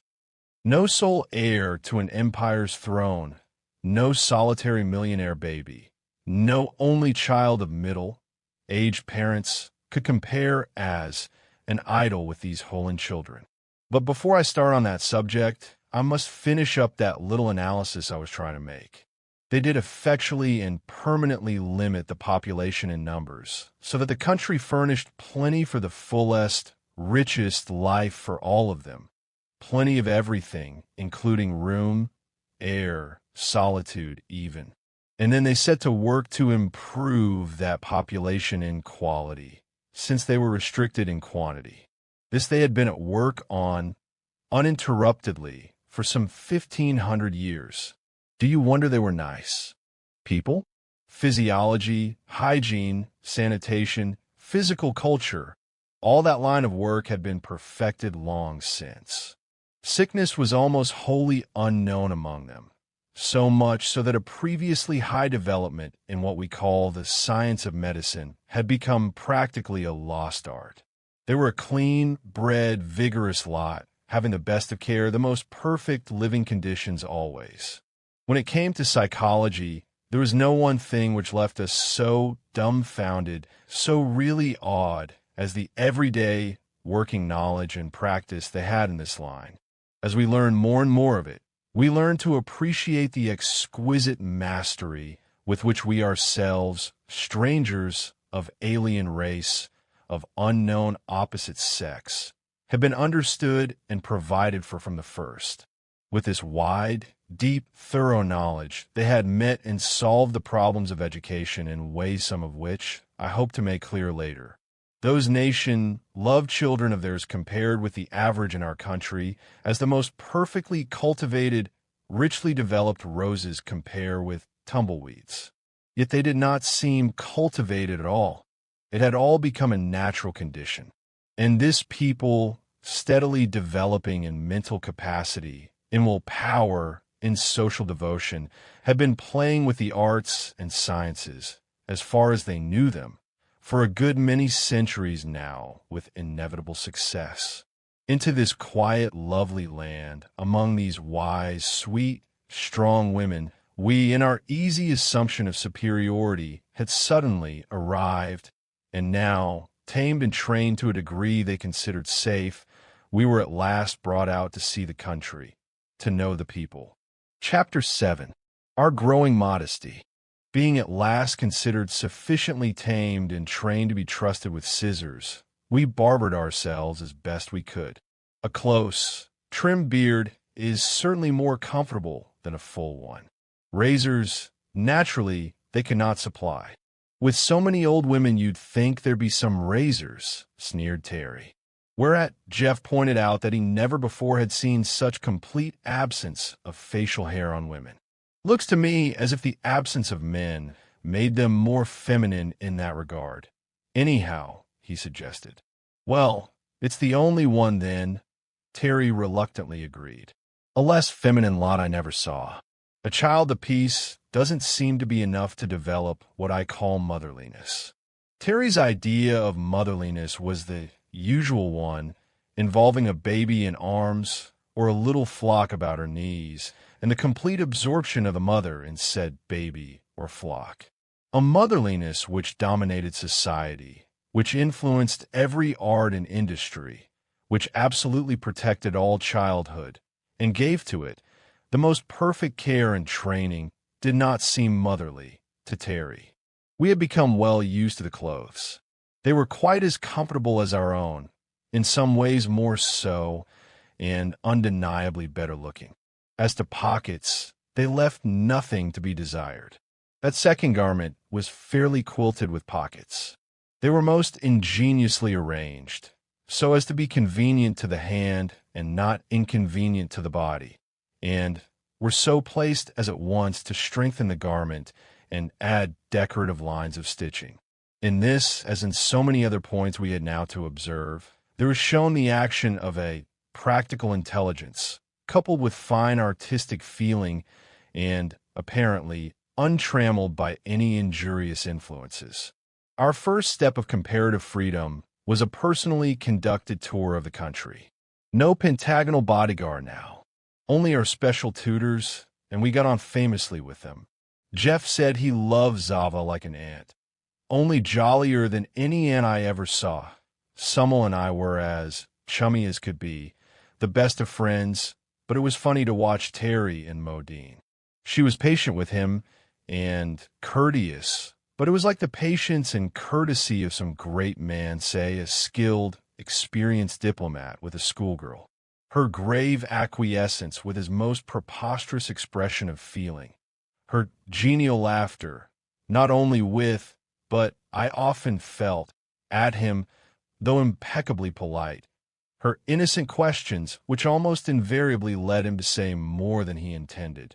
Jeff and I found it all amusing to watch. He never seemed to recognize that quiet background of superiority. When she dropped an argument, he always thought he had silenced her. When she laughed, he thought it tribute to his wit. I hated to admit to myself how much Terry had sunk in my esteem. Jeff felt it too, I am sure, but neither of us admitted it to the other. At home, we had measured him with other men, and, though we knew his failings, he was by no means an unusual type. We knew his virtues too, and they had always seemed more prominent than the faults. Measured among women, our women at home, he had always stood high. He was visibly popular. Even where his habits were known, there was no discrimination against him. In some cases, his reputation for what was felicitously termed gaiety seemed a special charm.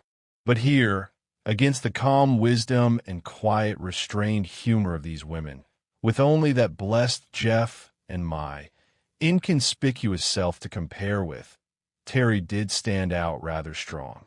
As a man among men, he didn't. As a man among, I shall have to say, females, he didn't. His intense masculinity seemed only fit complement to their intense femininity. But here he was all out of drawing. Modine was a big woman with a balanced strength that seldom showed. Her eye was as quietly watchful as a fencer's.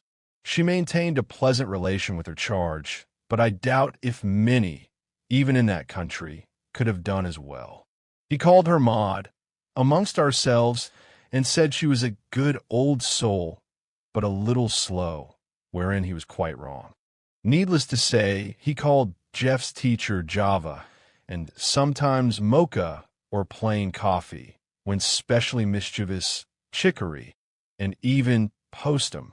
But Summel rather escaped this form of humor, save for a rather forced Summel. "Don't you people have but one name?" he asked one day, after we had been introduced to a whole group of them. all with pleasant, few-syllabled, strange names, like the ones we knew. Oh yes, Modine told him. A good many of us have another, as we get on in life, a descriptive one. That is the name we earn. Sometimes even that is changed or added to in an unusually rich life, such as our present landmother, what you call president or king, I believe. She was called Mera, even as a child. That means thinker. Later there was added Du Mera, the wise thinker, and now we all know her as Odu Mera, great and wise thinker. You shall meet her. No surnames at all then, pursued Terry, with his somewhat patronizing air. No family name? Why no, she said. Why should we? We are all descended from a common source, all one family in reality. You see, our comparatively brief and limited history gives us that advantage at least. But does not each mother want her own child to bear her name? I asked. No, why should she? The child has its own. Why for identification, so people will know whose child she is. We keep the most careful records, said Summel. Each one of us has our exact line of descent all the way back to our dear first mother. There are many reasons for doing that. But as to everyone knowing which child belongs to which mother, why should she? Here, as in so many other instances, we were led to feel the difference between the purely maternal and the paternal attitude of mind. The element of personal pride seemed strangely lacking. How about your other works? Asked Jeff. Don't you sign your names to them? Books and statues and so on. Yes, surely, we are all glad and proud to. Not only books and statues, but all kinds of work. You will find little names on the houses, on the furniture, on the dishes sometimes. Because otherwise one is likely to forget, and we want to know to whom to be grateful. You speak as if it were done for the convenience of the consumer, not the pride of the producer, I suggested. It's both, said Summel. We have pride enough in our work. Then why not in your children? Urged Jeff. But we have. We're magnificently proud of them, she insisted. Then why not sign them? Said Terry triumphantly. Modine turned to him with her slightly quizzical smile. Because the finished product is not a private one. When they are babies, we do speak of them, at times as S's Lotto or Novine's ML, but that is merely descriptive and conversational.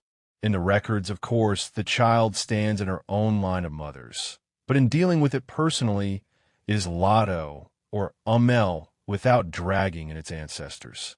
But have you names enough to give a new one to each child? Assuredly we have, for each living generation.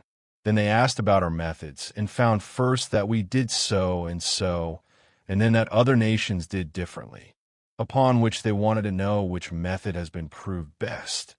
And we had to admit that so far as we knew there had been no attempt at comparison, each people pursuing its own custom in the fond conviction of superiority, and either despising or quite ignoring the others.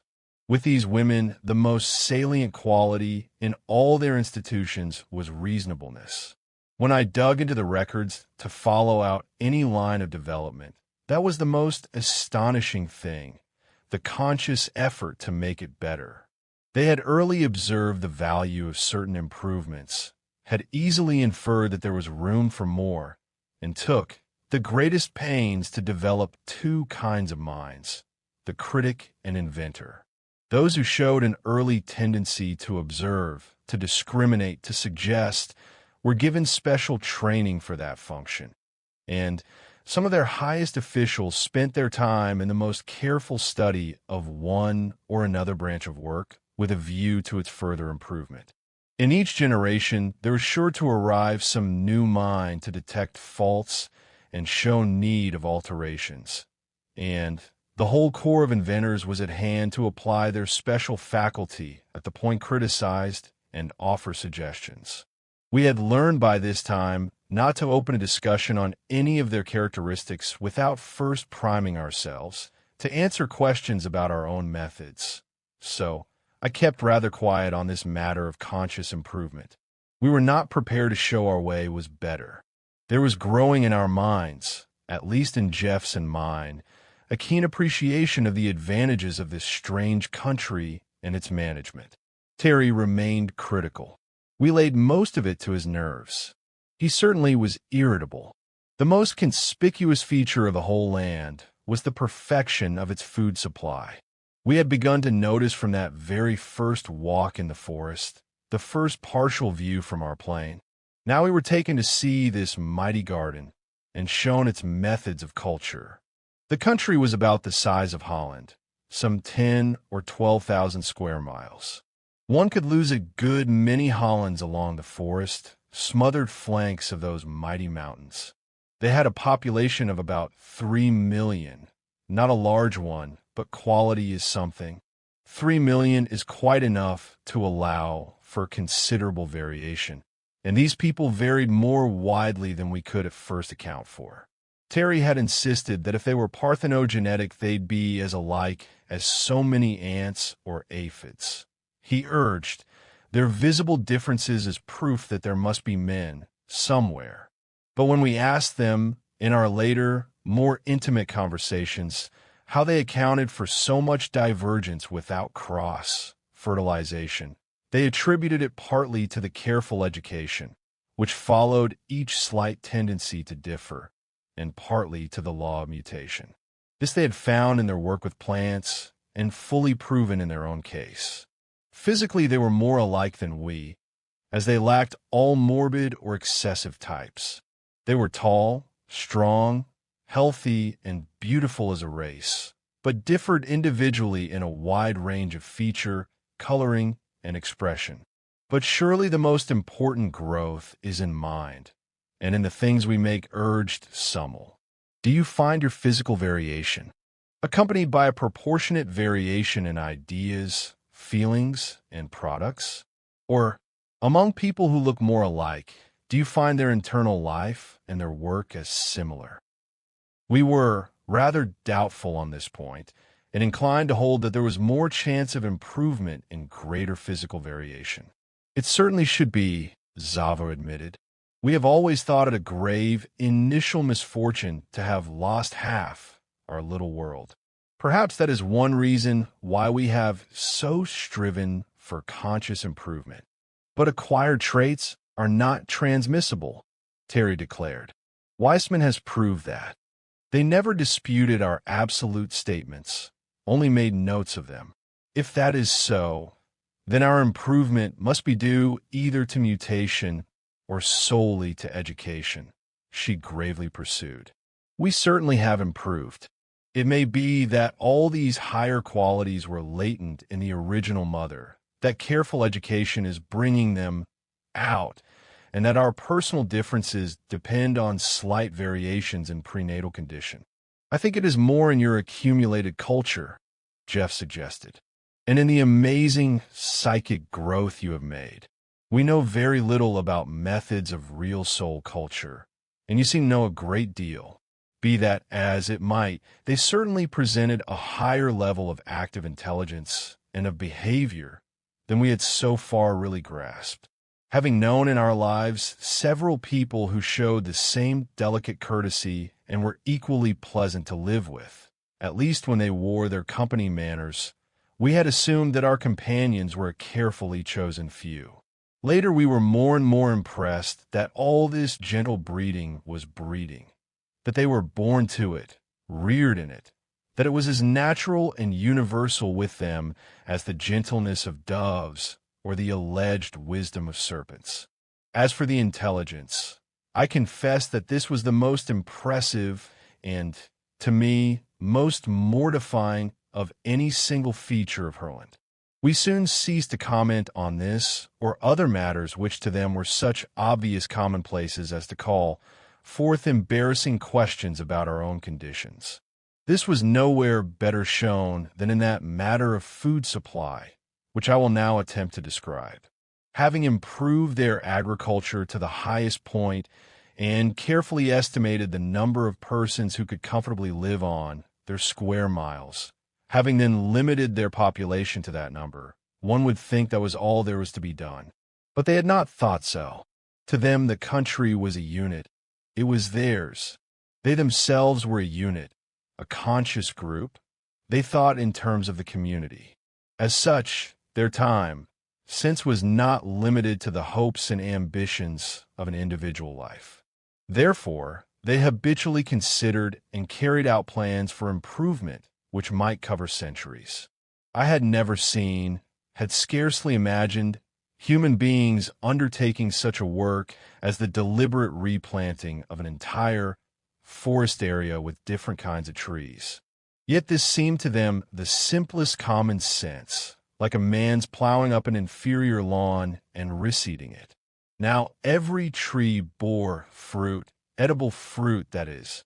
In the case of one tree, in which they took a special pride, it had originally no fruit at all, that is, none humanly edible, yet was so beautiful that they wished to keep it. For 900 years they had experimented, and now showed us this particularly lovely, graceful tree, with a profuse crop of nutritious seeds. They had early decided that trees were the best food plants, requiring far less labor in tilling the soil and bearing a larger amount of food for the same ground space, also doing much to preserve and enrich the soil. Due regard had been paid to seasonable crops, and their fruit and nuts, grains and berries, kept on almost the year through. On the higher part of the country, near the backing wall of mountains, they had a real winter with snow.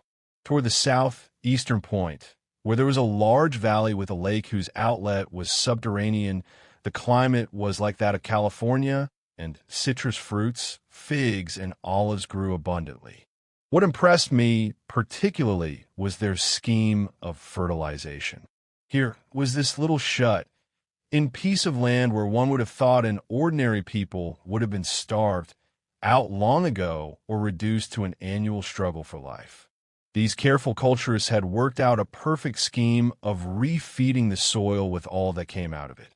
All the scraps and leavings of their food, plant waste from lumber work or textile industry, all the solid matter from the sewage, properly treated and combined, everything which came from the earth went back to it. The practical result was like that in any healthy forest. An increasingly valuable soil was being built instead of the progressive impoverishment so often seen in the rest of the world. When this first burst upon us, we made such approving comments that they were surprised that such obvious common sense should be praised, asked what our methods were, and we had some difficulty in diverting them by referring to the extent of our own land and the admitted carelessness with which we had skimmed the cream of it. At least we thought we had diverted them. Later I found that besides keeping a careful and accurate account of all we told them, they had a sort of skeleton chart on which the things we said and the things we palpably avoided saying were all set down and studied. It really was child's play for those profound educators to work out a painfully accurate estimate of our conditions in some lines. When a given line of observation seemed to lead to some very dreadful inference, they always gave us the benefit of the doubt, leaving it open to further knowledge. Some of the things we had grown to accept as perfectly natural or as belonging to our human limitations, they literally could not have believed, and, as I have said, we had all of us joined in a tacit endeavor to conceal much of the social status at home. Confound their grandmotherly minds. Terry said, "Of course they can't understand a man's world. They aren't human. They're just a pack of females." This was after he had to admit their parthenogenesis. "I wish our grandfatherly minds had managed as well," said Jeff. "Do you really think it's to our credit that we have muddled along with all our poverty and disease and the like? They have peace and plenty, wealth and beauty, goodness and intellect. Pretty good people, I think." "You'll find they have their faults, too," Terry insisted, "and partly in self-defense, we all three began to look for those faults of theirs. We had been very strong on this subject before we got there, in those baseless speculations of ours. Suppose there's a country of women only. Jeff had put it over and over. What'll they be like? And we had been cocksure as to the inevitable limitations, the faults and vices of a lot of women. We had expected them to be given over to what we called feminine vanity, frills and furbelows, and we found they had evolved a costume more perfect than the Chinese dress, richly beautiful when so desired, always useful, of unfailing dignity and good taste. We had expected a dull, submissive monotony, and found a daring social inventiveness far beyond our own, and a mechanical and scientific development fully equal to ours. We had expected pettiness, and found a social consciousness besides which our nations looked like quarreling children, feeble-minded ones at that. We had expected jealousy, and found a broad sisterly affection, a fair-minded intelligence, to which we could produce no parallel. We had expected hysteria, and found a standard of health and vigor, a calmness of temper, to which the habit of profanity, for instance, was impossible to explain. We tried it. All these things even Terry had to admit, but he still insisted that we should find out the other side pretty soon. It stands to reason, doesn't it? He argued. The whole thing's deuced unnatural. I'd say impossible if we weren't in it. And unnatural conditions sure to have unnatural results. You'll find some awful characteristics. See if you don't. For instance, we don't know yet what they do with their criminals, their defectives, they're aged. You notice we haven't seen any. There's got to be something. I was inclined to believe that there had to be something, so I took the bull by the horns, the cow, I should say, and asked Summel. I want to find some flaw in all this perfection, I told her flatly. It simply isn't possible that 3 million people have no faults. We are trying our best to understand and learn. Would you mind helping us by saying what, to your minds, are the worst qualities of this unique civilization of yours? We were sitting together in a shaded arbor, in one of those eating gardens of theirs. The delicious food had been eaten, a plate of fruit still before us. We could look out on one side over a stretch of open country, quietly rich and lovely. On the other, the garden, with tables here and there, far apart enough for privacy. Let me say right here that with all their careful balance of population, there was no crowding in this country. There was room, space, a sunny, breezy freedom everywhere. Summel set her chin upon her hand, her elbow on the low wall beside her, and looked off over the fair land. Of course we have faults, all of us, she said. In one way you might say that we have more than we used to. That is, our standard of perfection seems to get farther and farther away. But we are not discouraged because our records do show gain, considerable gain. When we began, even with the start of one particularly noble mother, we inherited the characteristics of a long race, record behind her, and they cropped out from time to time, alarmingly. But it is, yes, quite 600 years since we have had what you call a criminal. We have, of course, made it our first business to train out, to breed out, when possible, the lowest types. Breed out? I asked. How could you? With parthenogenesis.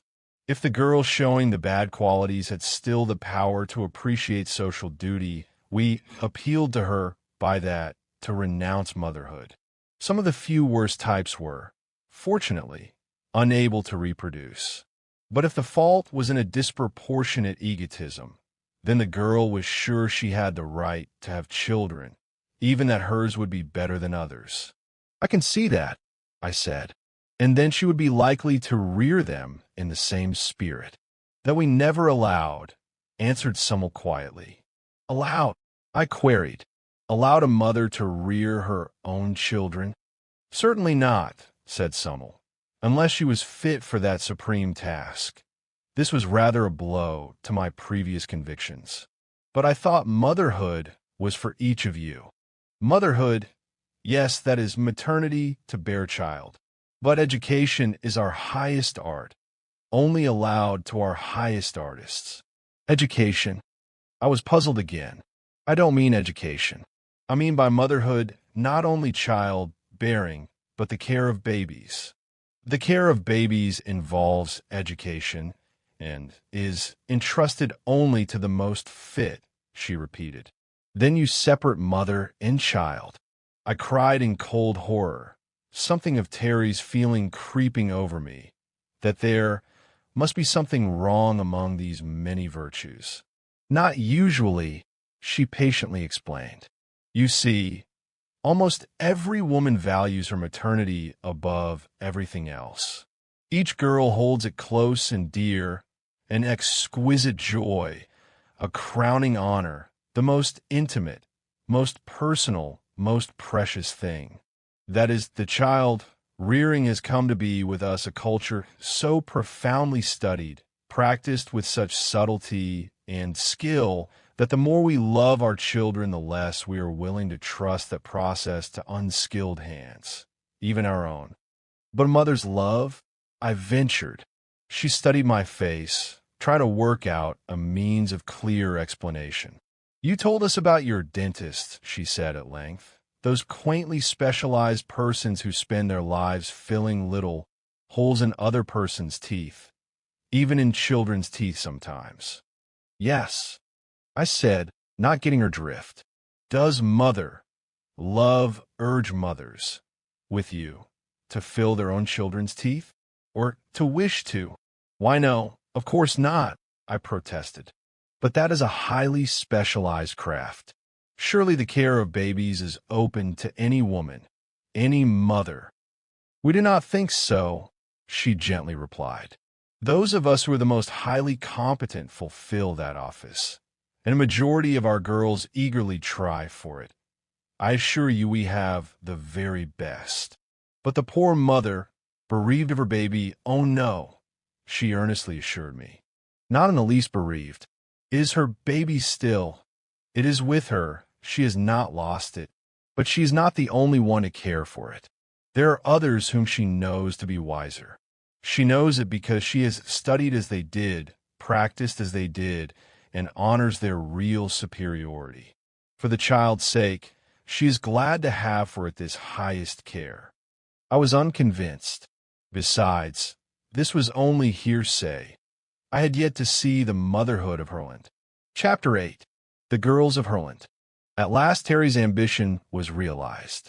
We were invited, always courteously and with free choice on our part, to address general audiences and classes of girls. I remember the first time, and how careful we were about our clothes and our amateur barbering. Terry, in particular, was fussy to a degree about the cut of his beard, and so critical of our combined efforts that we handed him the shears and told him to please himself. We began to rather prize those beards of ours. They were almost our sole distinction among those tall and sturdy women, with their cropped hair and sexless costume.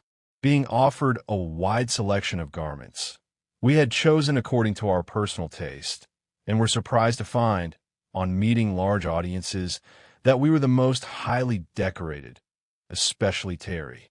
He was a very impressive figure, his strong features softened by the somewhat longer hair, though he made me trim it as closely as I knew how, and he wore his richly embroidered tunic with its broad, loose girdle with quite a Henry V air.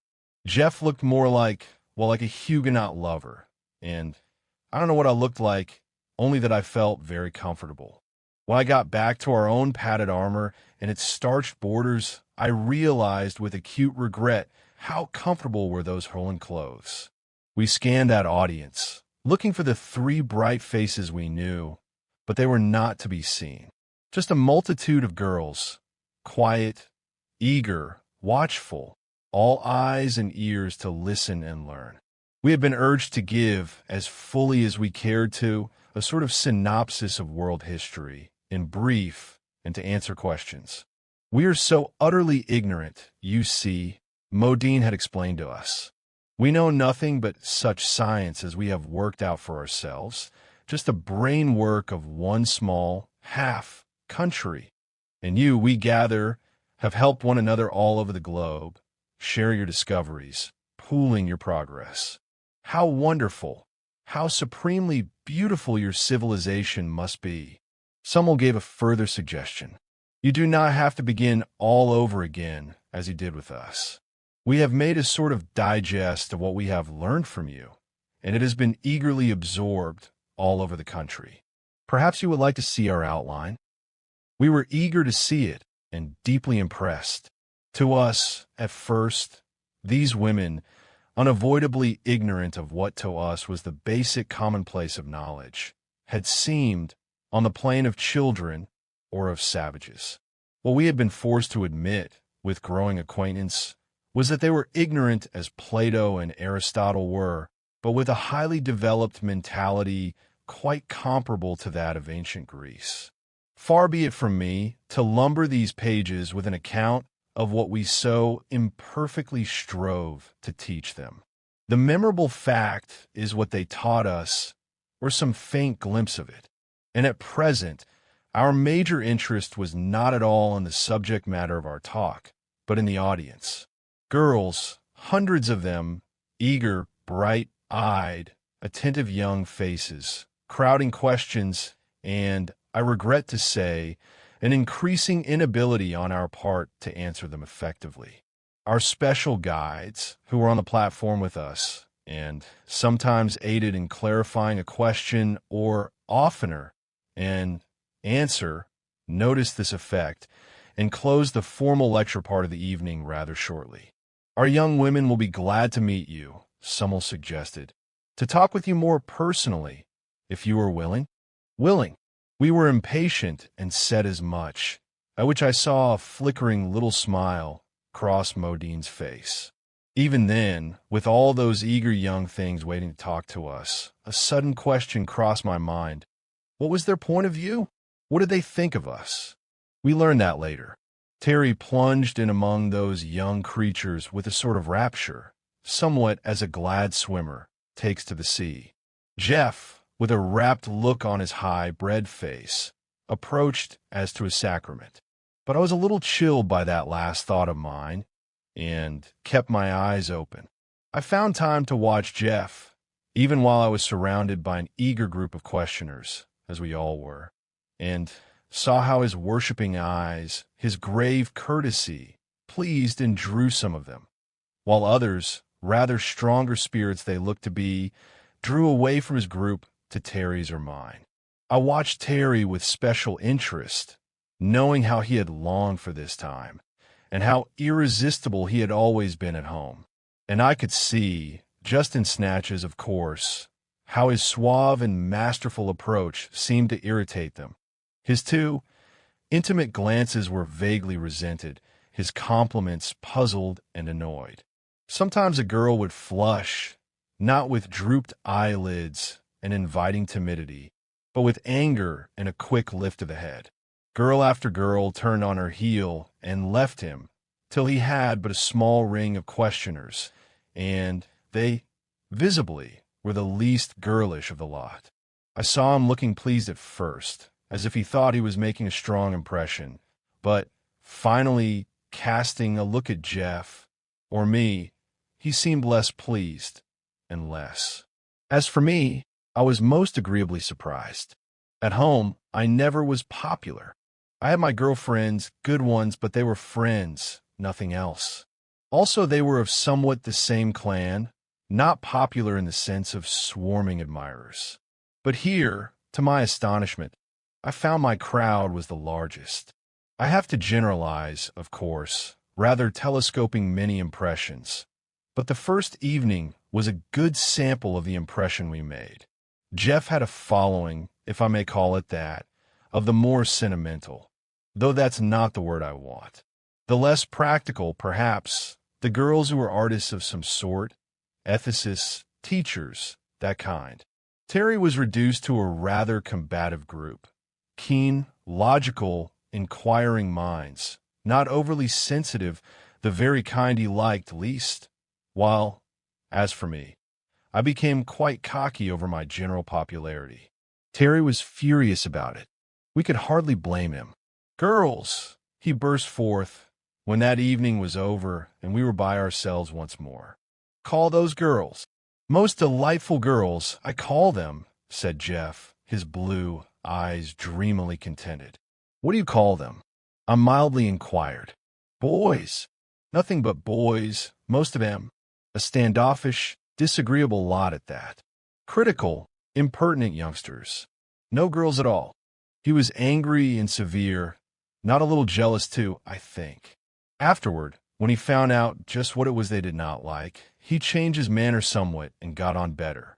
He had to, for in spite of his criticism, they were girls, and furthermore, all the girls there were, always excepting our three, with whom we presently renewed our acquaintance. When it came to courtship, which it soon did, I can of course best describe my own, and am least inclined to. But of Jeff I heard somewhat. He was inclined to dwell reverently and admiringly at some length on the exalted sentiment and measureless perfection of his Celis. And Terry made so many false starts and met so many rebuffs that by the time he really settled down to win Alima, he was considerably wiser. At that, it was not smooth sailing. They broke and quarreled over and over. He would rush off to console himself with some other fair one. The other, fair one would have none of him, and he would drift back to Alima, becoming more and more devoted each time. She never gave an inch.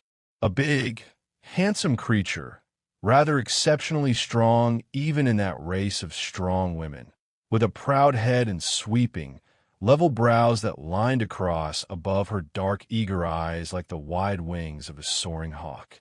I was good friends with all three of them, but best of all with Elidor, long before that feeling changed for both of us. From her, and from Summel, who talked very freely with me, I learned at last something of the viewpoint of Herland toward its visitors. Here they were, isolated, happy, contented, when the booming buzz of our biplane tore the air above them. Everybody heard it, saw it. For miles and miles, word flashed all over the country, and a council was held in every town and village. And this was their rapid determination. From another country, probably men, evidently highly civilized, doubtless possessed of much valuable knowledge, maybe dangerous. Catch them if possible, tame and train them if necessary. This may be a chance to establish a bisexual state for our people.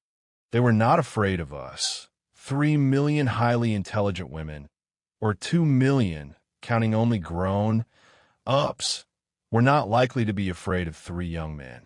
We thought of them as women, and therefore timid. But it was 2,000 years since they had had anything to be afraid of, and certainly more than 1,000 since they had outgrown the feeling.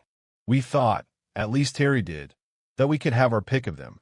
They thought, very cautiously and farsightedly, of picking us if it seemed wise.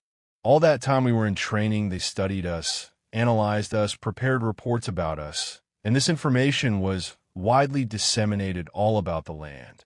Not a girl in that country had not been learning for months as much as could be gathered about our country, our culture, our personal characters. No wonder their questions were hard to answer.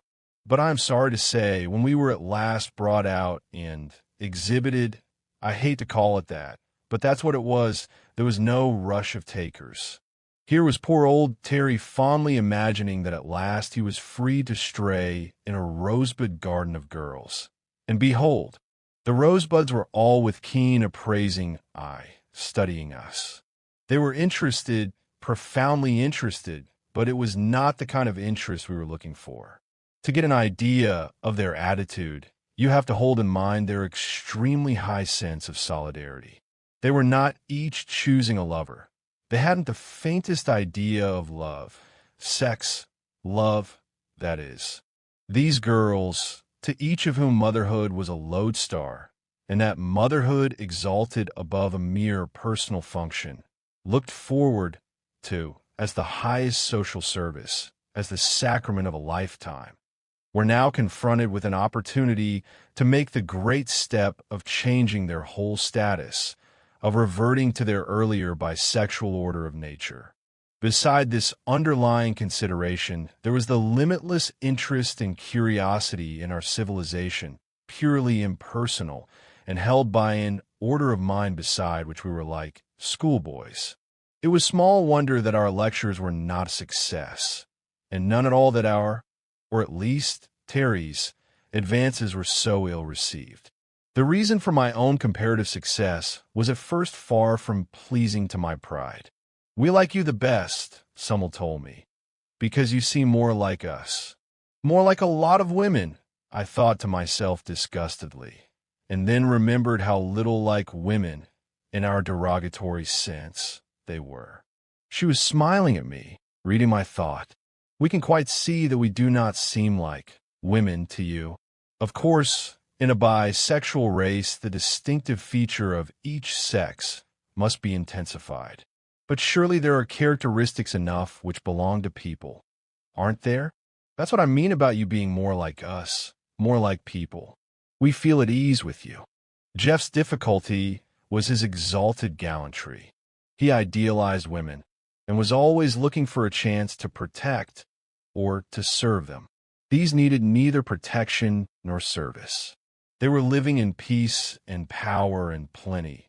We were their guests, their prisoners, absolutely dependent.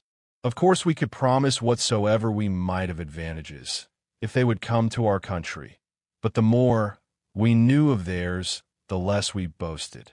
Terry's jewels and trinkets they prized as curios, handed them about, asking questions as to workmanship, not in the least as to value, and discussed not ownership, but which museum to put them in. When a man has nothing to give a woman, is dependent wholly on his personal attraction, his courtship is under limitations. They were considering these two things, the advisability of making the great change, and the degree of personal adaptability which would best serve that end. Here we had the advantage of our small personal experience with those 3 fleet forest girls, and that served to draw us together. As for Ellador, suppose you come to a strange land and find it pleasant enough, just a little more than ordinarily pleasant, and then you find rich farmland, and then gardens, gorgeous gardens, and then palaces full of rare and curious treasures, incalculable, inexhaustible, and then mountains like the Himalayas, and then the sea. I liked her that day. She balanced on the branch before me and named the trio. I thought her most. Afterward, I turned to her like a friend when we met for the 3rd time and continued the acquaintance. While Jeff's ultra devotion rather puzzled Silas, really put off their day of happiness, while Terry and Alima quarreled and parted, met and parted, Ellador and I grew to be close friends. We talked and talked. We took long walks together. She showed me things, explained them, interpreted much that I had not understood. Through her sympathetic intelligence, I became more and more comprehending of the spirit of the people of Herland, more and more appreciative of its marvelous inner growth as well as outer perfection. I ceased to feel a stranger, a prisoner. There was a sense of understanding, of identity, of purpose. We discussed everything, and as I traveled farther and farther, exploring the rich, sweet soul of her, my sense of pleasant friendship became but a broad foundation for such height, such breadth, such interlock combination of feeling as left me fairly blinded with the wonder of it. As I've said, I had never cared very much for women, nor they for me, not Terry, fashion, but this one. At first, I never even thought of her in that way, as the girls have it. I had not come to the country with any Turkish harem intentions, and I was no woman, worshipper like Jeff. I just liked that girl as a friend, as we say. That friendship grew like a tree. She was such a good sport.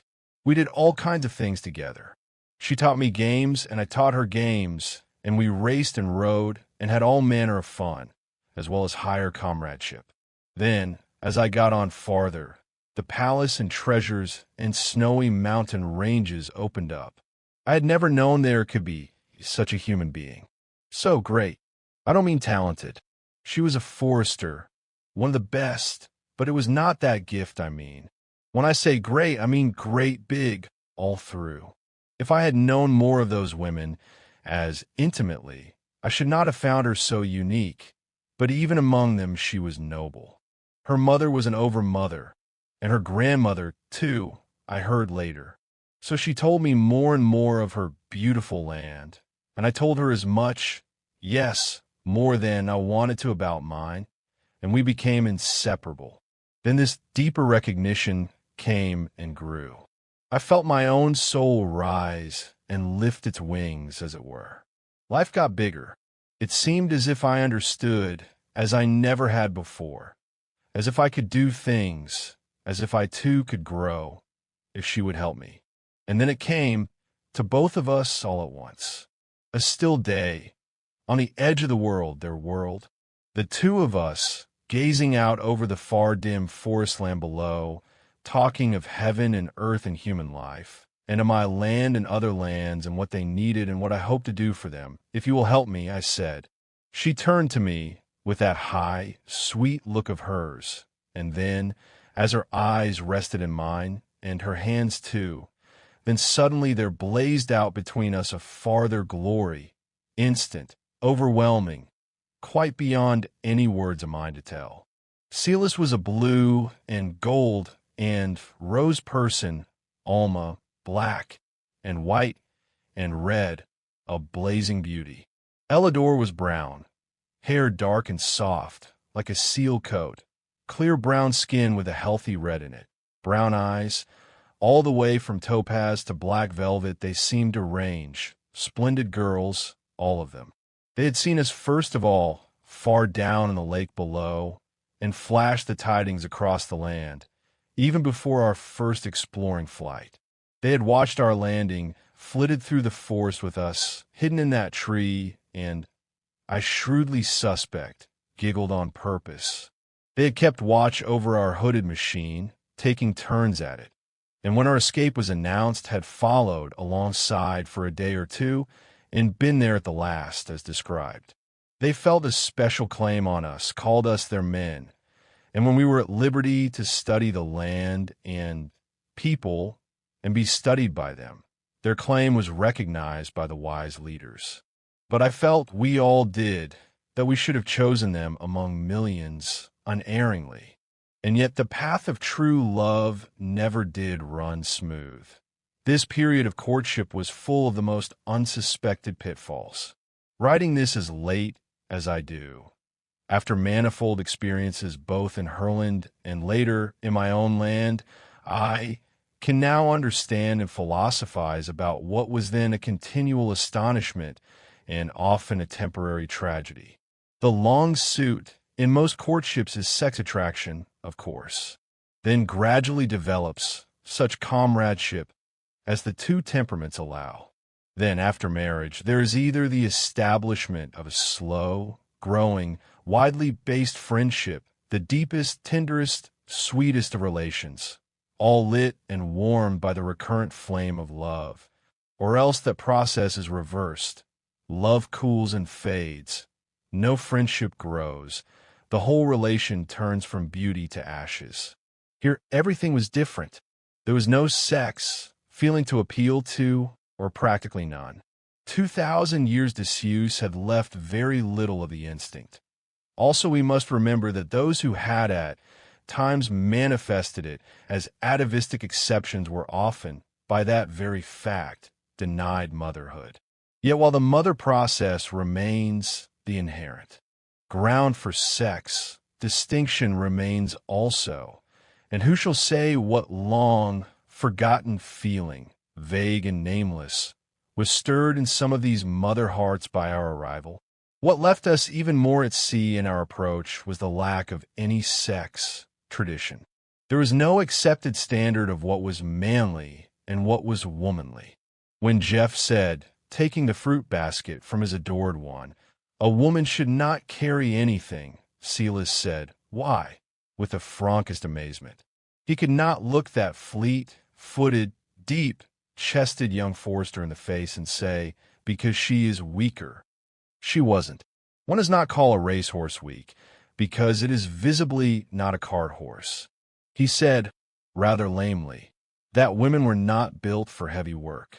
She looked out across the fields to where some women were working, building a new bit of wall out of large stones, looked back at the nearest town with its woman-built houses, down at the smooth, hard road we were walking on, and then at the little basket he had taken from her. I don't understand, she said quite sweetly. Are the women in your country so weak that they could not carry such a thing as that? It is a convention, he said. We assume that motherhood is a sufficient burden, that men should carry all the others. What a beautiful feeling, she said, her blue eyes shining. Does it work? Asked Alima, in her keen, swift way. Do all men in all countries carry everything, or is it only in yours?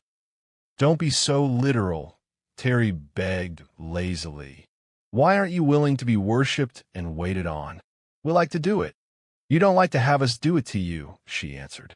That's different, he said, annoyed. And when she said, why is it, he quite sulked, referring her to me, saying, Van's the philosopher. Elidor and I talked it all out together, so that we had an easier experience of it when the real miracle time came. Also, between us, we made things clearer to Jeff and Silas. But Terry would not listen to reason. He was madly in love with Alima. He wanted to take her by storm, and nearly lost her forever. You see, if a man loves a girl who is in the first place young and inexperienced, who in the second place is educated with a background of caveman tradition, a middle ground of poetry and romance, and a foreground of unspoken hope and interest all centering upon the one event, and who has, furthermore, absolutely no other hope or interest worthy of the name, why, it is a comparatively easy matter to sweep her off her feet with a dashing attack. Terry was a past master in this process. He tried it here, and Alima was so affronted, so repelled, that it was weeks before he got near enough to try again. The more coldly she denied him, the hotter his determination. He was not used to real refusal. The approach of flattery she dismissed with laughter, gifts, and such attentions we could not bring to bear, pathos, and complaint of cruelty stirred only a reasoning inquiry. It took Terry a long time. I doubt if she ever accepted her strange lover as fully as did Silas and Elidor theirs. He had hurt and offended her too often. There were reservations. But I think Alima retained some faint vestige of long, descended feeling which made Terry more possible to her than to others, and that she had made up her mind to the experiment and hated to renounce it. However it came about, we all three at length achieved full understanding, and solemnly faced what was to them a step of measureless importance, a grave question as well as a great happiness, to us a strange, new joy. Of marriage as a ceremony they knew nothing. Jeff was for bringing them to our country for the religious and the civil ceremony, but neither Silas nor the others would consent. We can't expect them to want to go with us. Yet, said Terry sagely, wait a bit, boys. We got to take them on their own terms, if at all. This, in rueful reminiscence of his repeated failures. But our time's coming, he added cheerfully. These women have never been mastered, you see. This as one who had made a discovery. You'd better not try to do any mastering if you value your chances, I told him seriously. But he only laughed and said, every man to his trade. We couldn't do anything with him. He had to take his own medicine. If the lack of tradition of courtship left us much at sea in our wooing, we found ourselves still more bewildered by lack of tradition of matrimony. And here again, I have to draw on later experience and as deep an acquaintance with their culture as I could achieve to explain the gulfs of difference between us. 2,000 years of one continuous culture with no men. Back of that, only traditions of the harem. They had no exact analog for our word home, any more than they had for our Roman-based family. They loved one another with a practically universal affection, rising to exquisite and unbroken friendships, and broadening to a devotion to their country and people, for which our word patriotism is no definition at all. Patriotism, red hot, is compatible with the existence of a neglect of national interests, a dishonesty, a cold indifference to the suffering of millions. Patriotism is largely pride and very largely combativeness. Patriotism generally has a chip on its shoulder. This country had no other country to measure itself by, save the few poor savages far below, with whom they had no contact. They loved their country because it was their nursery, playground, and workshop, theirs and their children's. They were proud of it as a workshop, proud of their record of ever-increasing efficiency. They had made a pleasant garden of it, a very practical little heaven. But most of all, they valued it, and here it is hard for us to understand them, as a cultural environment for their children. That, of course, is the keynote of the whole distinction, their children. From those first breathlessly guarded, half-adored race mothers, all up the ascending line, they had this dominant thought of building up a great race through the children. All the surrendering devotion our women have put into their private families, these women put into their country and race. All the loyalty and service men expect of wives, they gave, not singly to men, but collectively to one another.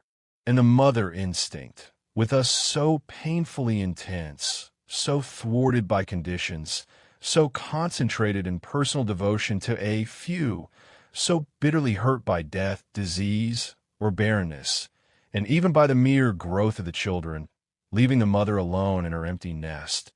All this feeling with them flowed out in a strong, wide current, unbroken through the generations, deepening and widening through the years, including every child in all the land. With their united power and wisdom, they had studied and overcome the diseases of childhood. Their children had none.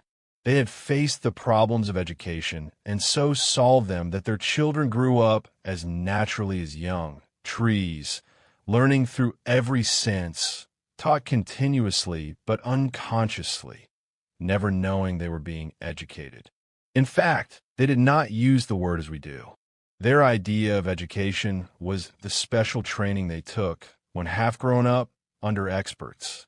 Then the eager young minds fairly flung themselves on their chosen subjects and acquired with an ease, a breadth, a grasp, at which I never ceased to wonder. But the babies and little children never felt the pressure of that forcible feeding of the mind that we call education. Of this more later. Chapter 9, our relations, and there's what I'm trying to show here, is that with these women, the whole relationship of life counted in a glad, eager growing, up to join the ranks of workers in the line best loved. A deep, tender reverence for one's own mother, too deep for them to speak of freely, and beyond that, the whole free, wide range of sisterhood, the splendid service of the country and friendships. To these women we came, filled with the ideas, convictions, traditions of our culture, and undertook to rouse in them the emotions which to us seemed proper. However much or little of true sex feeling there was between us, it phrased itself in their minds in terms of friendship, the one purely personal love they knew, and of ultimate parentage. Visibly we were not mothers, nor children, nor compatriots. So, if they loved us, we must be friends. That we should pair off together in our courting days was natural to them. That we three should remain much together, as they did themselves, was also natural. We had as yet no work, so we hung about them in their forest tasks. That was natural too. But when we began to talk about each couple having homes of our own, they could not understand it. Our work takes us all around the country, explained Silas. We cannot live in one place all the time. We are together now, urged Alima, looking proudly at Terry's stalwart nearness. This was one of the times when they were on, though presently off again. It's not the same thing at all, he insisted. A man wants a home of his own, with his wife and family in it. Staying in it? All the time? Asked Elidor. Not imprisoned, surely. Of course not. Living there? Naturally, he answered. What does she do there all the time? Alima demanded. What is her work? Then Terry patiently explained again that our women did not work, with reservations. But what do they do? If they have no work, she persisted. They take care of the home and the children. At the same time? Asked Elidor. Why, yes. The children play about, and the mother has charge of it all. They're servants, of course. It seemed so obvious, so natural to Terry, that he always grew impatient, but the girls were honestly anxious to understand. How many children do your women have? Alima had her notebook out now, and a rather firm set of lip. Terry began to dodge. There's no set number, my dear, he explained. Some have more, some have less. Some have none at all, I put in mischievously. They pounced on this admission and soon wrung from us the general fact that those women who had the most children had the least servants, and those who had the most servants had the least children. There, triumphed Alima. 1 or 2 or no children, and 3 or 4 servants. Now what do those women do? We explained as best we might. We talked of social duties, disingenuously banking on their not interpreting the words as we did. We talked of hospitality, entertainment, and various interests. All the time we knew that to these large-minded women whose whole mental outlook was so collective, the limitations of a wholly personal life were inconceivable. We cannot really understand it, Elidor concluded. We are only half a people.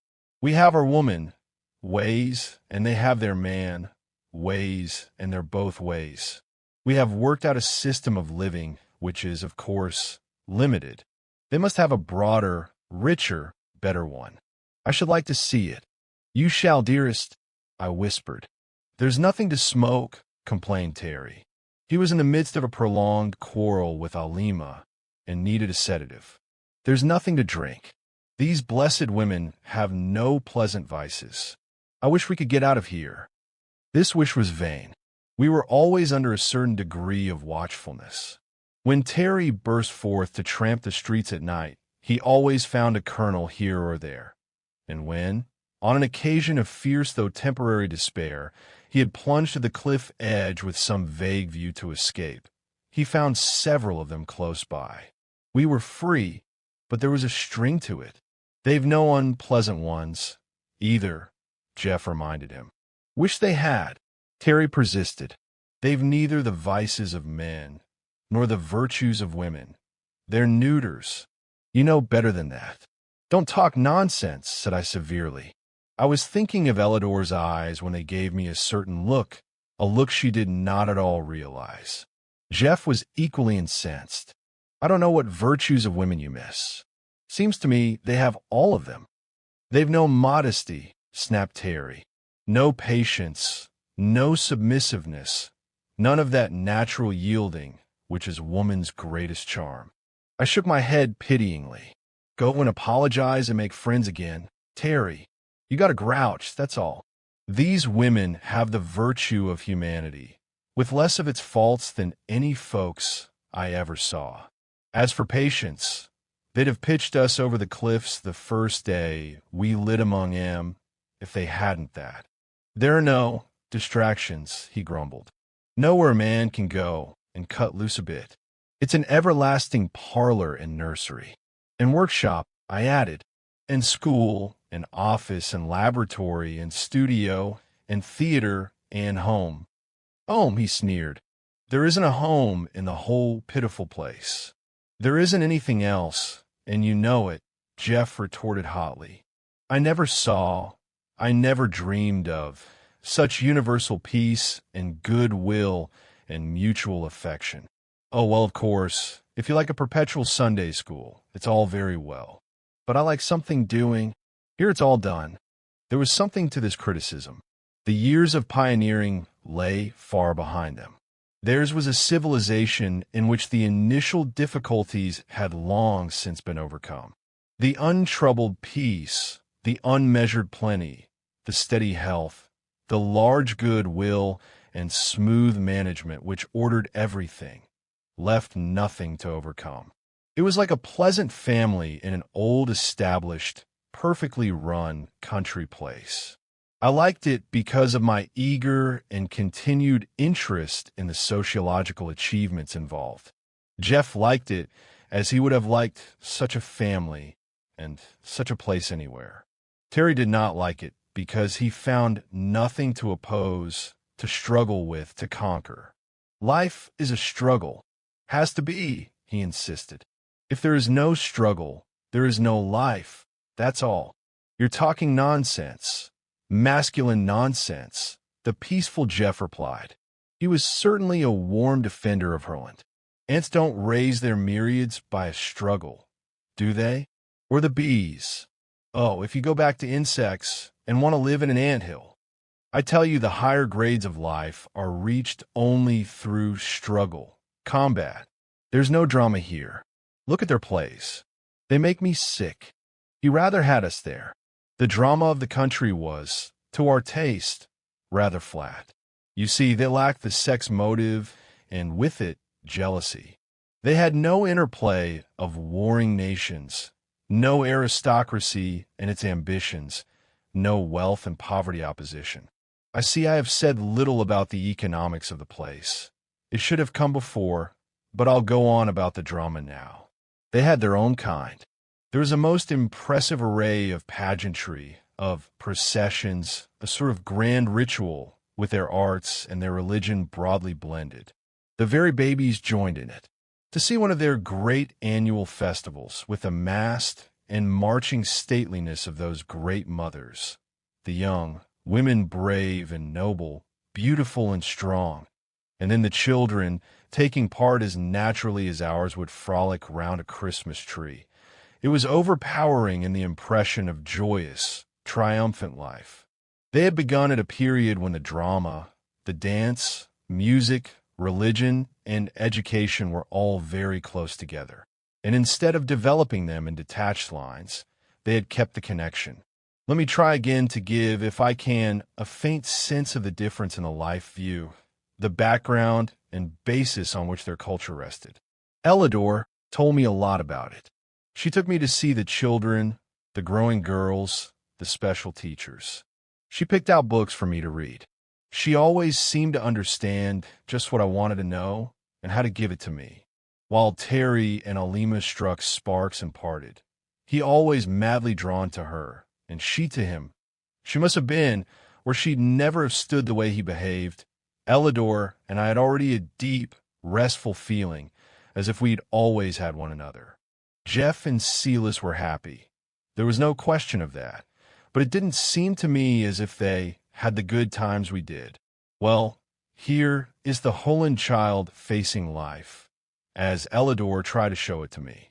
From the first memory, they knew peace, beauty, order, safety, love, wisdom, justice, patience, and plenty.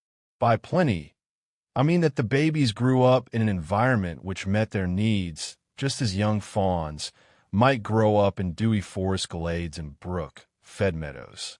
And they enjoyed it as frankly and utterly as the fawns would. They found themselves in a big, bright, lovely world, full of the most interesting and enchanting things to learn about and to do. The people everywhere were friendly and polite. No Herland child ever met the overbearing rudeness we so commonly show to children. They were people, too, from the first, the most precious part of the nation.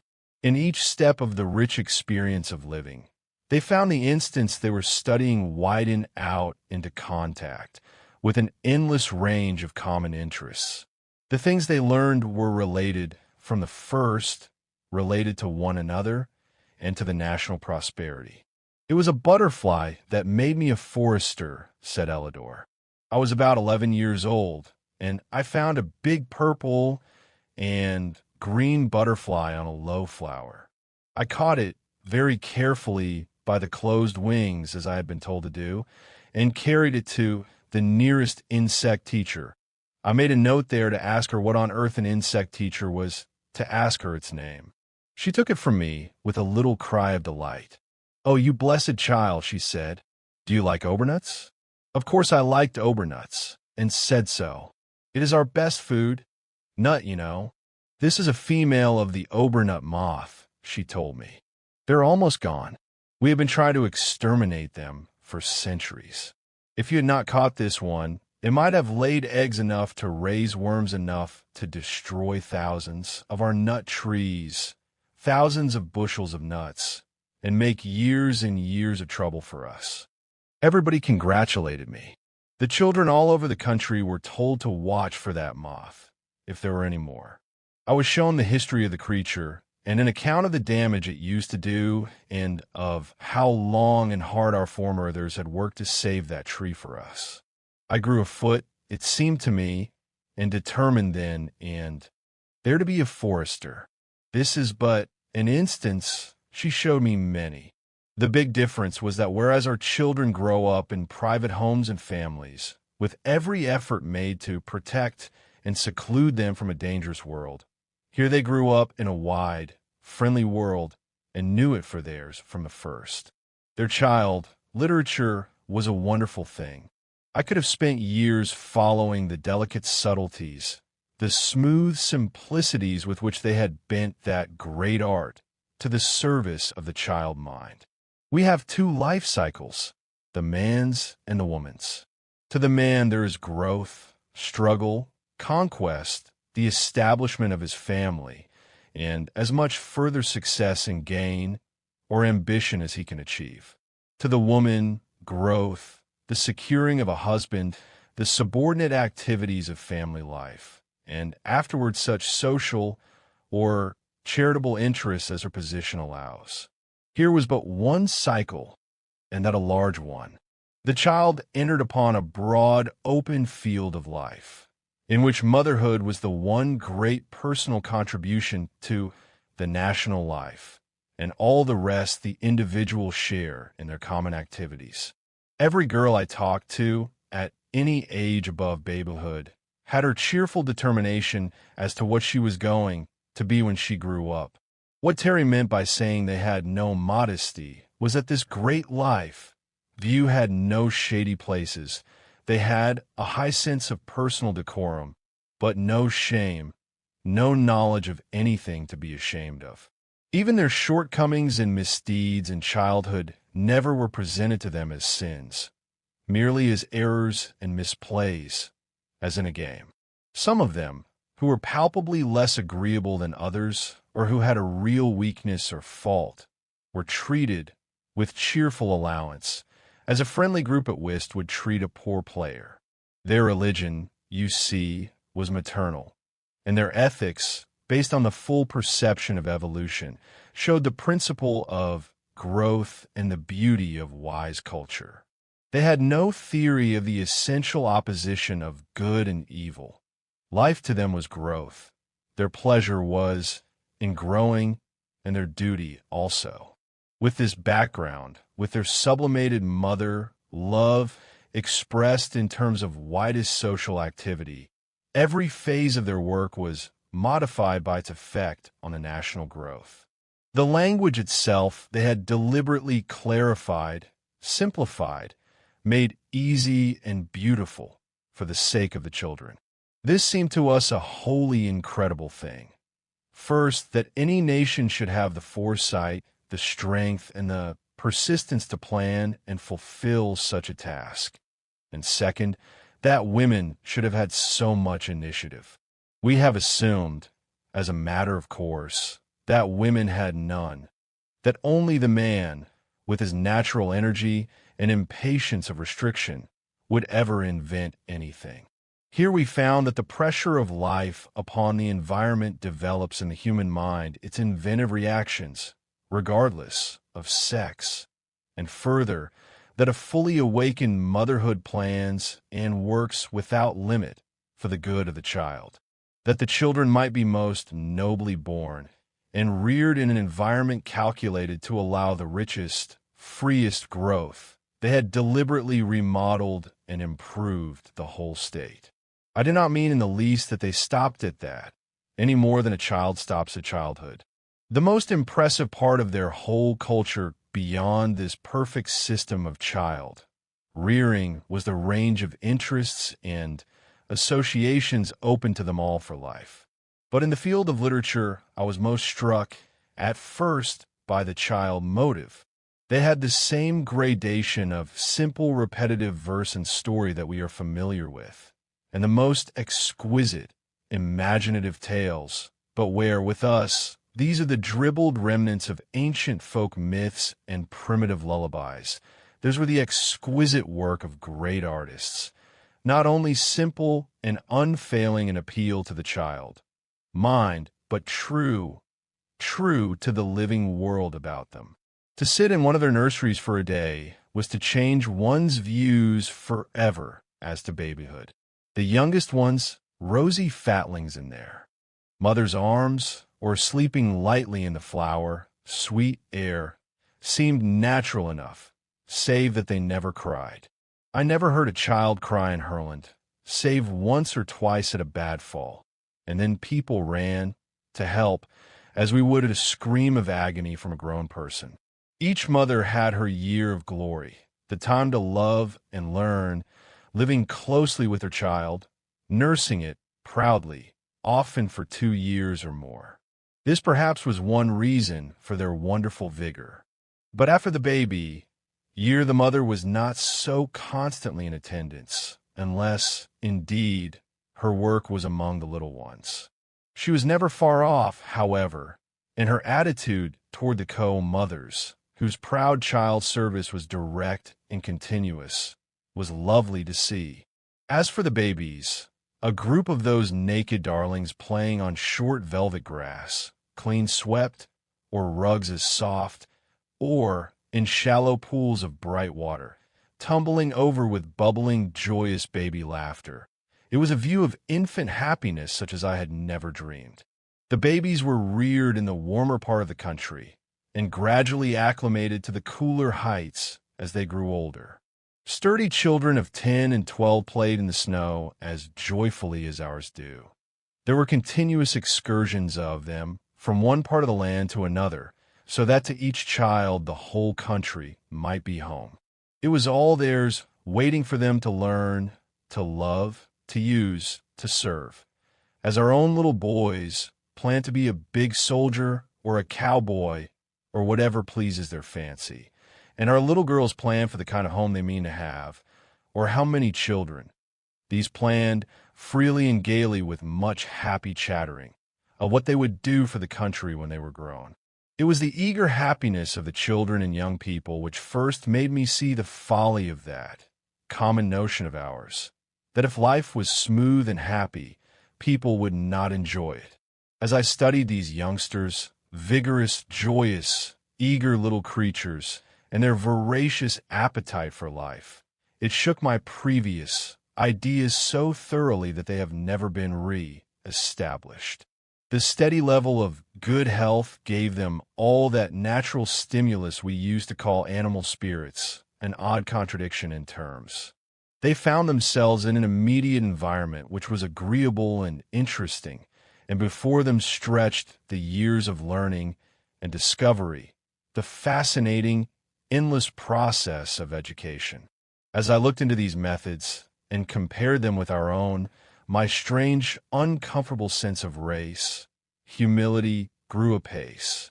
Elidor could not understand my astonishment.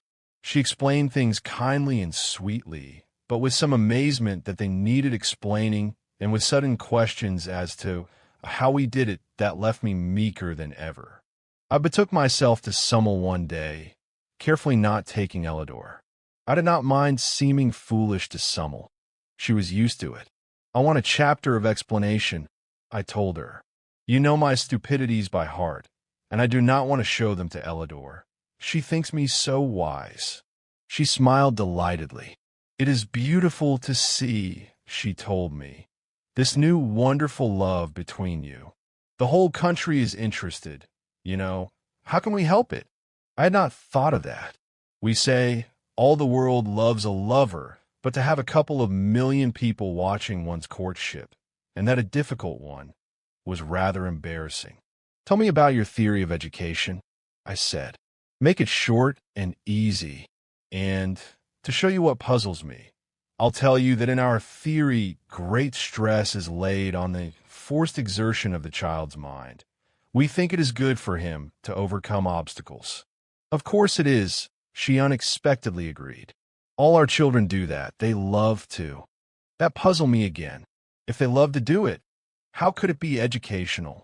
Our theory is this, she went on carefully.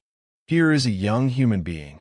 The mind is as natural a thing as the body, a thing that grows, a thing to use and enjoy. We seek to nourish, to stimulate, to exercise the mind of a child as we do the body. There are the two main divisions in education. You have those, of course, the things it is necessary to know, and the things it is necessary to do. To do? Mental exercises, you mean? Yes. Our general plan is this. In the matter of feeding the mind, of furnishing information, we use our best powers to meet the natural appetite of a healthy young brain. Not to overfeed it, to provide such amount and variety of impressions as seem most welcome to each child. That is the easiest part.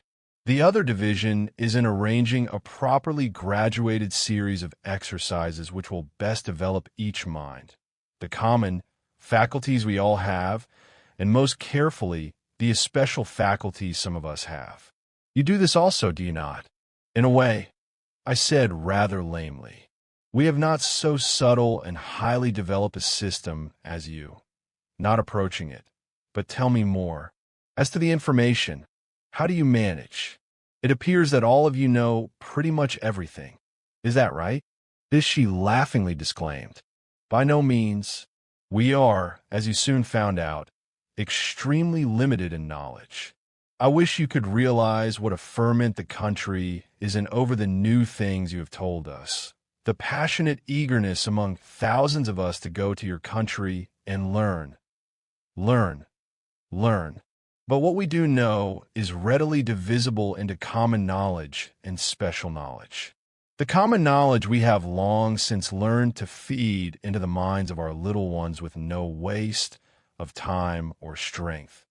The special knowledge is open to all, as they desire it. Some of us specialize in one line only, but most take up several, some for their regular work, some to grow with. To grow with, yes. When one settles too close in one kind of work, there's a tendency to atrophy in the disused portions of the brain. We like to keep on learning, always. What do you study? As much as we know of the different sciences, we have, within our limits, a good deal of knowledge of anatomy, physiology, nutrition, all that pertains to a full and beautiful personal life. We have our botany and chemistry, and so on, very rudimentary, but interesting, our own history with its accumulating psychology. You put psychology with history, not with personal life? Of course, it is ours. It is among and between us, and it changes with the succeeding and improving generations. We are at work, slowly and carefully, developing our whole people along these lines. It is glorious work, splendid, to see the thousands of babies improving, showing stronger, clearer minds, sweeter dispositions, higher capacities. Don't you find it so in your country? This I evaded flatly. I remembered the cheerless claim that the human mind was no better than in its earliest period of savagery, only better informed, a statement I had never believed. We try most earnestly for two powers, Summel continued, the two that seem to us basically necessary for all noble life, a clear, far-reaching judgment, and a strong, well-used will. We spend our best efforts, all through childhood and youth, in developing these faculties, individual judgment, and will. As part of your system of education, you mean? Exactly. As the most valuable part. With the babies, as you may have noticed, we first provide an environment which feeds the mind without tiring it. All manner of simple and interesting things to do as soon as they are old enough to do them. Physical properties, of course, come first. But as early as possible, going very carefully not to tax the mind, we provide choices, simple choices with very obvious causes and consequences. You've noticed the games. I had. The children seemed always playing something, or else, sometimes, engaged in peaceful researches of their own. I had wondered at first when they went to school, but soon found that they never did, to their knowledge. It was all education, but no schooling. We have been working for some 1,600 years, devising better and better games for children, continued Summel. He said Achest. Devising games? I protested. Making up new ones, you mean? Exactly, she answered. Don't you? Then I remembered the kindergarten and the material devised by Signor Montessori, and guardedly replied, to some extent, but most of our games, I told her, were very old, came down from child to child, along the ages from the remote past. And what is their effect? She asked. Do they develop the faculties you wish to encourage? Again, I remembered the claims made by the advocates of sports, and again replied guardedly that that was, in part, the theory. But do the children like it? I asked, having things made up and set before them that way. Don't they want the old games? You can see the children, she answered. Are yours more contented, more interested, happier? Then I thought, as in truth I never had thought before, of the dull, bored children I had seen, whining, what can I do now? Of the little groups and gangs hanging about, of the value of some one strong spirit who possessed initiative and would start something, of the children's parties and the onerous duties of the older people set to amuse the children, also of that troubled ocean of misdirected activity we call mischief, the foolish, destructive, sometimes evil things done by unoccupied children. No, said I grimly, I don't think they are. The Herland child was born not only into a world carefully prepared, full of the most fascinating materials and opportunities to learn, but into the society of plentiful numbers of teachers born and trained, whose business it was to accompany the children along that, to us, impossible thing, the royal road to learning. There was no mystery in their methods.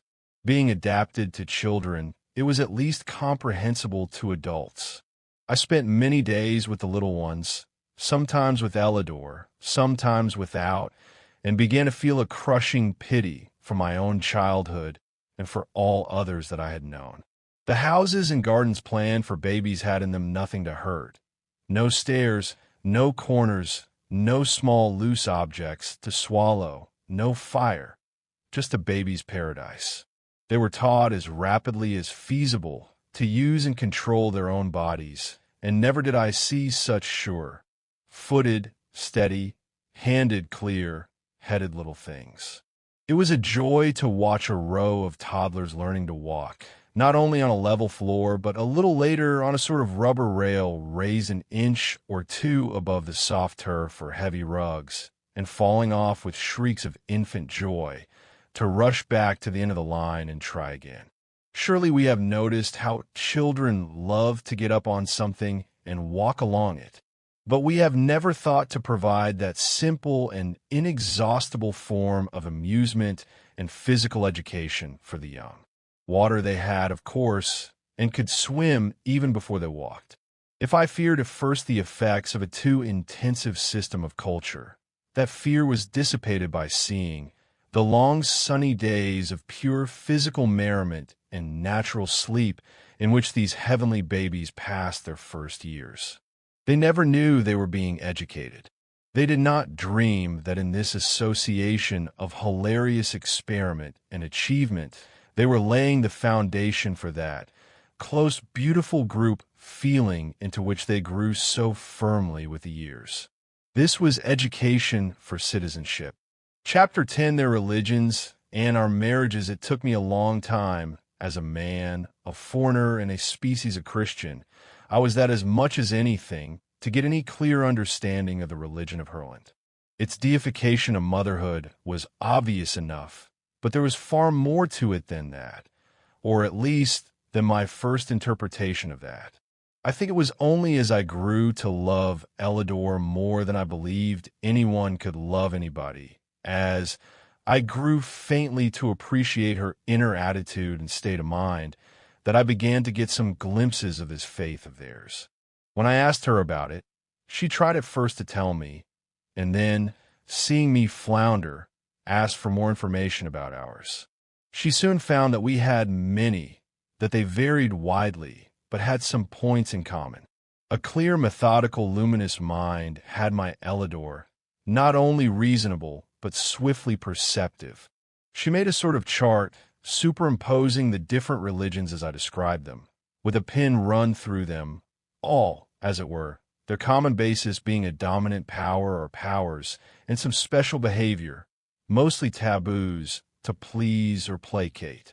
There were some common features in certain groups of religions, but the one always present was this power and the things which must be done or not done because of it. It was not hard to trace our human imagery of the divine force up through successive stages of bloodthirsty, sensual, proud, and cruel gods of early times to the conception of a common father with its corollary of a common brotherhood. This pleased her very much. And when I expatiated on the omniscience, omnipotence, omnipresence, and so on of our God, and of the loving kindness taught by his Son, she was much impressed. The story of the virgin birth naturally did not astonish her, but she was greatly puzzled by the sacrifice, and still more by the devil and the theory of damnation. When in an inadvertent moment I said that certain sects had believed in infant damnation and explained it, she sat very still indeed. They believed that God was love and wisdom and power. Yes, all of that. Her eyes grew large, her face ghastly pale, and yet that such a God could put little new babies to burn for eternity. She fell into a sudden shuddering and left me, running swiftly to the nearest temple. Every smallest village had its temple, and in those gracious retreats sat wise and noble women, quietly busy at some work of their own until they were wanted, always ready to give comfort, light, or help to any applicant. Elidor told me afterward how easily this grief of hers was assuaged, and seemed ashamed of not having helped herself out of it. You see, we're not accustomed to horrible ideas, she said, coming back to me rather apologetically. We haven't any. And when we get a thing like that into our minds, it's like red pepper in your eyes. So I just ran to her, blinded and almost screaming, and she took it out so quickly, so easily. Ow, I asked, very curious. Why, you blessed child, she said, you've got the wrong idea altogether. You do not have to think that there ever was such a God, for there wasn't. Or such a happening, for there wasn't, nor even that this hideous false idea was believed by anybody. But only this, that people who are utterly ignorant will believe anything, which you certainly knew before. Anyhow, pursued Elidor. She turned pale for a minute when I first said it. This was a lesson to me. No wonder this whole nation of women was peaceful and sweet in expression. They had no horrible ideas. Surely you had some when you began? I suggested. Oh yes, no doubt. But as soon as our religion grew to any height at all, we left them out, of course. From this, as from many other things, I grew to see what I finally put in words. Have you no respect for the past? For what was thought and believed by your foremothers? Why, no, she said. Why should we? They're all gone. They knew less than we do. If we are not beyond them, we are unworthy of them, and unworthy of the children who must go beyond us. This set me thinking in good earnest. I had always imagined, simply from hearing it said, I suppose, that women were by nature conservative. Yet these women, quite unassisted by any masculine spirit of enterprise, had ignored their past and built daringly for the future. Ellador watched me think. She seemed to know pretty much what was going on in my mind. It's because we began in a new way, I suppose. All our folks were swept away at once, and then, after that time of despair, came those wonder children, the first. And then the whole breathless hope of us was for their children, if they should have them. And they did. Then there was the period of pride and triumph till we grew too numerous. And after that, when it all came down to one child apiece, we began to really work to make better ones. But how does this account for such a radical difference in your religion? I persisted. She said she couldn't talk about the difference very intelligently, not being familiar with other religions, but that there seemed simple enough. Their great mother spirit was to them what their own motherhood was, only magnified beyond human limits. That meant that they felt beneath and behind them an upholding, unfailing, serviceable love. Perhaps it was really the accumulated mother love of the race they felt. But it was a power. Just what is your theory of worship? I asked her. Worship? What is that? I found it singularly difficult to explain. This divine love which they felt so strongly did not seem to ask anything of them. Any more than our mothers do, she said. But surely your mothers expect honor, reverence, obedience from you. You have to do things for your mothers, surely? Oh, no, she insisted, smiling, shaking her soft brown hair. We do things from our mothers, not for them. We don't have to do things for them. They don't need it, you know. But we have to live on splendidly because of them. And that's the way we feel about God. I meditated again. I thought of that God of battles of ours, that jealous God, that vengeance is mine God. I thought of our world, nightmare, hell. You have no theory of eternal punishment then, I take it? Ellador laughed. Her eyes were as bright as stars, and there were tears in them, too. She was so sorry for me. How could we? She asked, fairly enough. We have no punishments in life, you see, so we don't imagine them after death. Have you no punishments? Neither for children nor criminals, such mild criminals as you have. I urged, do you punish a person for a broken leg or a fever? We have preventive measures and cures. Sometimes we have to send the patient to bed, as it were, but that's not a punishment. It's only part of the treatment, she explained.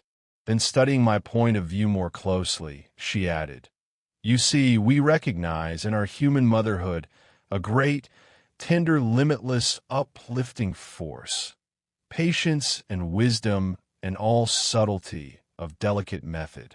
We credit God, our idea of God, with all that and more. Our mothers are not angry with us.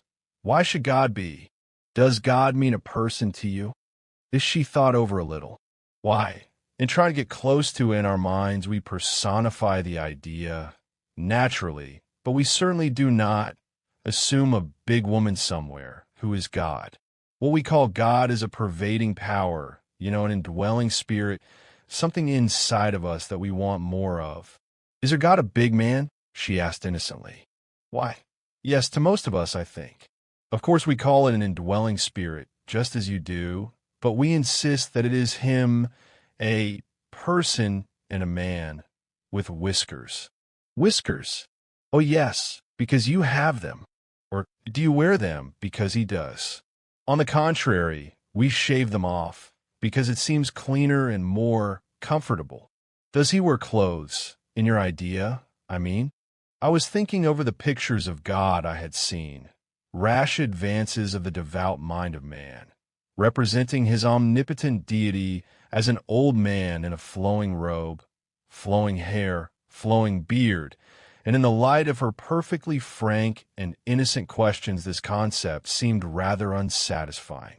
I explained that the God of the Christian world was really the ancient Hebrew God, and that we had simply taken over the patriarchal idea, that ancient one, which quite inevitably clothed its thought of God with the attributes of the patriarchal ruler, the grandfather. "I see," she said eagerly, after I had explained the genesis and development of our religious ideals.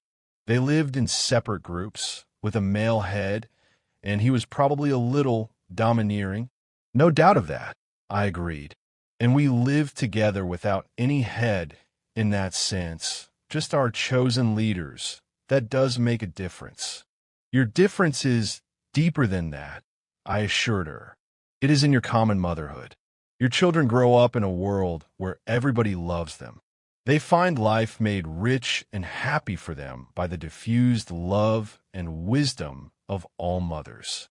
So it is easy for you to think of God in the terms of a similar diffused and competent love. I think you are far nearer right than we are. What I cannot understand," she pursued carefully, "is your preservation of such a very ancient state of mind. This patriarchal idea, you tell me, is thousands of years old." "Oh yes, 4, 5, 6,000, every so many. And you have made wonderful progress in those years. In other things?" "We certainly have. But religion is different. You see, our religions come from behind us, and are initiated by some great teacher who is dead. He is supposed to have known the whole thing and taught it, finally. All we have to do is believe and obey." "Who was the great Hebrew teacher?" "Oh, there was different. The Hebrew religion is an accumulation of extremely ancient traditions, some far older than their people, and grew by accretion down the ages. We consider it inspired, the Word of God." "How do you know it is?" "Because it says so." "Does it say so in as many words?" "Who wrote that in?" I began to try to recall some text that did say so, and could not bring it to mind.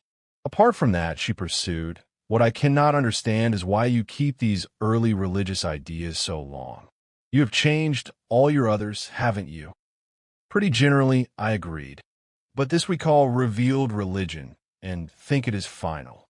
But tell me more about these little temples of yours," I urged, "and these temple mothers you run to." Then she gave me an extended lesson in applied religion, which I will endeavor to concentrate.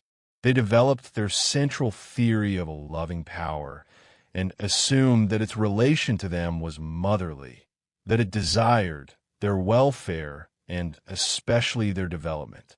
Their relation to it, similarly, was filial, a loving appreciation and a glad fulfillment of its high purposes.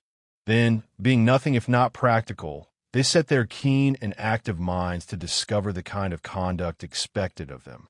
This worked out in a most admirable system of ethics. The principle of love was universally recognized and used. Patience, gentleness, courtesy, all that we call good breeding, was part of their code of conduct. But where they went far beyond us was in the special application of religious feeling to every field of life. They had no ritual, no little set of performances called divine service, save those religious pageants I've spoken of, and those were as much educational as religious, and as much social as either. But they had a clear, established connection between everything they did and God. Their cleanliness, their health, their exquisite order, the rich, peaceful beauty of the whole land, the happiness of the children, and above all the constant progress they made. All this was their religion. They applied their minds to the thought of God, and worked out the theory that such an inner power demanded outward expression. They lived as if God was real and at work within them. As for those little temples everywhere, some of the women were more skilled, more temperamentally inclined in this direction than others.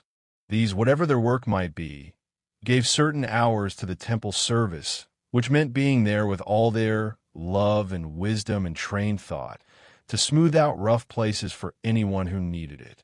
Sometimes it was a real grief, very rarely a quarrel, most often a perplexity.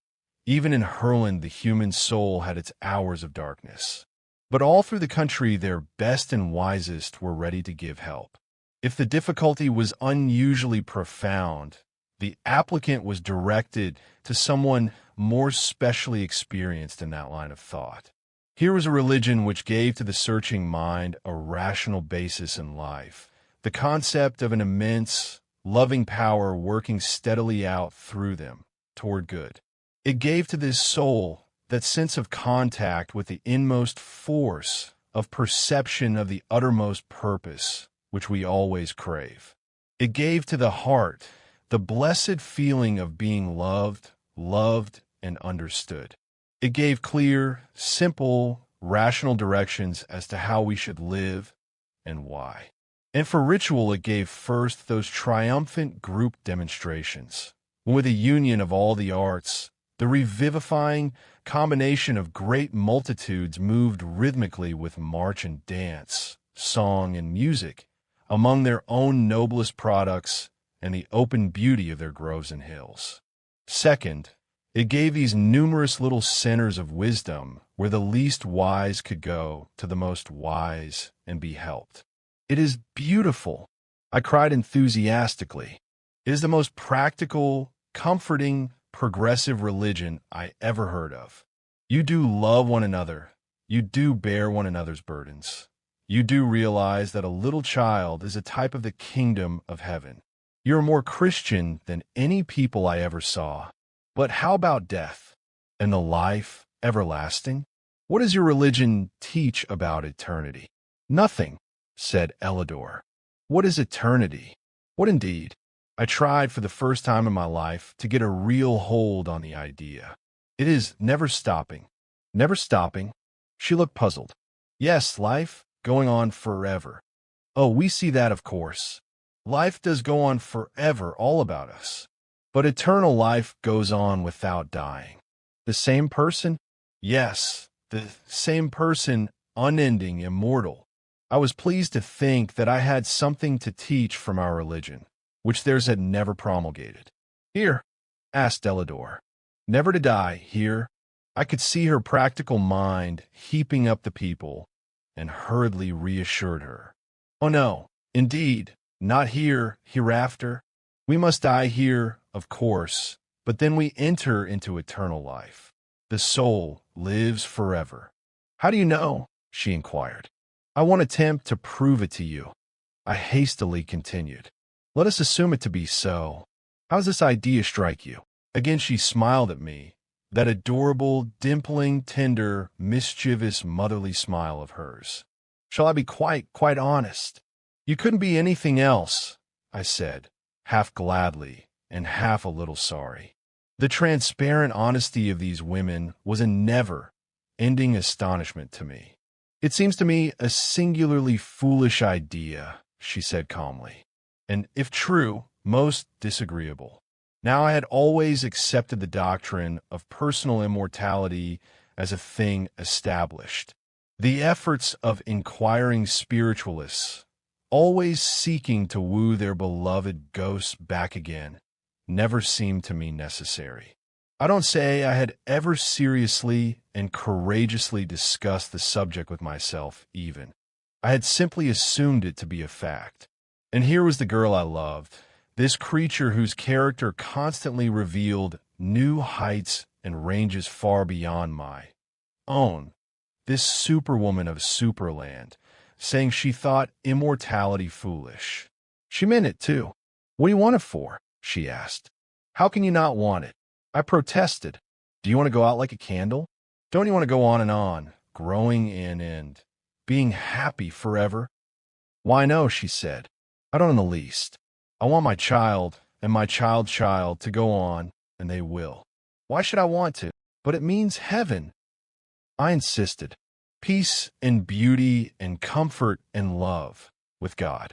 I had never been so eloquent on the subject of religion.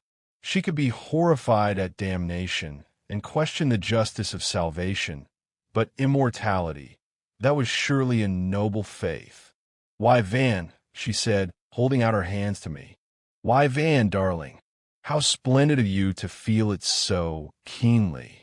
That's what we all want, of course, peace and beauty and comfort and love with God. And progress, too. Remember, growth always and always. That is what our religion teaches us to want and to work for, and we do. But that is here," I said, "only for this life on earth.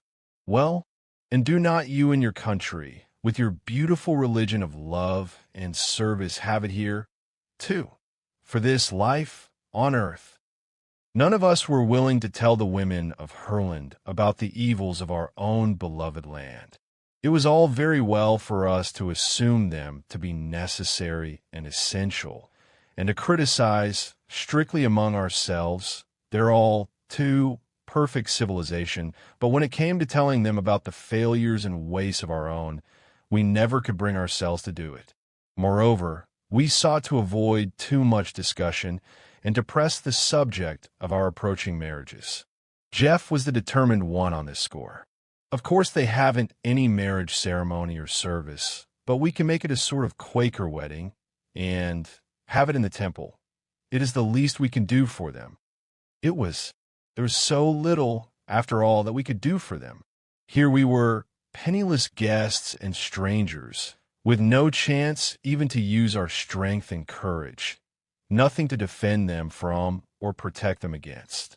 "We can at least give them our names," Jeff insisted. They were very sweet about it, quite willing to do whatever we asked to please us. As to the names, Alima, frank soul that she was asked what good it would do. Terry, always irritating her, said it was a sign of possession. "You're going to be Mrs. Nicholson," he said. "Mrs. T. Oh, Nicholson. That shows everyone that you're my wife." "What is a wife exactly?" she demanded, a dangerous gleam in her eye. "A wife is the woman who belongs to a man," he began. But Jeff took it up eagerly. "And a husband is the man who belongs to a woman.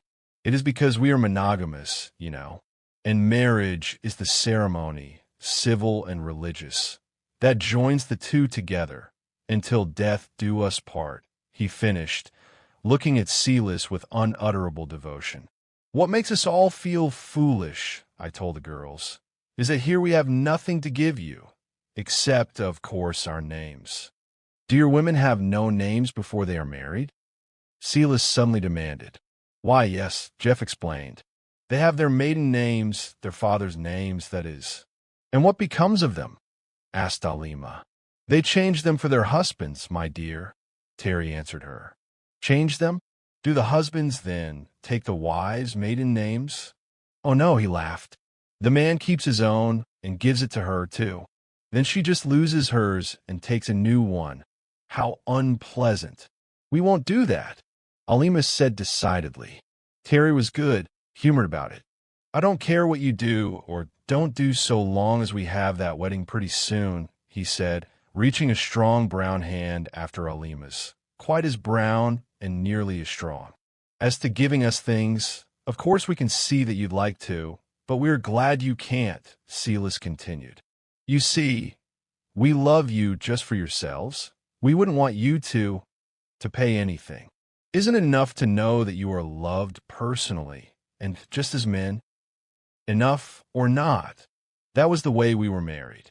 We had a great triple wedding in the biggest temple of all, and it looked as if most of the nation was present. It was very solemn and very beautiful. Someone had written a new song for the occasion, nobly beautiful, about the new hope for their people, the new tie with other lands, brotherhood as well as sisterhood, and with evident awe, fatherhood. Terry was always restive under their talk of fatherhood. "Anybody'd think we were high priests of philoprogenitiveness," he protested. "These women think of nothing but children. Seems to me, we'll teach him." He was so certain of what he was going to teach, and Alima so uncertain in her moods of reception. That Jeff, and I fear the worst. We tried to caution him. Much good that did. The big handsome fellow drew himself up to his full height, lifted that great chest of his, and laughed. There are 3 separate marriages, he said. I won't interfere with yours, nor you with mine. So the great day came, and the countless crowds of women, and we 3 bridegrooms without any supporting best men or any other men to back us up, felt strangely small as we came forward. Summel and Zava and Modine were on hand. We were thankful to have them, too. They seemed almost like relatives. There was a splendid procession, wreathing dances, the new anthem I spoke of, and the whole great place pulsed with feeling, the deep awe, the sweet hope, the wondering expectation of a new miracle. There has been nothing like this in the country since our motherhood began. Summel said softly to me while we watched the symbolic marches. You see, it is the dawn of a new era. You don't know how much you mean to us. It is not only fatherhood, that marvelous dual parentage to which we are strangers, the miracle of union in life, giving, but it is brotherhood. You are the rest of the world. You join us to our kind, to all the strange lands and peoples we have never seen. We hope to know them, to love and help them, and to learn of them. You cannot know. Thousands of voices rose in the soaring climax of that great hymn of the coming life. By the great altar of motherhood, with its crown of fruit and flowers, stood a new one, crowned as well. Before the great over-mother of the land and her ring of high temple counselors, before that vast multitude of calm-faced mothers and holy-eyed maidens, came forward our own 3 chosen ones, and we, 3 men alone in all that land, joined hands with them and made our marriage vows. Chapter 11. Our difficulties. We say, marriage is a lottery. Also, marriages are made in heaven, but this is not so widely accepted as the other. We have a well-founded theory that it is best to marry in one's class, and certain well-grounded suspicions of international marriages which seem to persist in the interests of social progress, rather than in those of the contracting parties. But no combination of alien races of color, of caste, or creed was ever so basically difficult to establish as that between us 3 modern American men and these 3 women of Herland. It is all very well to say that we should have been frank about it beforehand. We had been frank. We had discussed, at least Elidor and I had, the conditions of the great adventure, and thought the path was clear before us. But there are some things one takes for granted, supposes are mutually understood, and to which both parties may repeatedly refer without ever meaning the same thing. The differences in the education of the average man and woman are great enough, but the trouble they make is not mostly for the man. He generally carries out his own views of the case.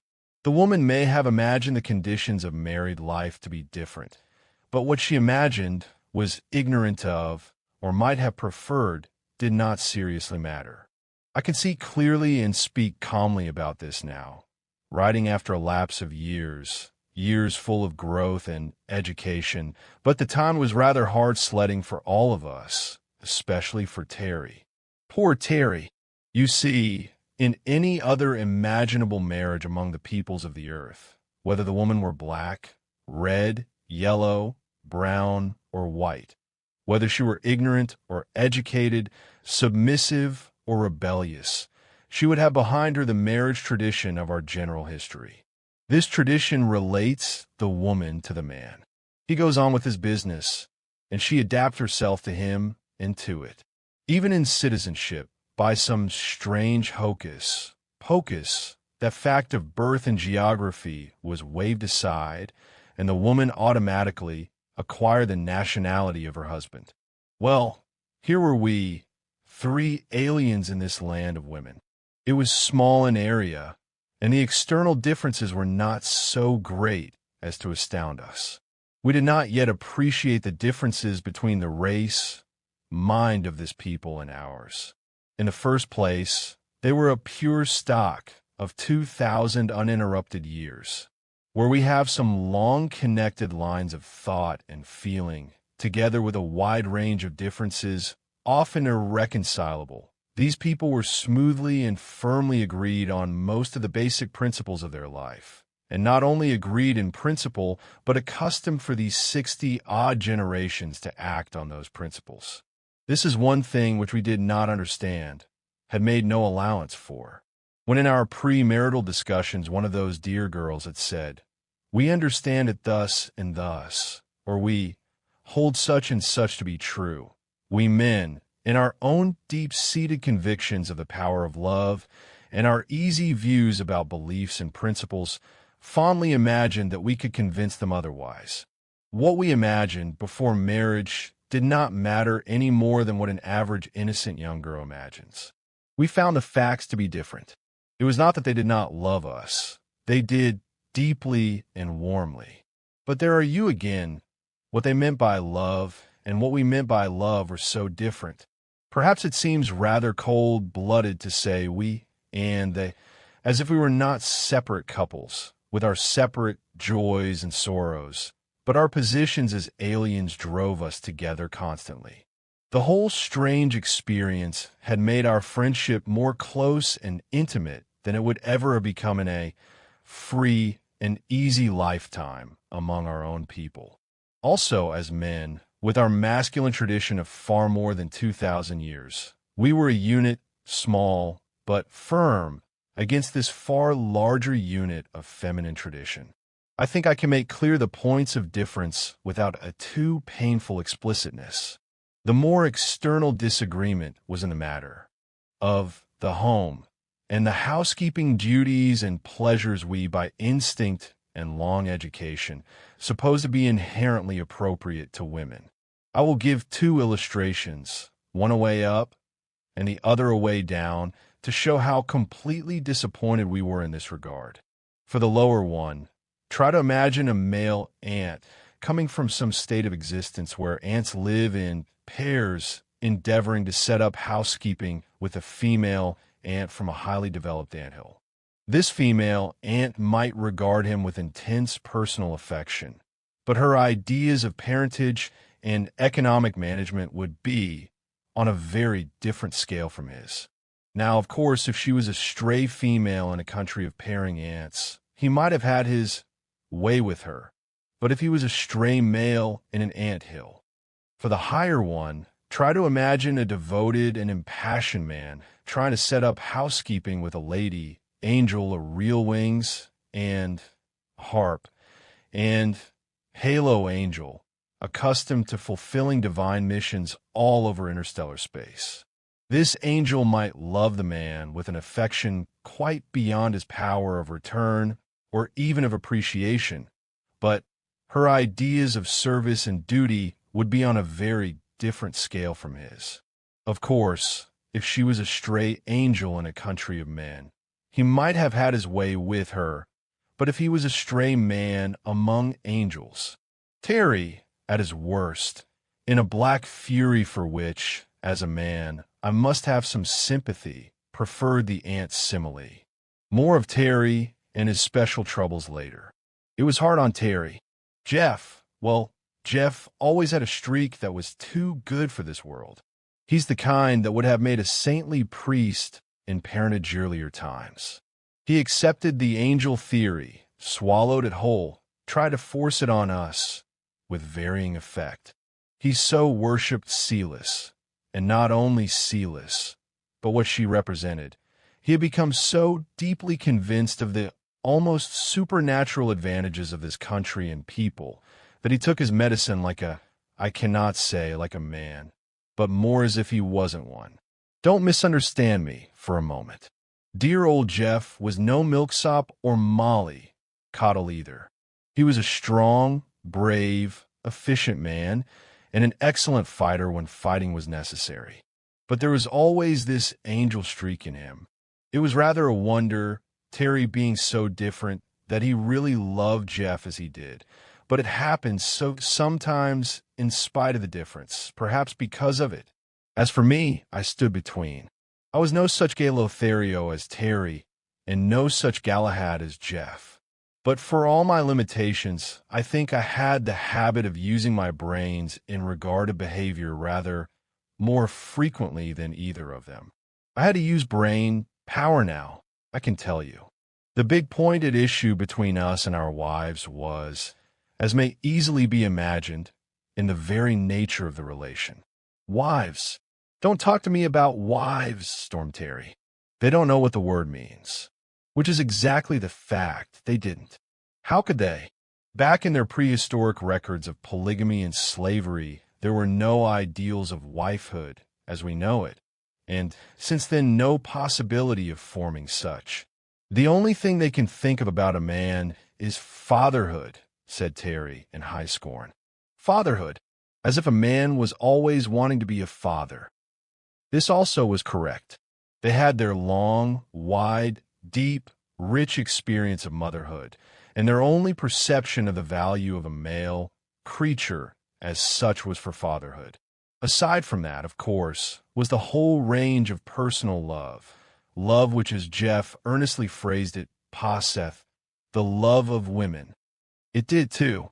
I can give no idea, either now, after long and happy experience of it, or as it seemed then, in the first measureless wonder of the beauty and power of the love they gave us.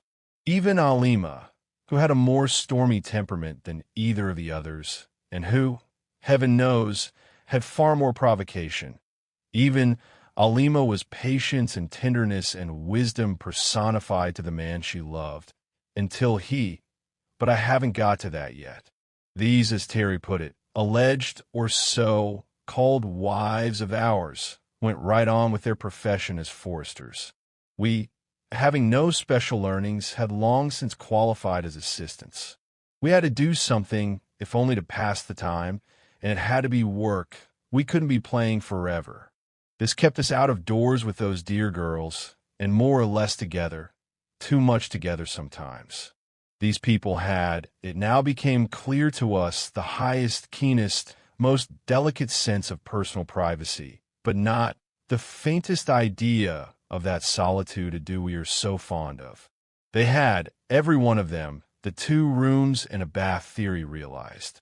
From earliest childhood, each had a separate bedroom with toilet conveniences, and one of the marks of coming of age was the addition of an outer room in which to receive friends. Long since we had been given our own 2 rooms apiece, and, as being of a different sex and race, these were in a separate house.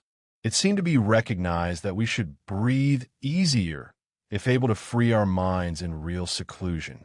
For food, we either went to any convenient eating house, ordered a meal brought in, or took it with us to the woods, always and equally good. All this we had become used to and enjoyed in our courting days. After marriage, there arose in us a somewhat unexpected urge of feeling that called for a separate house. But this feeling found no response in the hearts of those fair ladies. "We are alone, dear," Elidor explained to me with gentle patience.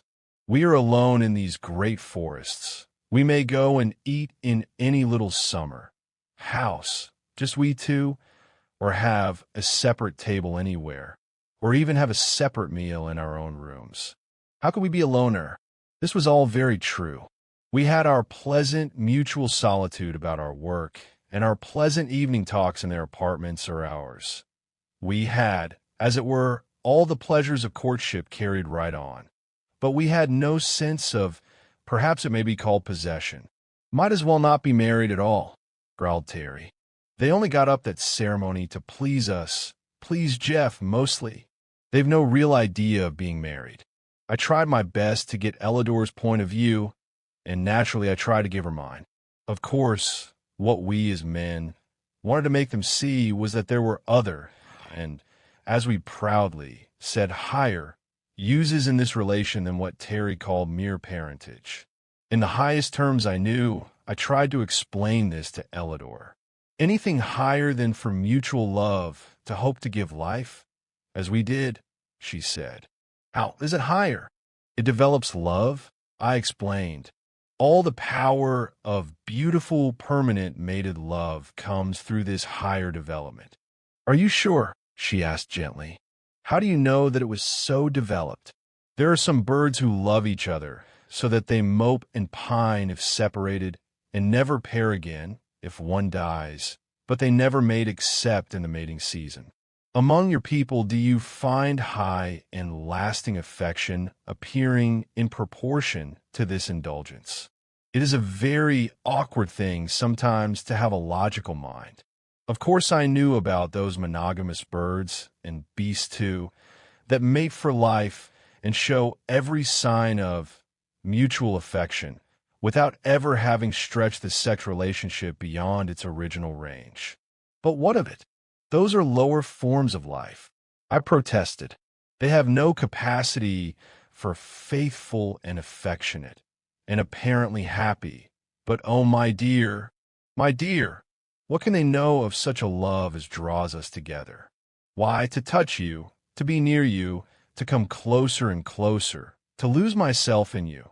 Surely you feel it too, do you not? I came nearer. I seized her hands. Her eyes were on mine, tender, radiant, but steady and strong. There is something so powerful, so large and changeless in those eyes that I could not sweep her off her feet by my own emotion as I had unconsciously assumed would be the case. It made me feel as one might imagine a man might feel who loved a goddess. Not a Venus, though. She did not resent my attitude, did not repel it, did not in the least fear it, evidently. There was not a shade of that timid withdrawal or pretty resistance which are so provocative. You see, dearest, she said, you have to be patient with us. We are not like the women of your country. We are mothers and we are people, but we have not specialized in this line. We. It was so hard to get her to be personal. And as I thought that, I suddenly remembered how we were always criticizing our women for being so personal. Then I did my earnest best to picture to her the sweet, intense joy of married lovers, and the result in higher stimulus to all creative work. Do you mean, she asked quite calmly, as if I was not holding her cool, firm hands in my hot and rather quivering ones, that with you, when people marry, they go right on doing this in season and out of season with no thought of children at all?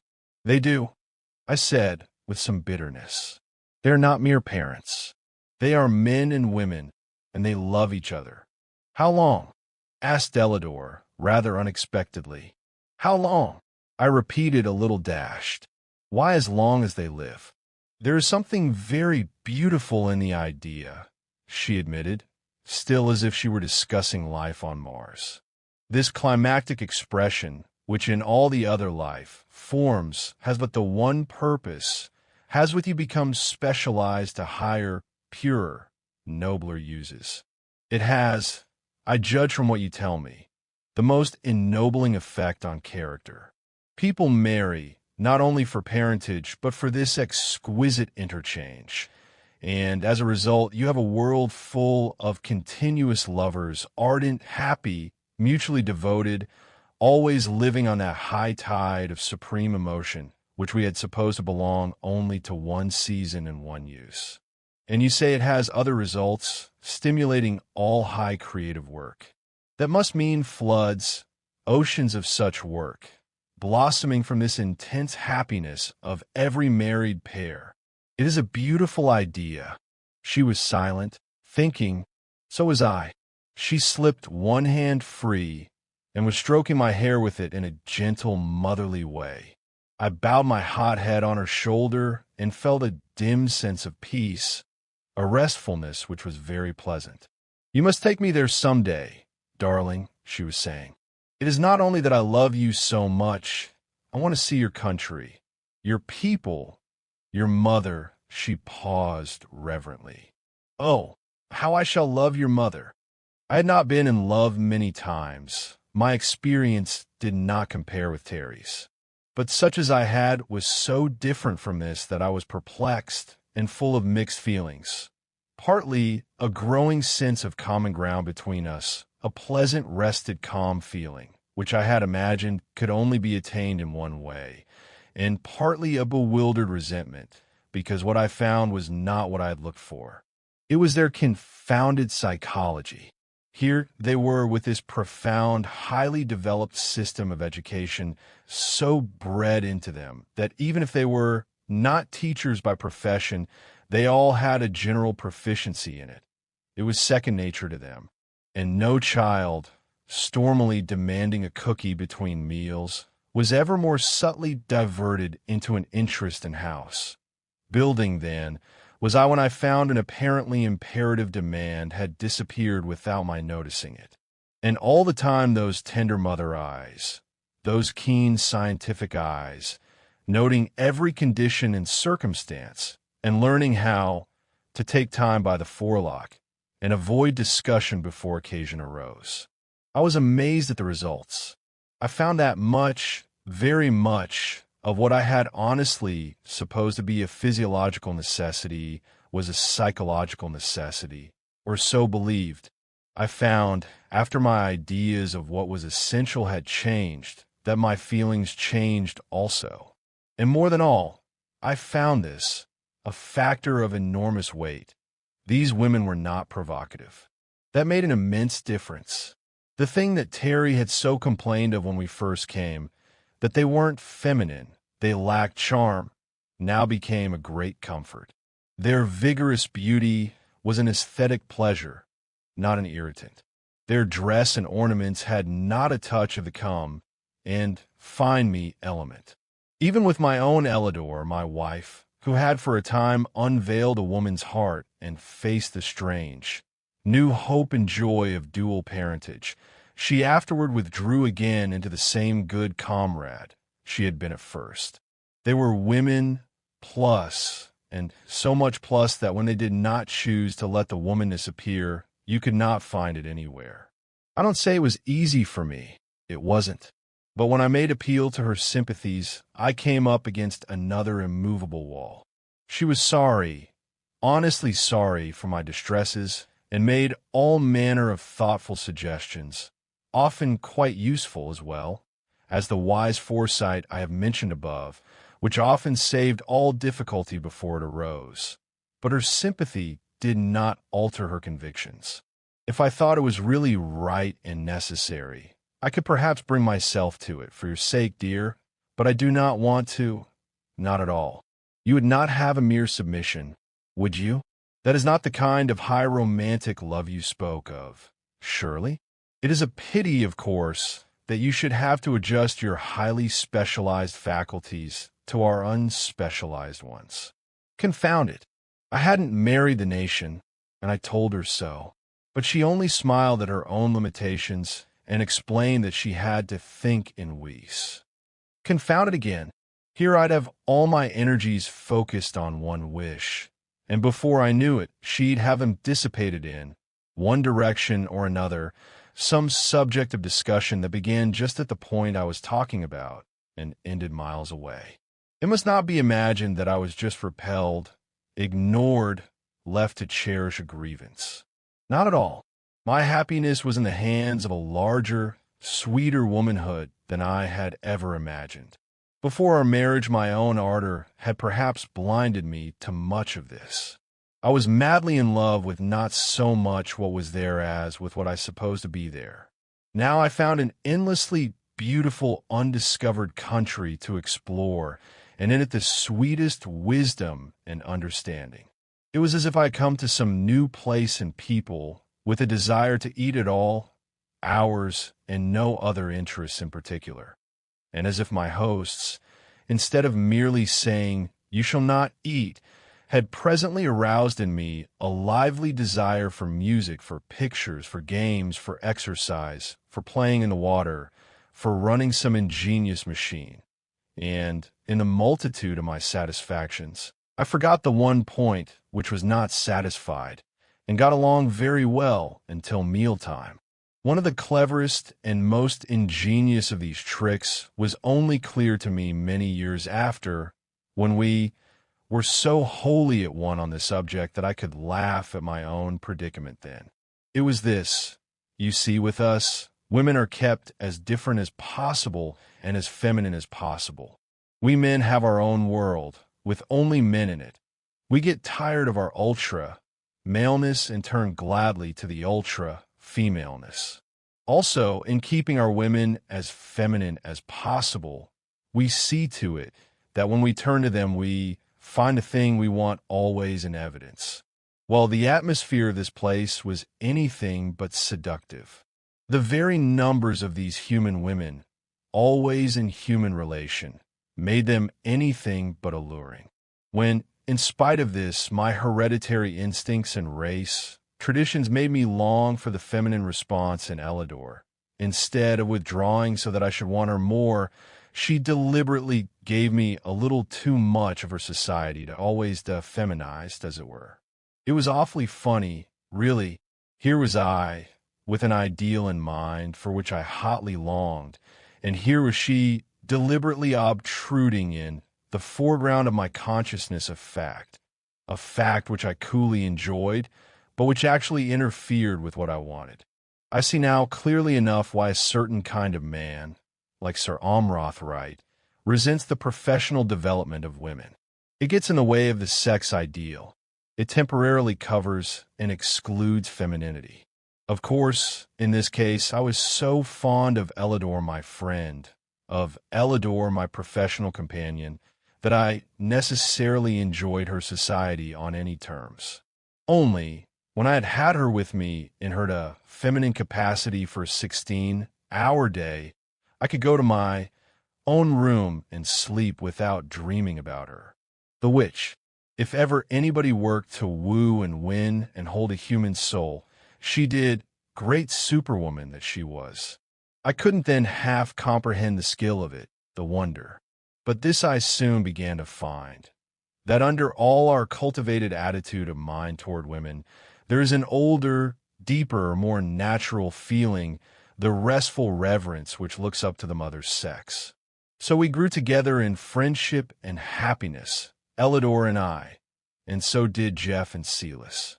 When it comes to Terry's part of it, and Alima's, I'm sorry, and I'm ashamed.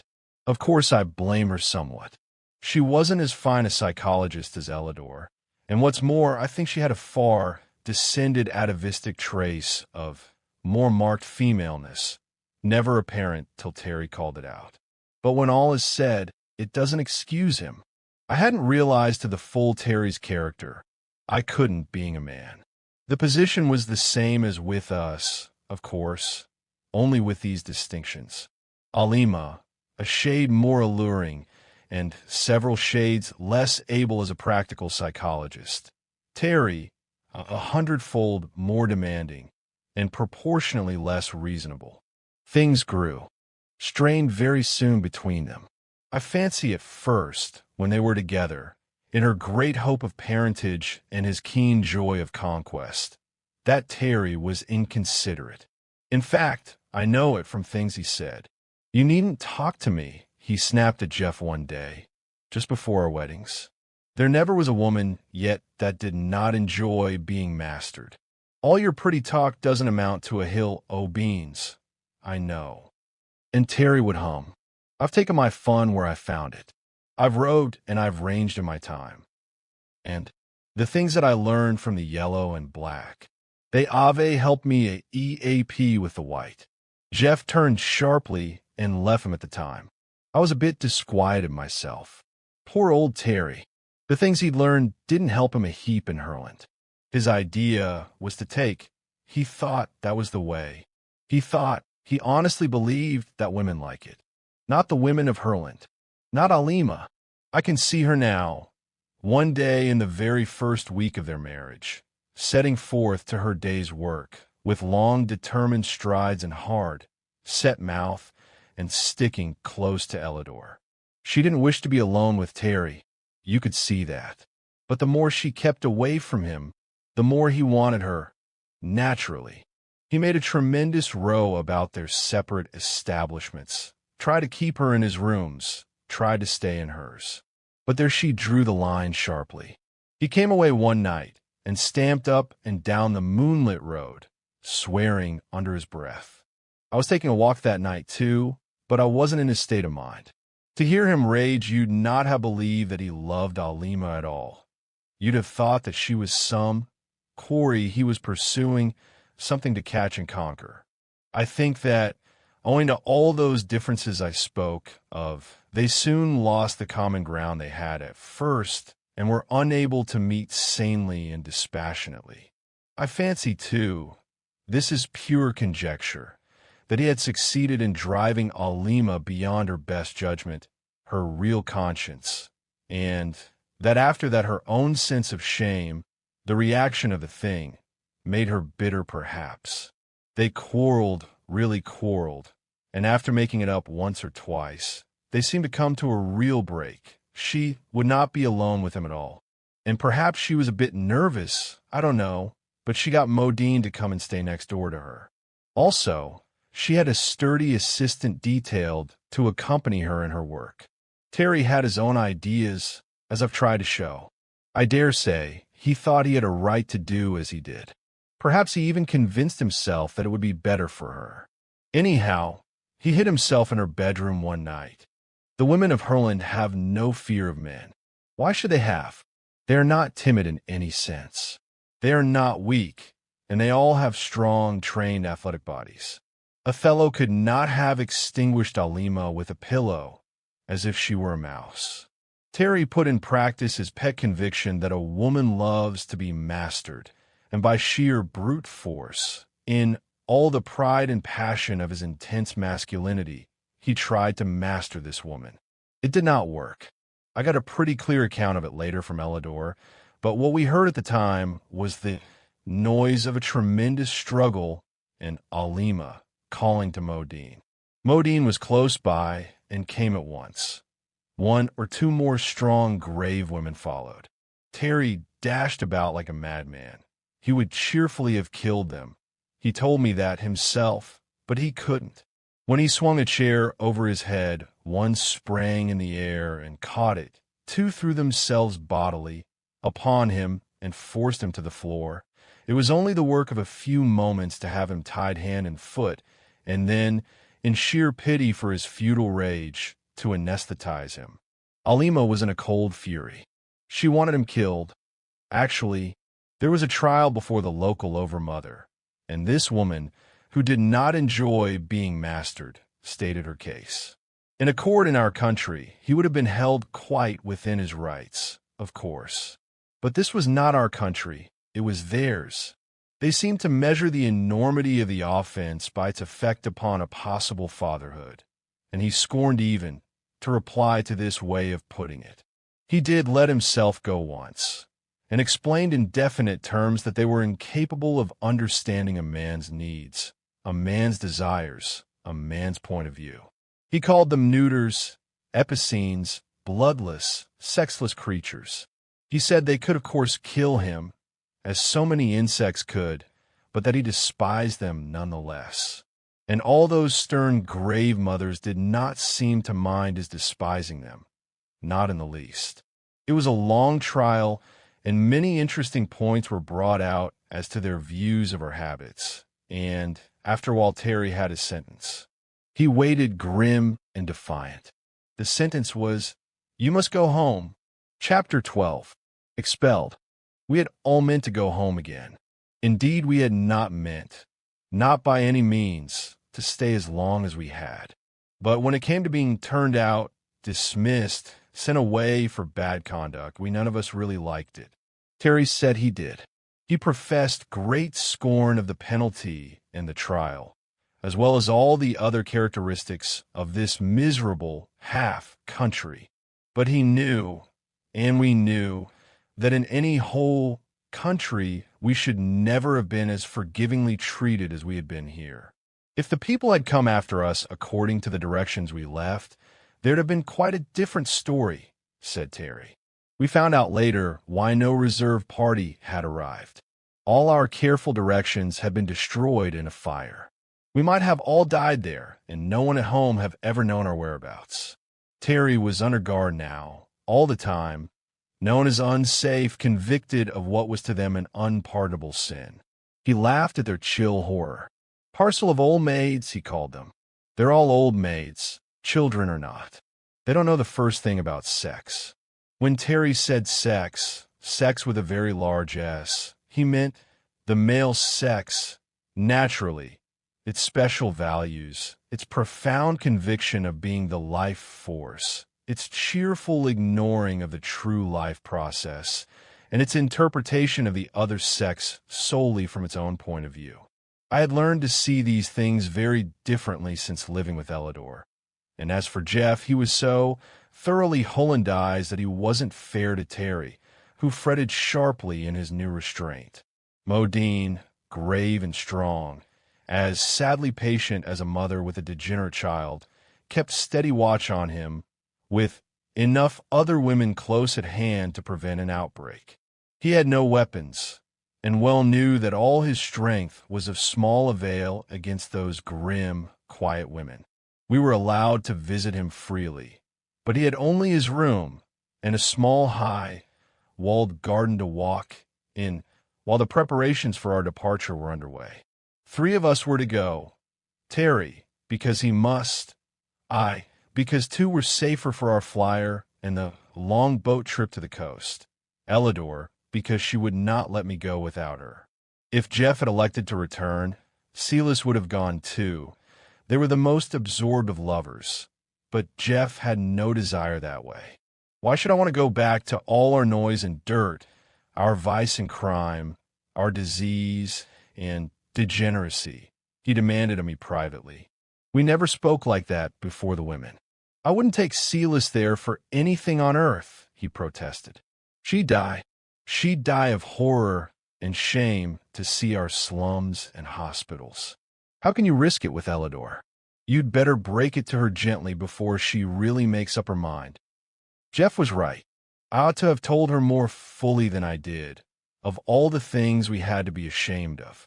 But it is very hard to bridge the gulf of as deep a difference as existed between our life and theirs. I tried to. Look here, my dear, I said to her. If you're really going to my country with me, you've got to be prepared for a good many shocks. It's not as beautiful as this. The cities, the civilized parts, of course the wild country is.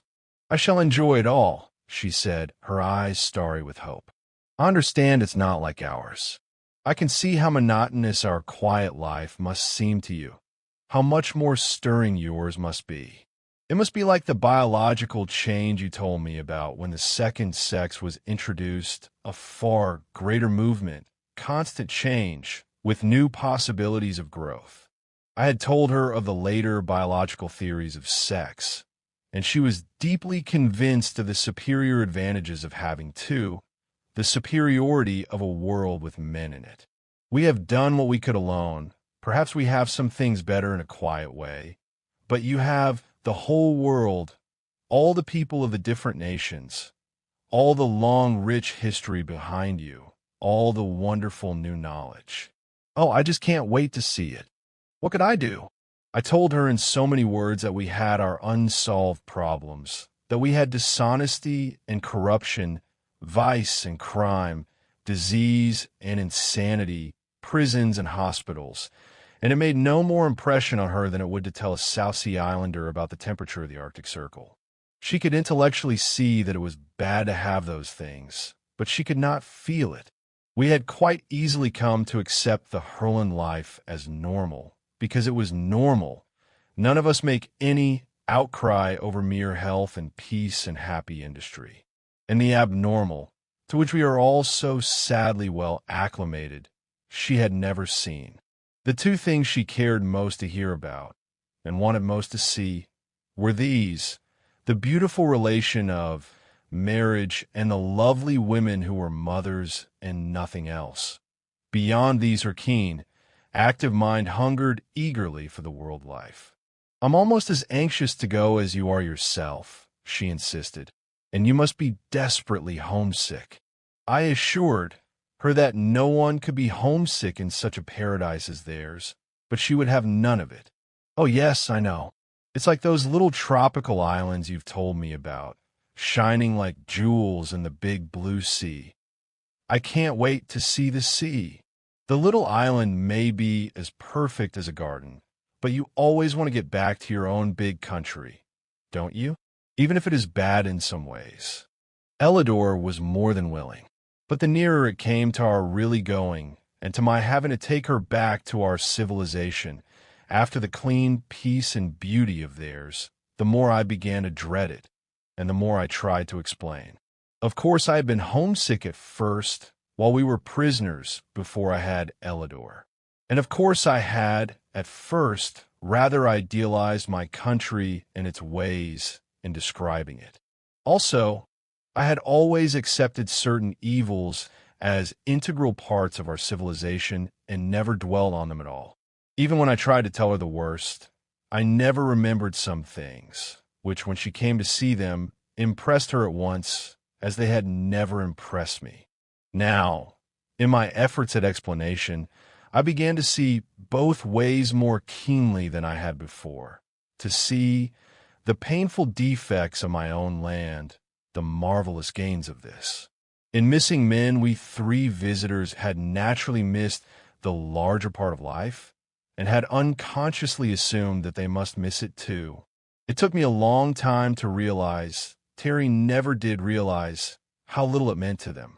When we say men, man, manly, manhood, and all the other masculine derivatives, we have in the background of our minds a huge, vague, crowded picture of the world and all its activities. To grow up and be a man, to act like a man, the meaning and connotation is wide indeed. That vast background is full of marching columns of men, of changing lines of men, of long processions of men steering their ships into new seas, exploring unknown mountains, breaking horses, herding cattle, plowing and sowing and reaping, toiling at the forge and furnace, digging in the mine, building roads and bridges and high cathedrals, managing great businesses, teaching in all the colleges, preaching in all the churches, of men everywhere, doing everything, the world. And when we say women, we think female, the sex. But to these women, in the unbroken sweep of this 2,000-year-old feminine civilization, the word woman called up all that big background so far as they had gone in social development. And the word man meant to them only male, the sex. Of course, we could tell them that in our world men did everything, but that did not alter the background of their minds. That man, the male, did all these things was to them a statement, making no more change in the point of view than was made in ours when we first faced the astounding fact to us that in Herland women were the world. We had been living there more than a year. We had learned their limited history, with its straight, smooth, upreaching lines, reaching higher and going faster up to this smooth comfort of their present life. We had learned a little of their psychology, a much wider field than the history, but here we could not follow so readily. We were now well used to seeing women not as females, but as people of all sorts, doing every kind of work. This outbreak of Terry's and the strong reaction against it gave us a new light on their genuine femininity. This was given me with great clearness by both Elidor and Summel. The feeling was the same, sick revulsion and horror, such as would be felt at some climactic blasphemy. They had no faintest approach to such a thing in their minds, knowing nothing of the custom of marital indulgence among us. To them, the one high purpose of motherhood had been for so long the governing law of life, and the contribution of the father, though known to them, so distinctly another method to the same end, that they could not, with all their effort, get the point of view of the male creature whose desires quite ignore parentage and seek only for what we euphoniously term the joys of love. When I tried to tell Elidor that women too felt so, with us, she drew away from me, and tried hard to grasp intellectually what she could in no way sympathize with. You mean that with you, love between man and woman expresses itself in that way, without regard to motherhood? To parentage, I mean, she added carefully. Yes, surely. It is love we think of, the deep, sweet love between two. Of course we want children, and children come, but that is not what we think about. But, it seems so against nature, she said. None of the creatures we know do that. Do other animals in your country? We are not animals, I replied with some sharpness. At least we are something more, something higher. This is a far nobler and more beautiful relation, as I have explained before. Your view seems to us rather, shall I say, practical, prosaic, merely a means to an end. With us, oh, my dear girl, cannot you see, cannot you feel? It is the last, sweetest, highest consummation of mutual love. She was impressed visibly. She trembled in my arms as I held her close, kissing her hungrily. But there rose in her eyes that look I knew so well, that remote, clear look as if she had gone far away, even though I held her beautiful body so close and was now on some snowy mountain regarding me from a distance. I feel it quite clearly, she said to me. It gives me a deep sympathy with what you feel, no doubt more strongly still. But what I feel, even what you feel, dearest, does not convince me that it is right. Until I am sure of that, of course I cannot do as you wish. Elidor, at times like this, always reminded me of Epictetus. I will put you in prison, said his master. My body, you mean? Replied Epictetus calmly. I will cut your head off, said his master. Have I said that my head cannot be cut off? A difficult person, Epictetus. What is this miracle by which a woman, even in your arms, may withdraw herself, utterly disappear, till what you hold is as inaccessible as the face of a cliff? Be patient with me, dear, she urged sweetly.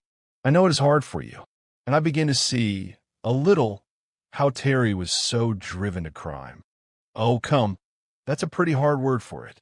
After all, Alima was his wife, you know, I urged, feeling at the moment a sudden burst of sympathy for poor Terry. For a man of his temperament and habits, it must have been an unbearable situation. But Elidor, for all her wide intellectual grasp and the broad sympathy in which their religion trained them, could not make allowance for such, to her, sacrilegious brutality. It was the more difficult to explain to her, because we three, in our constant talks and lectures about the rest of the world, had naturally avoided the seamy side, not so much from a desire to deceive, but from wishing to put the best foot foremost for our civilization, in the face of the beauty and comfort of theirs. Also, we really thought some things were right, or at least unavoidable, which we could readily see would be repugnant to them, and therefore did not discuss. Again, there was much of our world's life which we, being used to it, had not noticed as anything worth describing. And still further, there was about these women a colossal innocence upon which many of the things we did say had made no impression whatever. I am thus explicit about it, because it shows how unexpectedly strong was the impression made upon Elidor when she at last entered our civilization. She urged me to be patient, and I was patient. You see, I loved her so much that even the restrictions she so firmly established left me much happiness. We were lovers, and there is surely delight enough in that. Do not imagine that these young women utterly refused the great new hope, as they called it, that of dual parentage, for that they had agreed to marry us, though the marrying part of it was a concession to our prejudices rather than theirs. To them, the process was the holy thing, and they meant to keep it holy. But so far only Celis, her blue eyes swimming in happy tears, her heart lifted with that tide of race. Motherhood which was their supreme passion, could with ineffable joy and pride announce that she was to be a mother. The new motherhood, they called it, and the whole country knew. There was no pleasure, no service, no honor in all the land that Celis might not have had. Almost like the breathless reverence with which, 2,000 years ago, that dwindling band of women had watched the miracle of virgin birth, was the deep awe and warm expectancy with which they greeted this new miracle of union. All mothers in that land were holy. To them, for long ages, the approach to motherhood has been by the most intense and exquisite love and longing, by the supreme desire, the overmastering demand for a child.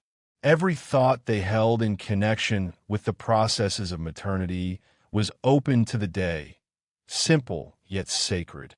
Every woman of them placed motherhood not only higher than other duties, but so far higher that there were no other duties, one might almost say. All their wide mutual love, all the subtle interplay of mutual friendship and service, the urge of progressive thought and invention, the deepest religious emotion, every feeling and every act was related to this great central power, to the river of life pouring through them, which made them the bearers of the very Spirit of God. Of all this I learned more and more, from their books, from talk, especially from Elidor.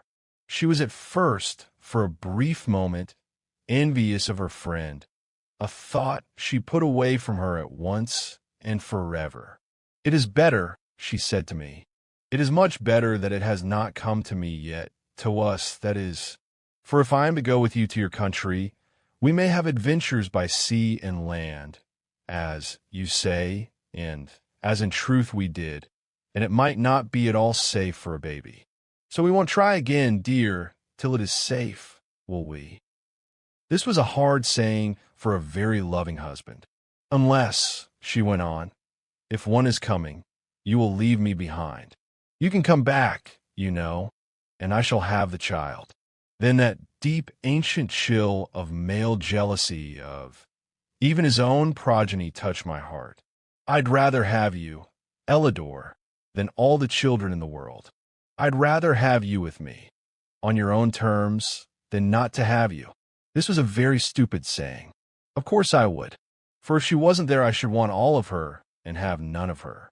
But if she went along as a sort of sublimated sister, only much closer and warmer than that, really, why, I should have all of her but that one thing. And I was beginning to find that Elidor's friendship, Elidor's comradeship, Elidor's sisterly affection, Elidor's perfectly sincere love, none the less deep that she held it back on a definite line of reserve, were enough to live on very happily. I find it quite beyond me to describe what this woman was to me. We talk fine things about women, but in our hearts we know that they are very limited beings, most of them. We honor them for their functional powers, even while we dishonor them by our use of it. We honor them for their carefully enforced virtue, even while we show by our own conduct how little we think of that virtue. We value them, sincerely, for the perverted maternal activities which make our wives the most comfortable of servants, bound to us for life with the wages wholly at our own decision, their whole business, outside of the temporary duties of such motherhood as they may achieve, to meet our needs in every way. Oh, we value them, all right, in their place, which place is the home, where they perform that mixture of duties so ably described by Mrs. Josephine Dodge Dascombe Bacon, in which the services of a mistress are carefully specified. She is a very clear writer, Mrs. J.D.D. Bacon, and understands her subject from her own point of view. But that combination of industries, while convenient and in a way economical, does not arouse the kind of emotion commanded by the women of Herland. These were women one had to love up, very high up instead of down. They were not pets. They were not servants. They were not timid, inexperienced, weak. After I got over the jar to my pride, which Jeff, I truly think, never felt. He was a born worshiper, in which Terry never got over. He was quite clear in his ideas of the position of women. I found that loving up was a very good sensation after all. It gave me a queer feeling, way down deep, as of the stirring of some ancient, dim, prehistoric consciousness. Feeling that they were right somehow, that this was the way to feel. It was like coming home to mother. I don't mean the underflannels, and don't its mother, the fussy person that waits on you and spoils you and doesn't really know you. I mean the feeling that a very little child would have, who had been lost for ever so long. It was a sense of getting home, of being clean and rested, of safety and yet freedom, of love that was always there, warm like sunshine in May, not hot like a stove or a featherbed, a love that didn't irritate and didn't smother. I looked at Elidor as if I hadn't seen her before. "If you won't go," I said, "I'll get Terry to the coast and come back alone. You can let me down a rope. And if you will go, why, you blessed wonder, woman, I would rather live with you all my life like this than to have any other woman I ever saw, or any number of them, to do as I like with. Will you come?" She was keen for coming, so the plans went on. She'd have liked to wait for that marvel of Celis's, but Terry had no such desire. He was crazy to be out of it all. It made him sick, he said, sick, this everlasting mothering. I don't think Terry had what the phrenologists call the lump of philoprogenitiveness at all well developed. Morbid one-sided cripples, he called them. Even when from his window, he could see their splendid vigor and beauty. Even while Modine, as patient and friendly as if she had never helped Alima to hold and bind him, sat there in the room, the picture of wisdom and serene strength. Sexless, epicene, undeveloped neuters, he went on bitterly. He sounded like Sir Amroth, right? Well, it was hard. He was madly in love with Alima, really, more so than he had ever been before, and their tempestuous courtship, quarrels, and reconciliations had fanned the flame.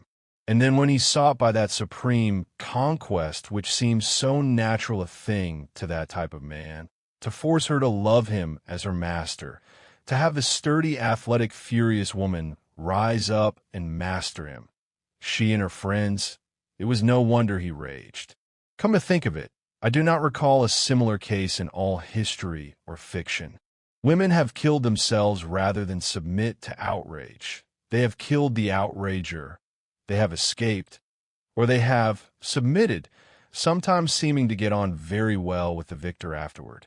There was that adventure of false Sextus, for instance, who found Lucrece combing the fleece under the midnight lamp.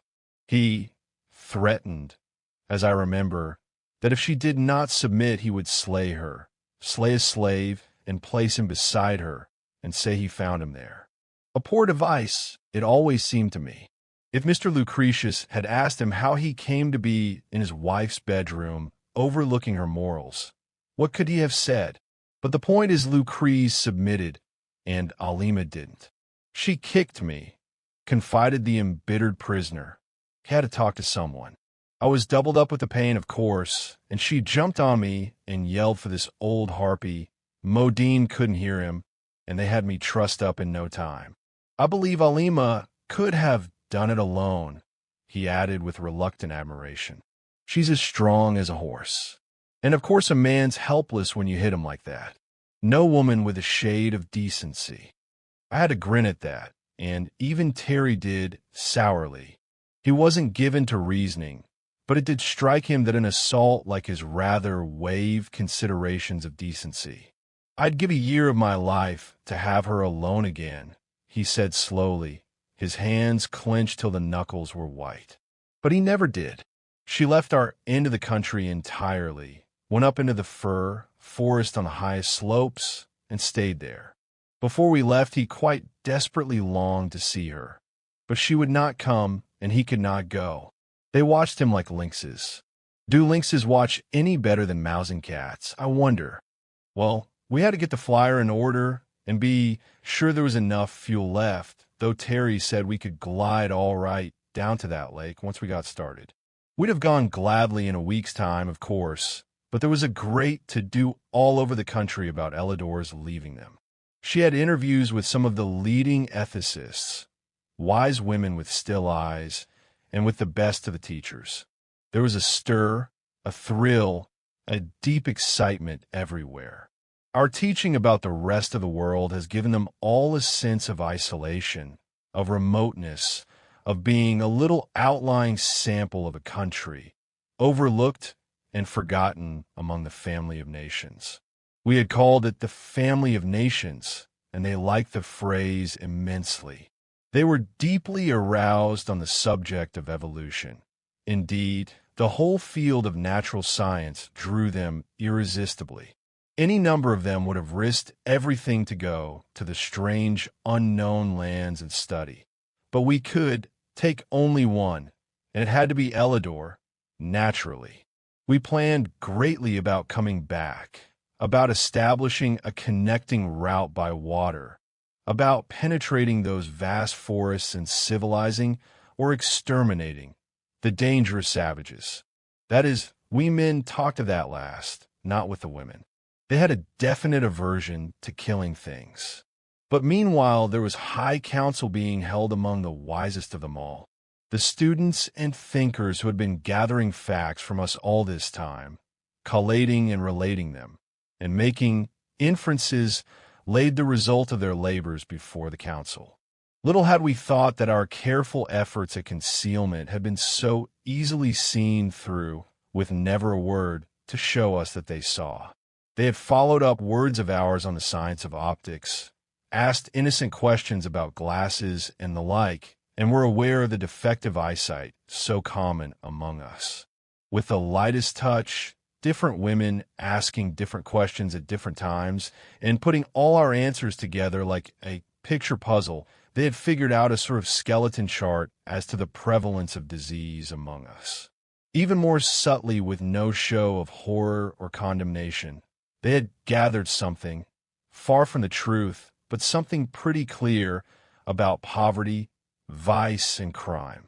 They even had a goodly number of our dangers all itemized, from asking us about insurance and innocent things like that. They were well posted as to the different races, beginning with their poison arrow natives down below and widening out to the broad racial divisions we had told them about. Never a shocked expression of the face or exclamation of revolt had warned us.